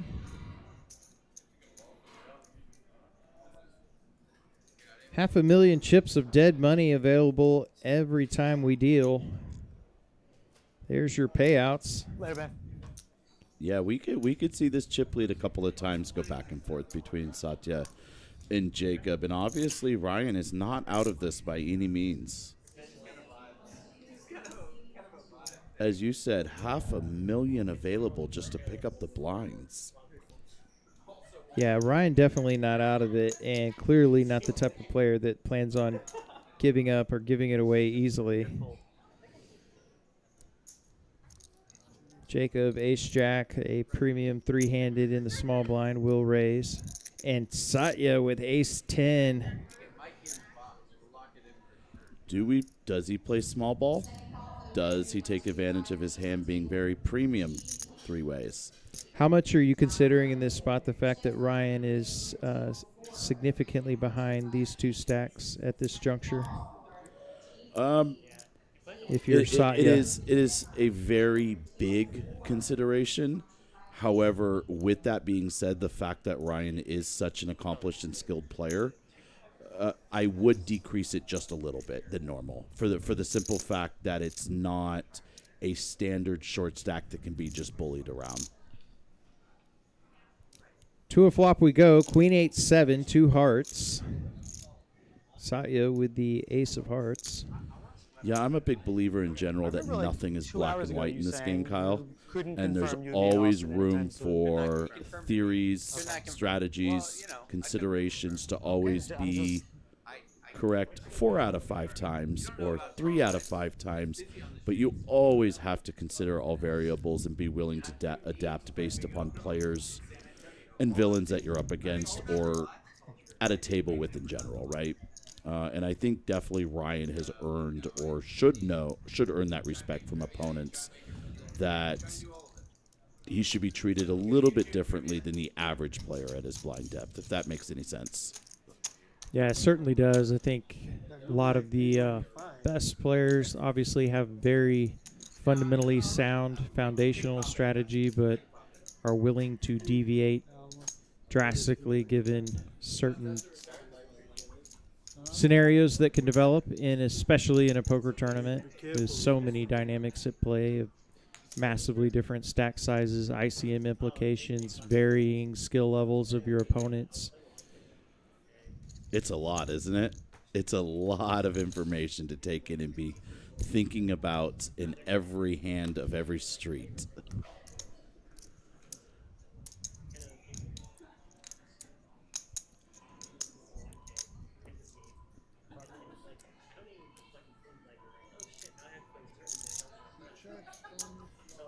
Blind v blind.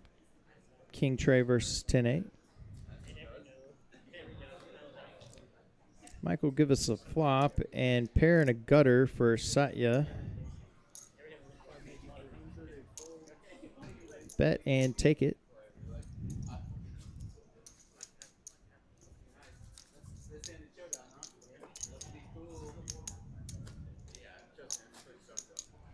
I guess another good time for a plug.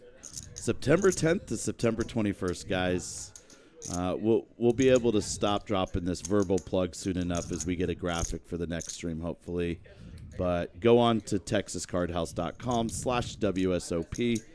Very interactive search tool there. You can search for any event, all the structure sheets, everything you're looking for. Over 4 million in total guarantees. And the one thing we haven't touched on, Kyle, with that is all the mixed events as well. Mix is, as some of you know, making just a massive return to the public scene and to tournament series everywhere, really, across this country right now. And I am so excited myself personally because there is an event on this schedule that is not standard. And it is strictly an 08 event. Usually 08 is mixed with other formats in the mixed crowd. And me personally, it's the only game I play out of those lineups. So really, really excited that there will be just an Omaha 8 or better event exclusively on the schedule as well. Ryan with 2 7s on the button. All in? He is all in. Jacob, a pair of 3s. Looking at about a 12-13 big blind jam. He will let the trays go. Satya definitely not calling with 9-5, so Ryan going to chip up just over $3 million. I think that's a pretty good fold we just saw. Once again, all pairs are not the same, Kyle. Ryan getting the rail going, starting to sound like recent coverage of our aforementioned friends, Jeff Platt at the WSOP Vegas. Oh, that was so much fun. Yeah, definitely looking forward to the final table coming up here in early August. A couple players that played here for the circuit event in the final 9, including the chip leader.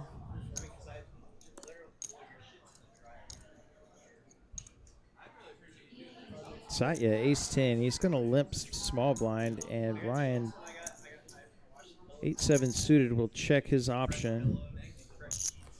Yeah, I would have definitely liked to see Satya put in a bet here. Raise pre-flop. Apologize, I'm getting a little tired back here too.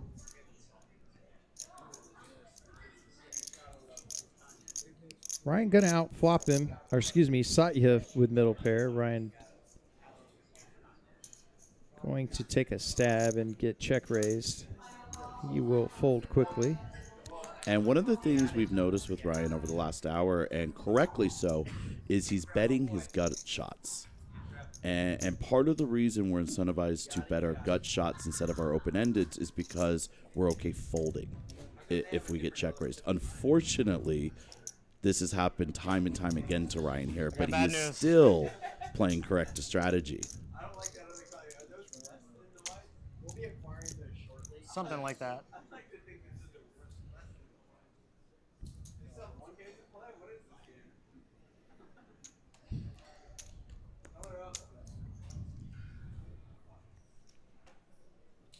Jack deuce suited on the button for Satya. Will release.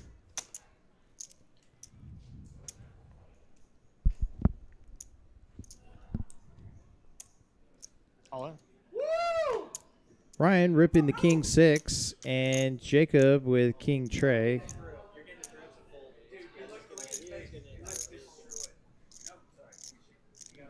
Going to let it go. And Jacob's starting to interact here with Ryan's rail. I hope he can lock in Kyle and not get too distracted.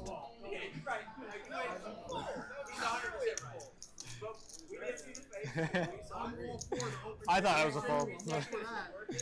Yeah, I do a lot of talking on here, obviously, nature of the job, but when I'm at the table, I find it a bit tough to be actively engaged in conversation while playing my best poker. Definitely a skill some folks have.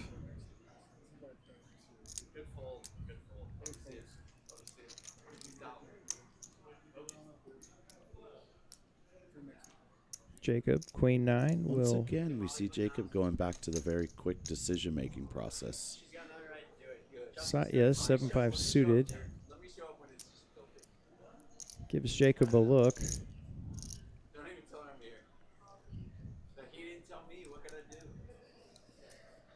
How many ups? Does raise. And Sadia changing strategies here, who had been checking back at a lot of these hands and playing small ball. And once again, we're watching adjustments in game here. Jacob makes the call. 1.35 in the middle between our two big stacks. 7, 8, 10, and open ender for Jacob. Pair for Satya.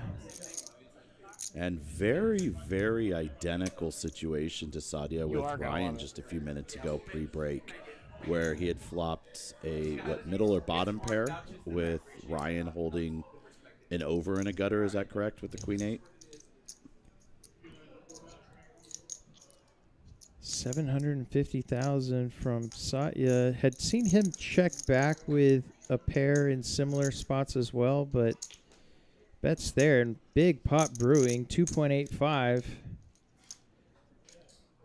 Quick check from Jacob.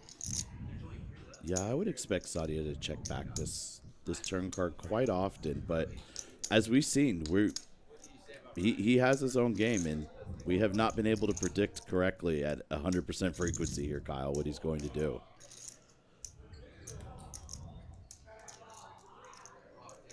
But as we touched on earlier, a very common strategy blind on blind is to limp and call your middling hands, and this board texture just smacks what Jacob should be doing.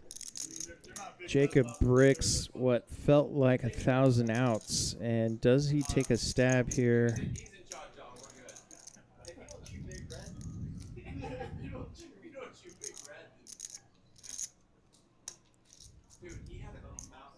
Big pot.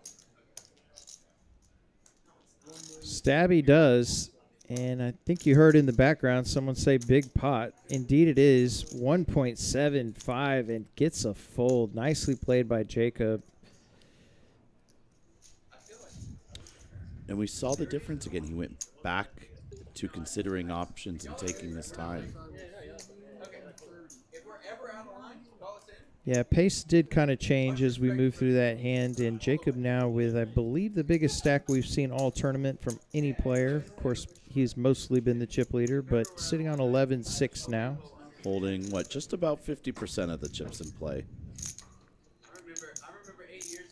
And regardless of where any of these guys finish here, just another great payday for all of them to add to their resumes. Nothing short of 27-9 going on the books for them. I wonder how much of it is profit with how many bullets Sadia fired. You can only get that in Sears, and they don't even make those. I mean, there is a world where if he had been knocked out in 9th or 8th place, just saying. We've certainly heard the stories of players. It always gets a good chuckle. They look at the payouts once they're posted and say, well, all I have to do is get fifth to break even. Really, though, and you're correct. People say that all the time. I recently had done some work in this department, in the mental game department, and the individual I was working with really drilled it into me to go ahead and treat each bullet independently. Satya setting a trap with the aces. He limps. And I believe earlier we saw a limp with ace-10, and I kind of think that was a trap too, but Ryan not falling for it with 9 tray. Does flop a pair. Satya with the monster still trapping.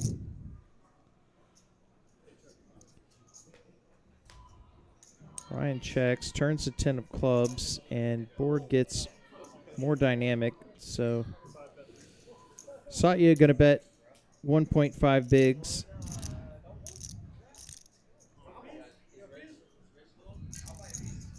Ryan makes the call.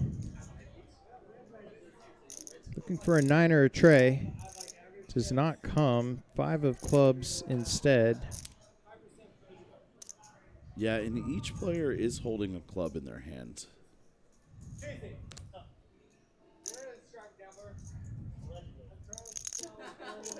You see the check for the club. Is he... I'm just trying to get into the mind of Sadia here. Is he attempting to represent the fact that he was looking for one club to see if he could bluff? Is that what he's trying to present, or is it just a completely natural, I'm checking my hand? Because he obviously knows he has aces.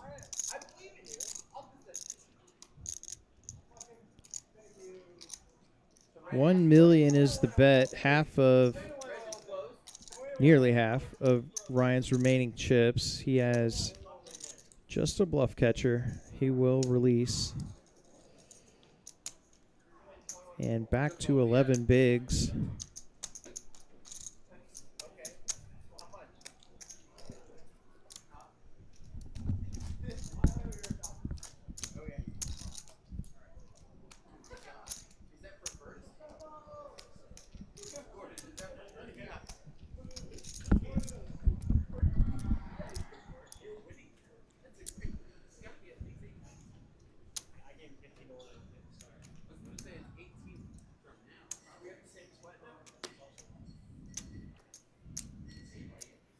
$9.10 on the button for Satya. Caps his cards.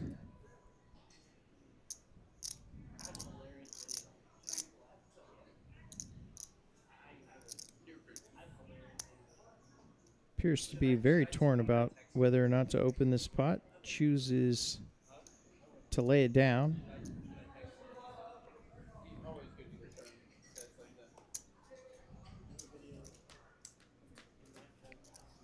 Blind versus blind in a limp pot. 7 tray.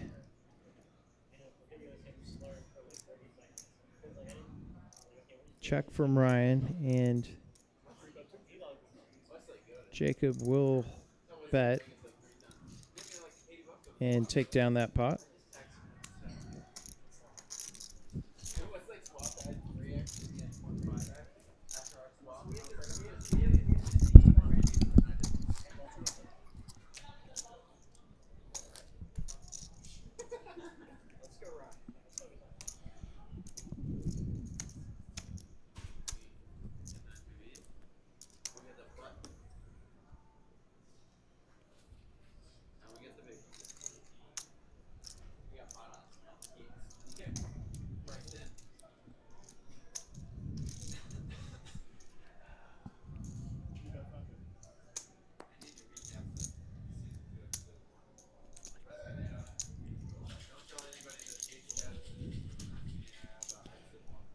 Race to 550 by Jacob. He's got King Jack, and Satya with ace-10 suited in the big blind.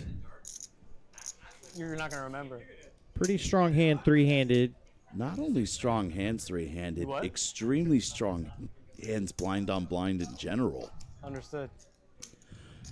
You know, ranges are fairly wide normally in these spots, and you have to imagine both players are extremely comfortable with their holdings here. Gonna see a flop with 1,000,003 in the middle and 8 tray 5. Just one club for Satya. Pretty quick C bet from Jacob.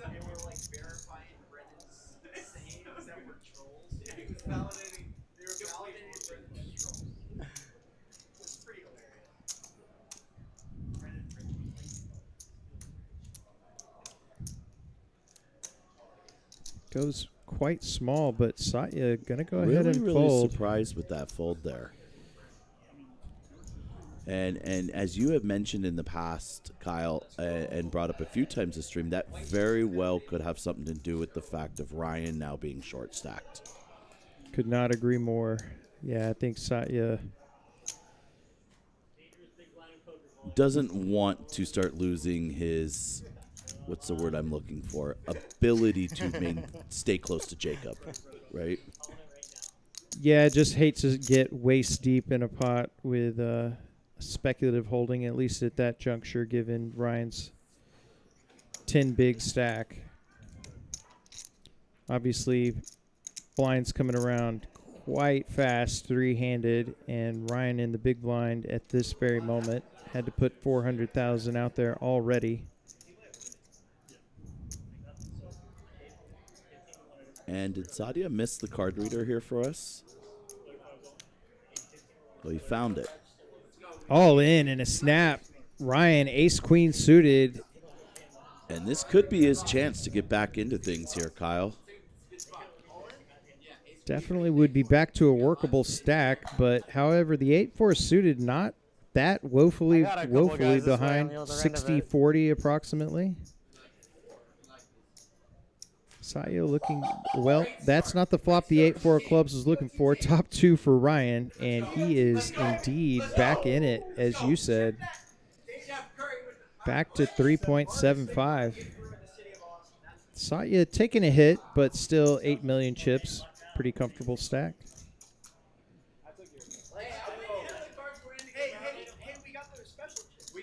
Yeah, and that's going to put Ryan Wood up to about, where are we at, 17, 18 bigs? About 18 big blinds. And hour-long levels, 18 bigs is an eternity. I know the blinds are coming around fast, but if you understand different blind depths here, you know Ryan is not feeling on the edge yet whatsoever. He has more than enough stack depth to feel comfortable in this situation. You know, we could also just blame Josh, our wonderful tournament director here. Every structure he creates is player-friendly.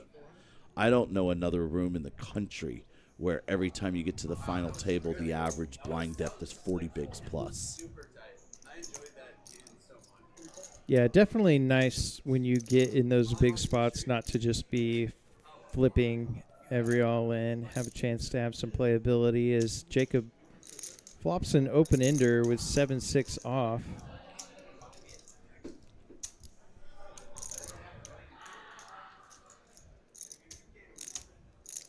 Button versus big blind. Jacob will wager, and Satya seems pretty clearly not interested in tangoing with Jacob until... I think that's become very apparent. Yeah, I'd imagine Jacob possibly picking up on that, but Ryan, fresh off a double, has some life and actually has about half the stack that Satya has.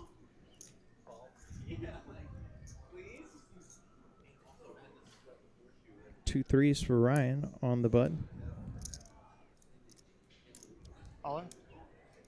I was curious. It felt like he might be a little big to jam here. Wow, and Jacob very with curious. jacks. And tens for Satya. What a spot. Unbelievable spot, three-handed. I have to imagine Satya folds off here. And Jacob is just flatted, and Satya... Oh, I the thought glasses he are jammed. off. I thought he jammed. This makes things a lot different. What a sick flat.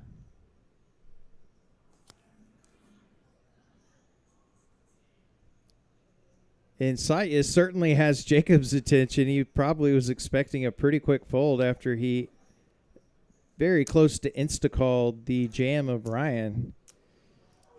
Satya with a real decision here. 2 tens, 3-handed is a monster. Yeah, agree, Matt. He doesn't seem like an ICM type.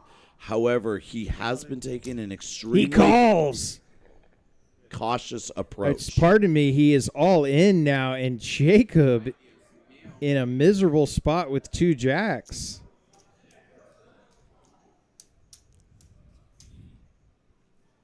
Now, here's what Jacob's thinking. Does Jacob watch on break? Did he go back and see the overplay by ace-jack? That could change his entire decision-making process, whether he saw that or not on break. 2, 4, 5, 6, 7. And we know Jacob in an amazing spot, but I absolutely... It's not comfortable to sit here with 2 jacks. It is certainly not comfortable. I completely understand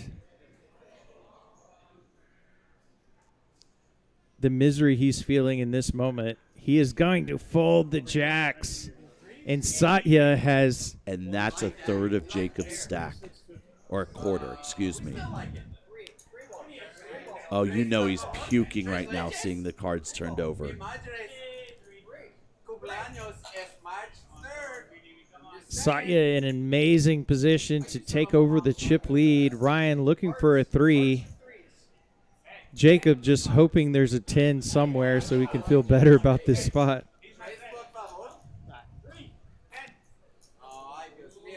King 9-8, 2 clubs.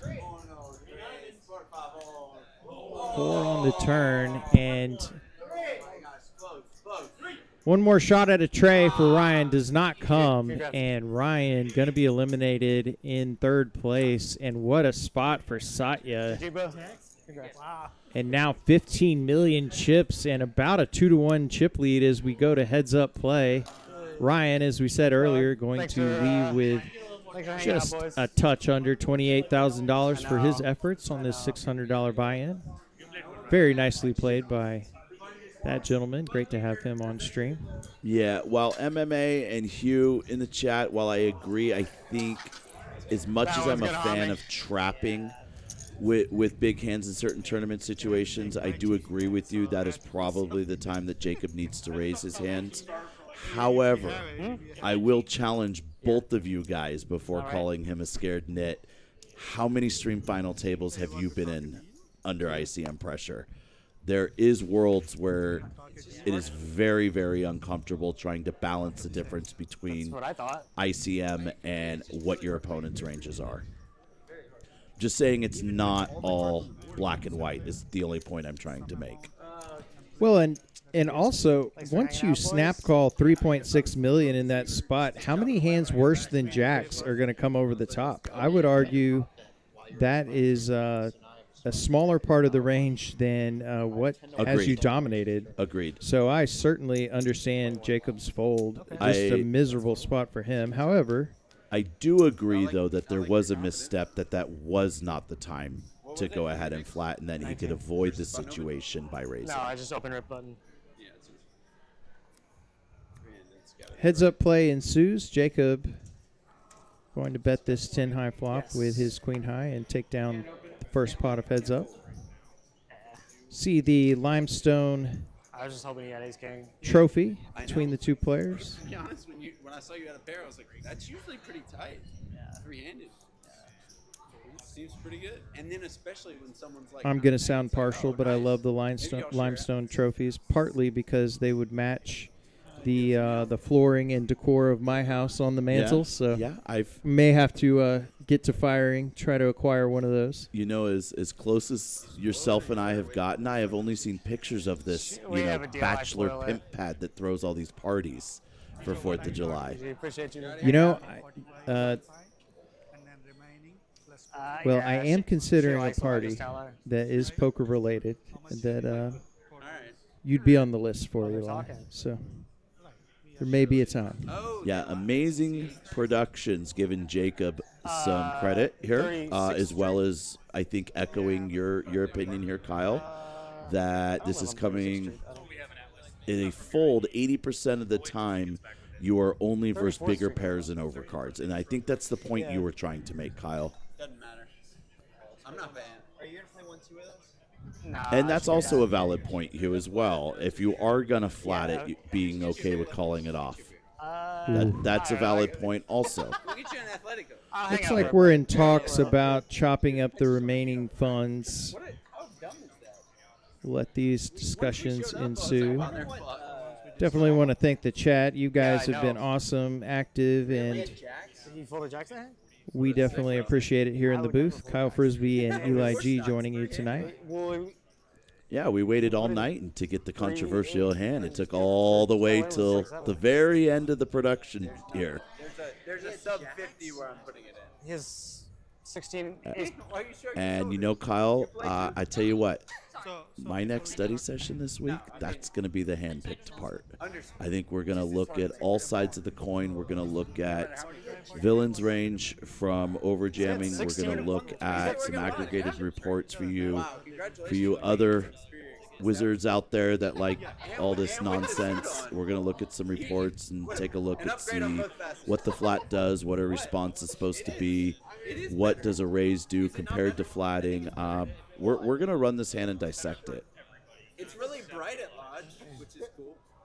I like that it's really bright. So you don't want them to change. That's all I get going for it. I think. I don't know. My opinion is Yeah, I can promise you amazing. That's just not correct. Kyle and myself are never going to make a decision of what we're talking about based upon having a view of the cards.